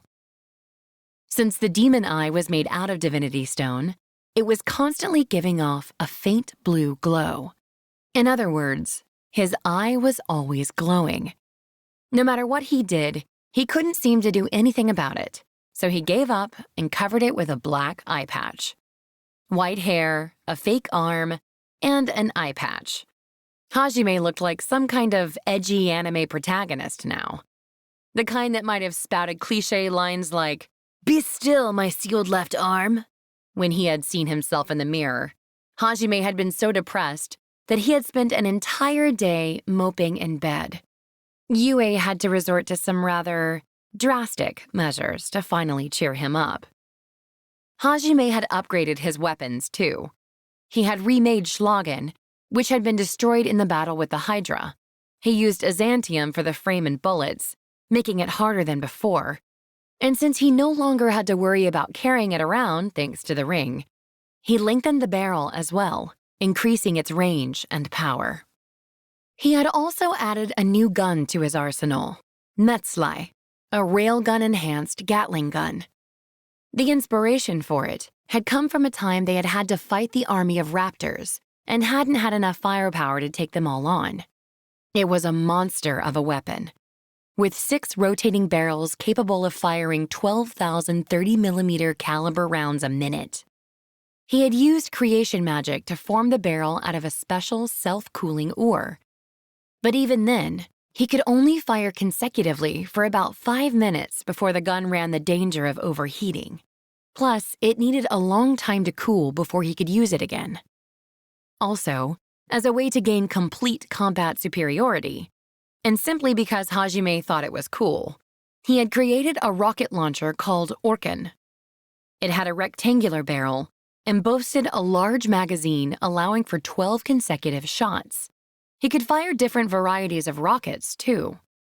He had also created a sister revolver to Donner, Schlag. Since he had a prosthetic arm, Hajime figured he could use 2 revolvers at once. His preferred style of combat was close-quarter gun combat. Gun fu, basically, with Donner and Schlag overpowering his enemies. The reason he had settled on close combat was to work more efficiently with Yue, who was a stereotypical backliner. That being said, he could fill any role in a party with the variety of equipment he had at his disposal.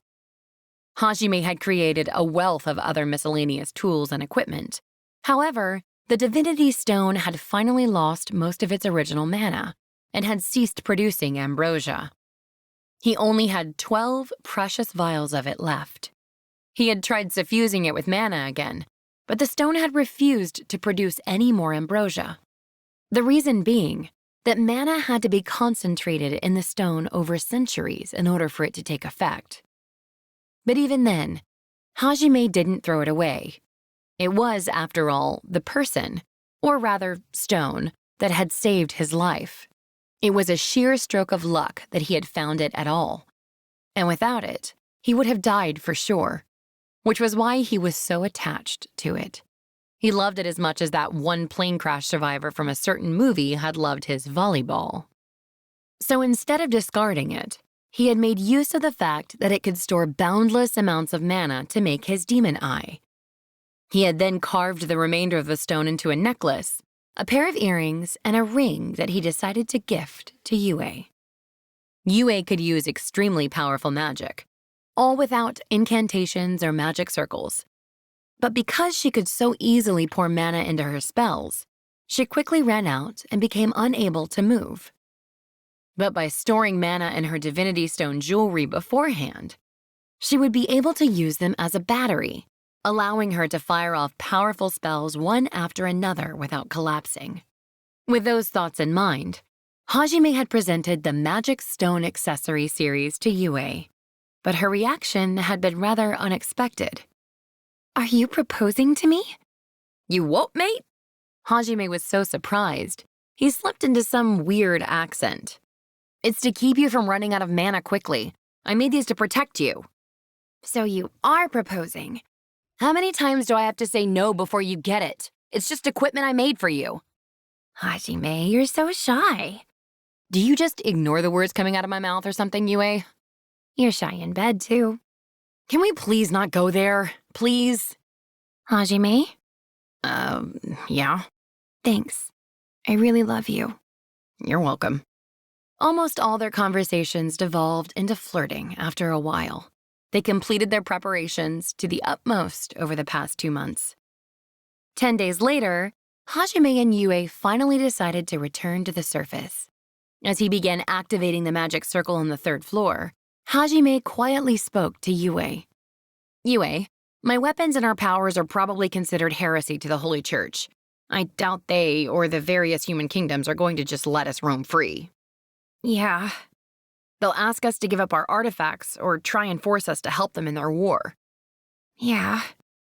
If it was just humans we had to deal with, it wouldn't be a huge problem, but those crazy gods pulling everyone's strings are probably going to be after us too. Yeah. We might end up making the entire world our enemy. No matter how many lives we have, it might not be enough to come out unscathed. So what? Hajime smiled at Yue's unconcerned response. She looked up at him, and he gently stroked her golden blonde hair in response. He looked deeply into her crimson eyes and saw that they were glowing with happiness. After a moment, he took a deep breath, then spoke aloud his hopes and convictions in order to carve them into his soul. I'll protect you, and you'll protect me. As long as we watch each other's backs, we'll be stronger than anyone. We'll beat down anyone who stands against us and bust our way out of this shitty world. Yue held her hands up to her chest, as if carving Hajime's words into her own soul as well. Her deadpan expression crumbled, fading away to reveal the most beautiful smile in the world. Her reply was the same single syllable she always gave. Yeah. A very prologue-ish epilogue. A vast ravine cut through the earth, a scar marring the land's otherwise unblemished surface.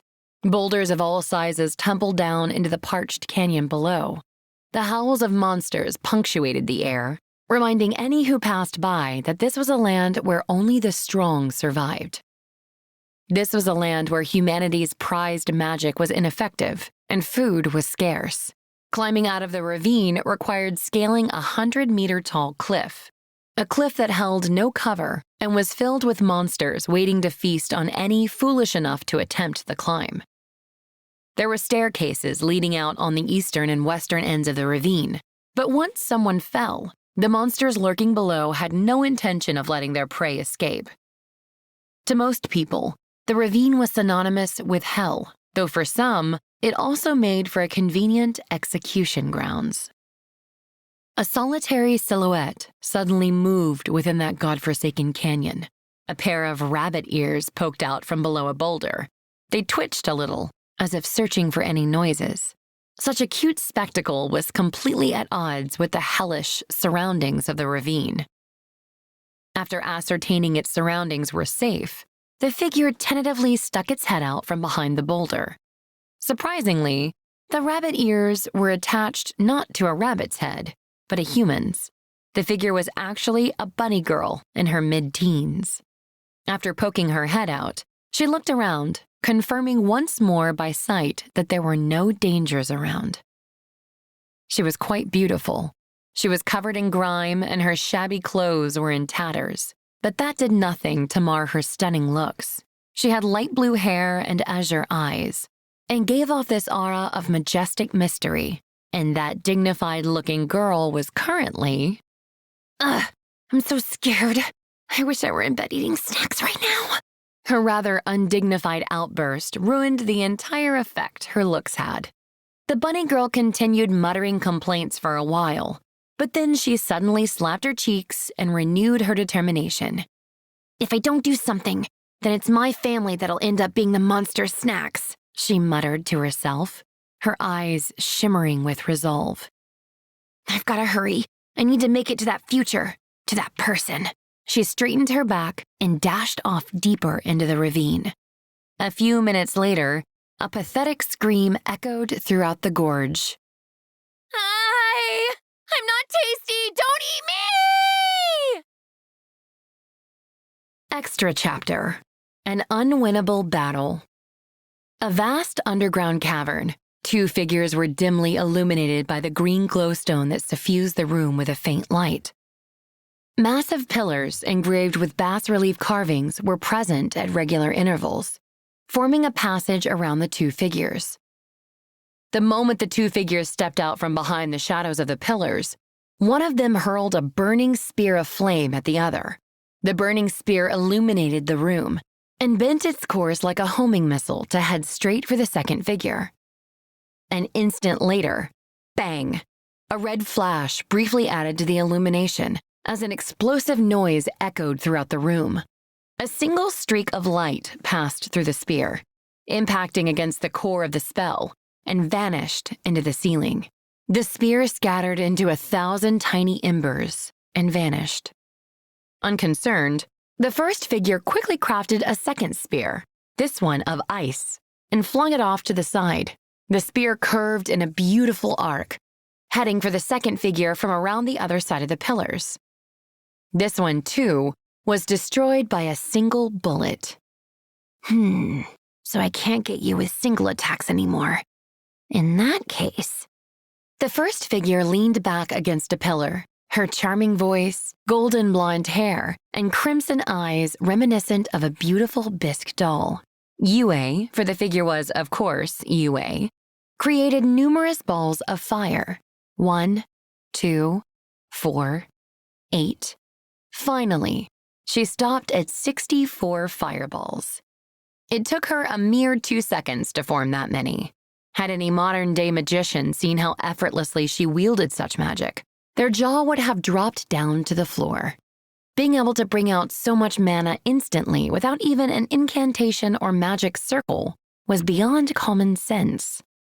Yue didn't even bat an eyelid as she performed such a godlike feat. Then, like an orchestra conductor, she began waving her slender finger around. Following her finger's movements, the barrage of fireballs headed straight toward the second figure. A meteor shower of fire trailed a sea of sparks as it headed towards its target, Hajime. Don't you think that's a little overkill? He complained loudly enough that Yue could hear him. There was a sudden barrage of gunshots, and Yue's fireballs began to be shot down one after another. She had staggered her fireballs a little so they wouldn't hit all at once. But even then, it was a difference of milliseconds.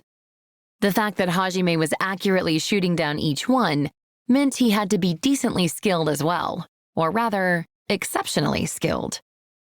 About 1 month had passed since the day Hajime and Yue had conquered the Great Orcus Labyrinth and sworn never to lose to anyone again. They had spent that time preparing better equipment and training their skills. In that time, Hajime had practiced seeing through a spell's core with his demon eye, mastering two-handed gun combat, the art of the aerial reload, and the precision shooting required to destroy the spell's core. He had been training with Yue, getting her to fire spell after spell at him so that he could practice shooting them down. At first, he could barely hit a stationary spell. But now he had reached the level where he could shoot down moving spells in mock battles. If he focused on just a single attack, he could shoot it down with almost 100% accuracy, and he was able to hit successfully half the time when attempting to shoot down a barrage. His enhanced stats and Riftwalk's ability to increase his speed and reaction time a dozenfold were what made it possible at all. But the main reason he could acquire such an inhuman skill was because of his dedicated concentration in training that skill nonstop for an entire month. His unflagging zeal toward training stemmed, of course, from his burning desire to make it back home, along with his wish to stay together with Yue forever. Yue had seen how hard Hajime was working up close, and the fact that part of the reason he was doing it was because of her made her unbearably happy. "Hajime, here's the next one." Yue lovingly muttered Hajime's name as she prepared the next attack. However, letting such emotions get the better of her during a mock battle was a grave mistake. Not because she let her guard down, but because she forgot to control the strength of her magic when her emotions were heightened. "Wait, that's too many!" "Huh?" Hajime's words brought Yue back to reality. It was then that she suddenly realized that she'd sent over 100 fireballs hurtling in his direction. They were dancing around Hajime as they surrounded him, occasionally rushing at him from all directions simultaneously. It seemed she had gotten a little too into their practice while thinking of Hajime. She had unconsciously created even more fireballs, and her happiness had set them dancing around him. Before she knew it, the attacks that were supposed to be part of training had become an actual barrage meant to hit him. Unconsciously releasing magic like that wasn't exactly the same as being able to control it properly, but it was close enough. And Yue, who had spent her life being called a genius of magic, couldn't stand that she had slipped up. But even that was because she wanted to be more useful to Hajime. "It's hard loving you this much, Hajime." "Where on earth did that come from? Also, it's way harder dodging this many fireballs." Hajime was desperately shooting down the flames that were closing in on him. He was unable to shoot all of them down and had to resort to dodging and swiping them away with Donner and Schlag. This was meant to be training that incorporated shooting down magic cores with the rest of his standard combat patterns. So in a sense, it made for very good practice, but shit.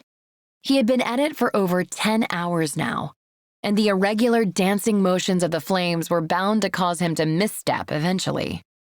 The sound of 6 gunshots echoed throughout the room, and 6 fireballs scattered into nothing. Hajime twirled Donner in his hands, planning on reloading his now empty chamber, but he messed up his reloading motion. Another barrage of fireballs closed in on Hajime, and he had no way to intercept them. Because he had been planning on shooting them down and not dodging, he was one step too late in twisting his body away, and he had to resort to using diamond skin. But before they had even reached him, "Okay, time for a break," Yue muttered softly. She then snapped her fingers, dismissing her army of fireballs. "Damn, I still can't get it down perfect." Hajime holstered Donner and Schlag, then rested his hands on his knees as he panted heavily. He ground his teeth in frustration. His real eye was bloodshot, and veins bulged prominently on his forehead from beneath his white bangs. Yue wanted to congratulate Hajime on working so hard, but she knew words of praise weren't what he was looking to hear. Instead, she walked up to Hajime, sat down beside him, and gently patted her thighs. She was currently dressed in a frilly dress shirt, a miniskirt, and knee-high socks. In other words, her outfit was currently showing off the famous Zettai Ryoiki. Her knee socks tightly hugged the soft flesh of her thighs. Ever since he had his chastity taken from him in the bath, Hajime had grown used to a woman's, or at least Yue's, body, and no longer got flustered over something as innocent as a lap pillow. However, that being said, "You're not going to assault me, are you?" There was still always that worry. Hajime was currently exhausted from long hours of training. If she pounced on him, he would be helpless. It was only natural for him to be so cautious when he was living with a wolf like Yue. Though normally, the position of the wolf would be reversed. How mean. You make it sound like I'm forcing you. You kind of did when you took my first... Oh, I'll just stop there. Any more and I'm just asking for it. Hajime shook his head after saying that, then gratefully sunk his head into Yue's lap. Bliss spread throughout his body as Yue gently stroked his hair. This is what happiness must feel like. Yue smiled as she watched Hajime relax, but she still felt a little uneasy about what he had just said. Did you not like it? Are you kidding? If I didn't like it, I would have just stopped you. I'm just worried about stupid things like a man's pride and stuff. You don't have to worry about it. The unease vanished from Yue's eyes, and she replied with a simple, "Yeah." She then gently brought her lips down to Hajime's forehead. Her lips slowly trailed down his head as she kissed his nose, then his cheeks, and finally his mouth. Any man without a girlfriend would have wanted to blow Hajime away with an anti-materiel rifle if they'd caught sight of that scene. Hajime blushed and averted his gaze. Yue smiled playfully as she saw him shy away. Then you did like it? Hey, Yue, can we just drop this subject already? So you didn't like it? Hajime tried to change the subject, but Yue sadly lamented her own lack of experience and let out a depressed sigh. Well, I liked it. Hajime looked as if he couldn't believe the words that had just come out of his mouth. But the fact that he couldn't bear to see her sad was enough proof that he was already hopelessly in love. Yue looked relieved and gazed off into the distance as she softly muttered her thoughts aloud. I should thank Master then. I'm not sure if I should thank her or not, personally. The master that Yue was referring to was the one who had taught her about the world back when she was still a princess. Yue didn't know what had happened to her after she was sealed away, but her master had taken care of her until the day she was imprisoned.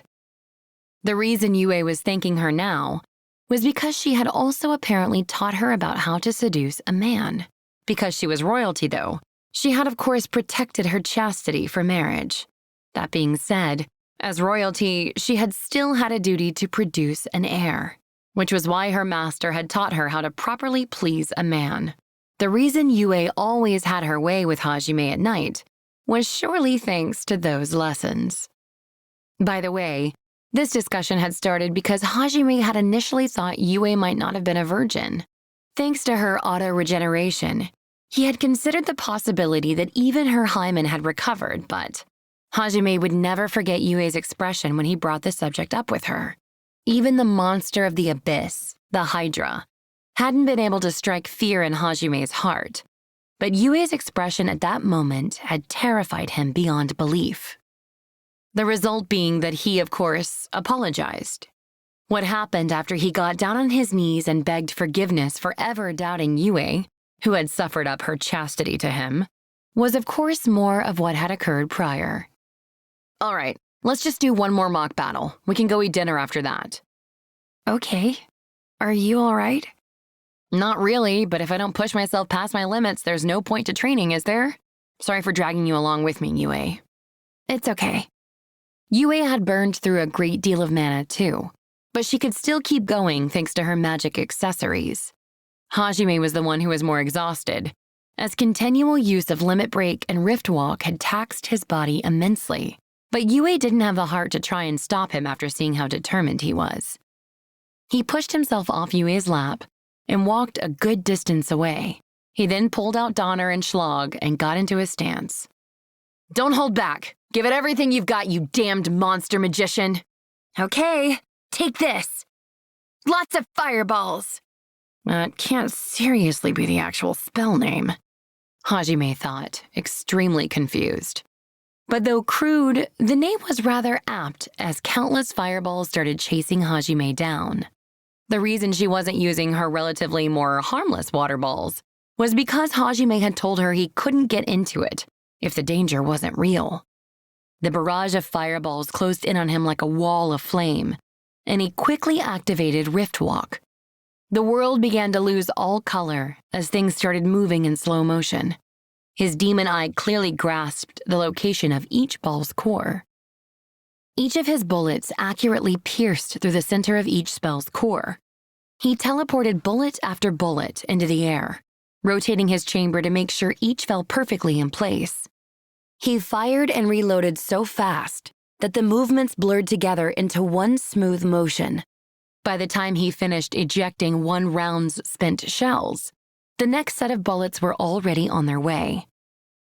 Donner and Schlag's chambers were spinning almost constantly, giving off the illusion that Hajime was holding a round shield in between them.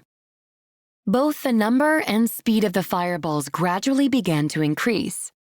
Hajime inwardly marveled at how much mana Yue possessed, but didn't lose focus for even a second. He ignored his pounding head and eyes and increased the intensity of his Rift Walk even further. "Yue, can I ask you something?" Sure. The two of them didn't let up at all as they began talking. Hajime was slowly getting a headache that had nothing to do with his overtaxed body, but it seemed like Yue genuinely didn't realize she was doing something wrong. "Why exactly are your fireballs heart-shaped?" Yes. For some reason, all of the fireballs hurtling toward Hajime were shaped like hearts. While she was speeding them up, she also changed how they looked. Each one was crafted with the utmost precision, and it was a marvelous display of useless skill. When asked about her strange proclivity, Yue's response was rather unexpected. Oh, you shut them down. She manipulated the 100-odd fireballs with just one hand, while strangely rubbing her cheek with the other. Hajime naturally shot down the fireballs. Each heart-shaped fireball let out a depressed sputter of sparks before being snuffed out. "I'm taking this training seriously, you know." So am I. I'm serious about pushing you. Beating you down. You were totally about to say pushing me down, weren't you? Your body's at its limit from all this never-ending training, Hajime. You need to rest. But I know you won't stop until you collapse. I see. You're just gonna ignore my last comment, huh? So? Yeah. That's why I'm going to defeat you and make you rest. In bed. Quit licking your lips like that. I don't think I'm going to get any rest in bed tonight. It appeared Yue was serious about defeating Hajime this time, in order to force him to rest. She still hadn't answered why she was shaping her fireballs like hearts, and the way she was licking her lips suggested to Hajime that while she did mean to put him to bed, she had no intention of letting him rest. Yue grinned wickedly and started getting serious with her magic. She started mixing in extremely fast wind blades, along with lightning balls that curved along strange trajectories, all of which were heart-shaped. Ugh, are you holding a grudge because I've been training this entire past week and haven't slept with you even once? I'm not holding a grudge. I'm just a little lonely. Hajime felt a pang of guilt as he saw Yue pout slightly, and he quickly realized he was going to be beaten around until he couldn't move, and then toyed around with in bed until Yue was satisfied. Hajime was a healthy young boy, so there was no reason for him not to look forward to sex, but he still had his pride as a man, and didn't want to be one-sidedly played around with. Therefore, he honed his concentration to the limit, focusing on intercepting each of Yue's attacks. if he could just hold out until Yue ran out of mana, then victory would be his and he could protect his flimsy pride. However, are you kidding me, Yue? Nope. Since this was still precision training, Yue wasn't using any of her intermediate class spells, but she was clearly giving it her all, judging by the force and speed of her multi-elemental barrage. The barrage of spells already looked like something out of a Toho game. Yue's breathing was beginning to grow a little labored, but she still smiled seductively as she pushed down on Hajime, and cold sweat began pouring down his back. Even I won't stand for getting beaten down every time. I've got my pride as a man too, you know. Even he wasn't sure if he meant it in the context of their mock battles or their nighttime battles. Hajime's scarlet mana spiraled around him. He activated the skill he'd stolen from the Hydra, Limit Break. His stats all tripled. You're good, Hajime. This is the first time anyone stopped my full power barrage. I'm honored. Yeah, you always take my firsts, Hajime. Do you have to turn everything into a dirty joke? Hajime's words were punctuated by short pauses as he fended off wave after wave of spells. Yue was taking this just as seriously, though. Her words had even been calculated to try and shake him mentally. She knew he would fall unconscious before long if he continued to use Limit Break in this exhausted state. So she wanted to defeat him as quickly as possible before he collapsed and needed ambrosia again. That being said, constant use of mana was wearing Yue down too. Thanks to the fact that they were all elementary spells, she managed to keep the barrage going for a decent amount of time. But she'd still been burning mana constantly while keeping up with Hajime's training. And even if her mana could hold out, her stamina couldn't. While Yue's automatic regeneration healed wounds, it didn't recover lost stamina or mana. However, precisely because she didn't want Hajime to burn himself out, Yue pushed her strength to the limit. That wasn't your strongest? Nope. Anyone can use Limit Break as long as they have the power of love. I think that's just you. Not only was Yue's magic overpowered, her love was overpowered too. A curtain of bullets bore down on Hajime with increased speed.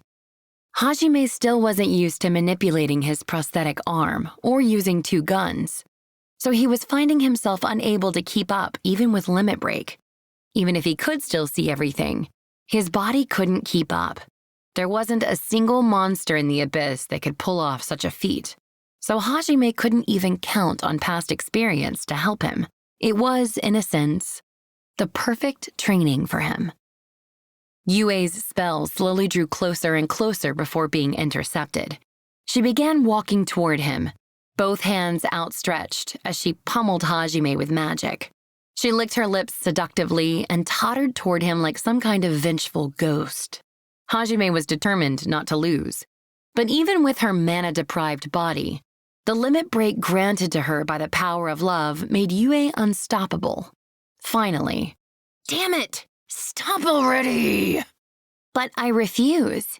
Hajime was defeated. His slip-up was something he could have covered for in less than a second, but the sexy vampire princess wasn't going to give him even that much time. She stepped into his guard and quickly grabbed hold of him.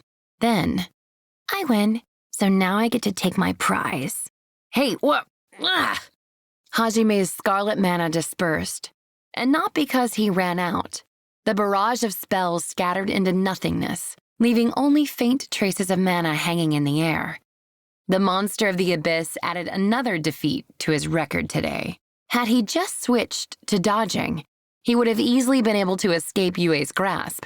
But the fact that he didn't showed just how much Hajime cared for her, too. In other words, the real reason he could never beat Yue wasn't because he was physically weaker, but because he couldn't bring himself to mentally. The fragrance of meat and the sizzling noise of food being grilled wafted through the air. The pair were currently standing inside Oscar Orcus's kitchen. As one would expect of a master craftsman, Oscar's kitchen was so well outfitted that it seemed more like a modern-day kitchen than a fantasy one. Numerous artifacts that aided in the process of cooking were installed in various locations. Hajime was currently grilling a massive steak in a frying pan. Next to him, Yue was making a grilled fish salad. She had her hair up in a ponytail and was wearing a white apron. The vegetables added into the salad had been grown in Oscar's fields. There was some kind of artifact in the soil that grew crops at an accelerated pace. So the seeds Hajime had taken out of the treasure trove had borne fruit in only a week. That being said, activating that artifact had required a huge amount of mana, so only someone like Yue or Hajime would have enough to use it often. Hajime hummed cheerfully as he sprinkled salt and pepper over the nicely browned steak. The spices were another thing he'd found in Oscar's treasure trove. He gave Yue a sidelong glance and caught a glimpse of her pale neck. He couldn't explain why, but he found the nape of her neck, barely hidden by her golden hair, extremely erotic. Perhaps the after effects of their previous break were still influencing him. The word newlyweds suddenly popped into his mind, and Hajime shook his head, trying to banish the idea. Yue saw him shake his head and tilted her own quizzically. Hajime bashfully turned away, and Yue smiled playfully as she grabbed the hem of her apron and daintily lifted it up. How do I look? Really cute. Yue twirled around like a ballerina, and Hajime found himself unable to lie to her, even though she was the one who'd asked. Yue blushed brightly at Hajime's unexpectedly honest response. Happy at being praised so, she decided to give him a little reward. Then how about I only wear this apron? An electric shock ran through Hajime's body. Is this the legendary naked apron I've heard so much about? Hajime thought, looking at Yue. She was staring up at him, timidly fidgeting with the hem of her apron. The look in her eyes agitated him even further. At this rate, Hajime would end up taking another break, so he reluctantly shook his head. Yue didn't seem disappointed at all, and instead muttered, I'll save this for another night then. Hajime pretended not to hear her. Finally, their meal was cooked, and the pair began setting the table. They placed the dishes on a clear table made of crystal and sat down on some nearby sofas. The two sofas had originally sat facing each other, but Hajime and Yue had dragged theirs together, so they sat eating next to each other. This wasn't just limited to the dinner table. Yue refused to sit anywhere that wasn't next to Hajime. It seemed she enjoyed being next to him. All right, time to eat. Yeah, good luck, Hajime. Hajime had a look of deep resolve on his face as he stared down at the meat. Yue was looking at it worriedly, too. Hajime bit into the meat while Yue watched. He groaned painfully as his entire body stiffened. He was biting down hard enough to break through his own teeth and was trembling incessantly. He continued eating despite the pain, and every new bite brought forth new waves of agony. Yue worriedly patted him on the back and poured him a cup of ambrosia. God, it's been a month and it still hurts this much to eat. Just how powerful was that snake bastard? Hajime was currently working his way through a piece of hydra steak. Every other monster he had eaten thus far had ceased to give him pain after the initial meal, but not only was his body still suffering every time he ate more of the hydra, his stats continued to grow as well. Considering recent monsters had ceased to increase his stats at all, the hydra must have been something special. That monster really was different. I think all the liberators must have worked together to make something like that. Yeah, it's a miracle we even managed to beat the damn thing. Seems to me like this labyrinth was designed to be beaten after conquering some of the others. You need magic from the age of the gods at your disposal to beat something like that normally. Hajime was right. Even with his monster-strengthened body, beating something like that hydra would normally have been impossible. The primary reason they had won it all was because of his weapons. His railgun and explosives boasted a strength that far surpassed his actual stats. Had he fought with traditional fantasy weapons like swords or magic, he would have been defeated for sure. The other huge factor that had contributed to their victory was the ambrosia. Without it, he wouldn't have even been able to make it to the lower floors. He would have died from the wounds the claw bear had given him. If not that, The basilisk's petrification would have done him in. And even ignoring those, there were countless other situations where he would have died if not for the ambrosia. Last, but not least, was the fact that Yue had been with him. She could bring to bear the full force of her considerable mana instantly without having to chant an incantation or use a magic circle. She was the one who had covered for Hajime's weaknesses in wide area attacks and had saved him numerous times even before they'd reached the Hydra. In other words, the three main things that had contributed to his victory were not his stats, but his overpowered weaponry, his overpowered healing rock, and his overpowered allies' magic. Hajime finally finished his Hydra steak and looked longingly at the normal food laid out before him as the pain gradually faded. The fish had been harvested from the underground lake, while the vegetables were ones they'd grown themselves.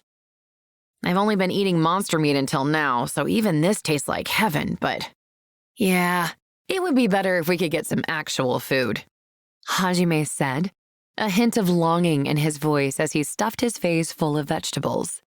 Yue agreed wholeheartedly as she stuffed her face full of fish. Hajime had come from a culture that respected the art of cooking, while Yue was formal royalty that had tasted the bounty of this world's culinary arts before.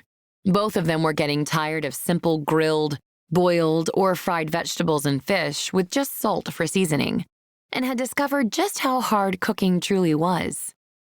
I'm sorry, Hajime. If only I knew more about cooking. It's not your fault, Yue. You don't have to apologize. Besides, you used to be royalty. No one expects a princess to cook for herself. If anything, I wish I'd spent more time learning how to cook. Both of them, one because she was royalty, and the other because he was a student, had little skill with the culinary arts. Yue, however, was doubly depressed because she couldn't cook for the man she loved. She frowned, wishing her master had taught her how to cook too, and not just how to please someone in bed. Hajime scratched his cheek as he watched Yue pout and sink further into depression. Well, my mom's a really good cook, so I'm sure you can just ask her to teach you. Yeah. Cooking with your mom sounds like fun, Hajime. Yue's eyes began to sparkle at Hajime's suggestion. She envisioned an idyllic scene where she was cooking with Hajime's mom, while Hajime and his dad both watched from the living room. Then they'd all eat together, and his parents would praise their daughter-in-law's delicious cooking. Her fantasy played out for quite some time, and her usual expressionless mouth slowly loosened into a smile. Yeah, then I can count on you to make breakfast and lunch. My mom's the kind of person that only cooks dinner, so I always just had leftovers and stuff for every other meal. Yeah, just leave it to me. Since Hajime's mom was a popular manga artist, she was always sleeping through breakfast time and busy with work during lunch. Hajime was usually busy either helping his parents with their work or playing games until late into the night himself. So for him, breakfast and lunch were always a groggy affair he paid little attention to. But if Yue was willing to learn how to cook and cook him breakfast and lunch, then he could ask for nothing more. Back when he was still a student, he would never have imagined he might one day eat handmade lunches cooked by a blonde beauty. Though I guess I did once eat a beautiful girl's handmade lunch. She kind of forced it on me though, so I don't remember how it tasted. He wasn't sure what kind of life he was going to live once he made it back to Japan. But the idea of going to school and eating Yue's handmade lunch certainly did seem appealing. In fact, the mere thought of it brought back faded memories that felt decades old. Memories of when Kaori Shirasaki had offered some of her lunch to him when he had been about to take his afternoon nap. She'd also given him some of her lunch on the fateful day that they were summoned. Rather forcibly, too. Her actions broadcast that bombshell of an announcement to the whole class, in fact. Hajime had reluctantly accepted the offer. Of course, his classmates wouldn't stand for him eating the school goddess's lunch, but they would have hated it even more if he had refused. Besides, Kaori had looked rather dejected as she got ready to put away her lunchbox. He was damned if he did, and damned if he didn't, which was why he had decided to at least accept Kaori's goodwill and had taken her up on her offer. All he really remembered of the time was cold sweat pouring down his forehead as he hurried to eat Kaori's lunch as fast as possible. That, and how she'd smiled as she watched him eat. Suddenly, chills ran down Hajime's spine. He awoke from his flashbacks and realized that Yue was staring at him with a very complicated expression on her face. Hajime, who was that girl? He wanted to know how she knew, but he also realized asking that now would be a terrible faux pas. A woman's intuition was one of the 7 great mysteries of this world, and all excuses were worthless before it. They would easily be seen through, without a doubt. Seen through for the flimsy lies they were. She's one of the classmates I told you about before. Is she the reason you fell down here, Hajime? Well, I guess she is in a way. Hajime wasn't sure how to react to Yue's question, but Yue ignored Hajime's confusion and muttered softly, almost as if she were speaking to herself. Have you eaten her cooking? Kind of have, yeah. Was it delicious? I honestly don't remember that well. I guess it was. She was known for her cooking. I see. Yue stared long and hard at Hajime. She then slowly started leaning forward, her gaze still fixed on him. Yue? She knows a part of Hajime that I don't, and she's even fed you her cooking. Plus, you knew her well enough to think of her right away when cooking comes up. I'm jealous. Wow, you're rather honest about that. Wait, hold up. What does that have to do with you leaning into me like that? Hajime said, feeling cautious, and grabbed Yue by the shoulders to stop her from pouncing on him. But Yue wouldn't be stopped. Everything. I need to fill your mind with nothing but me, Hajime. No. Shirasaki just popped into my head because of the topic. We're not really... It's okay. It won't hurt. We'll just be taking a little break. How many times do I have to tell you? Those lines are the guy's lines. And if a guy does say that, then you know they're in trouble. Restrain yourself a little, you stupid, sexy vampire princess. Don't think things will always just go your way. I'm a Japanese man that knows how to assert myself and say no. Hajime spouted incomprehensible babble, while Yue bore down on him, trying to kiss him. He continued putting up his feeble resistance for the sake of pointless things like his pride or dignity. But in the end, it was all meaningless. Somewhere deep down, there might have been a brooding, edgy Hajime that was stoic enough to refuse her advances. But even if there was, he would never let it surface. Because he himself had already decided to accept Yue, body and soul. So he knew his complaints were all just for show.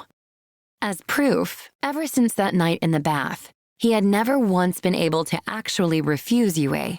Every time she had come to him this past month, he had always grudgingly ended up giving in. Even when he had been training his hide presence and sense presence skills, he hadn't been able to escape from Yue. The one time he had seriously tried to hide from her, Yue had spent hours wandering the darkness of the abyss looking for him, crying from loneliness. Hajime, where are you? She had cried like a child, rubbing her eyes. Hajime, who was surprisingly firm when it came to training at least, had still stopped their impromptu game of hide-and-seek almost instantly. Technically, he hadn't lost, but he might as well have, especially considering what had come after. Once he'd canceled that training, Yue had stuck especially close to him for the next few days. The amount of times she'd pushed him down at night those days were far more than usual, too. Her mind was filled with nothing but thoughts of Hajime. When he was busy transmuting new weapons and bullets, she was sitting next to him sewing clothes from the cloth Oscar had left behind and the monster hides they had harvested. And she made sure, regardless of whether they were his clothes or hers, to make them conform completely to his tastes. She made a point of dressing up in all the outfits she made to show off to him, too. At first, her sewing skills had been crude, and she had a hard time making clothes the right size. But before long, she had become very skilled with her fingers. With her skills so greatly improved, she had started making very adult underwear to wear at night, too. She would give Hajime peep shows, blushing shyly while wearing the clothes she'd made herself. And those situations always ended in Hajime losing his will to resist her advances. His will thus broken, Yue's next course of action was without fail to then push him down. There was another time that they went to catch fish in the river together, and Yue's swimsuit had charmed Hajime so thoroughly that she seduced him then and there.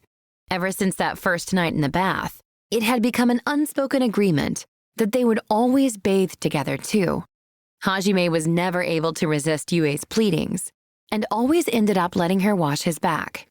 She didn't stop at just his back, though, and soon enough she ended up pushing him down every night in the bath. Also, she grew aroused every time she sucked Hajime's blood, and unable to restrain her instincts, she would invariably always push him down every time she drank it. He would try and refuse, of course, but lately he wasn't sure why he was even bothering to resist, and had stopped even putting up the appearance of rebuffing her advances. Tonight, once again, Hajime's almost non-existent pride and reason were overwhelmed by Yue's boundless lust and passion. Her next words were the final nail in the coffin that finally killed his will to resist. Yue said, with flushed cheeks, I just want to kiss you. Please? When his lover looked at him with wet eyes and begged so earnestly, Hajime couldn't do anything to resist. Like a robot with its battery removed, all the power drained from his body. For a moment, his body was afflicted by the charm status, and Yue wasn't going to miss an opening like that. Crap. You're mine. A man's screams of pleasure echoed throughout the stone house. The monster born in the abyss had no chance of ever winning this battle.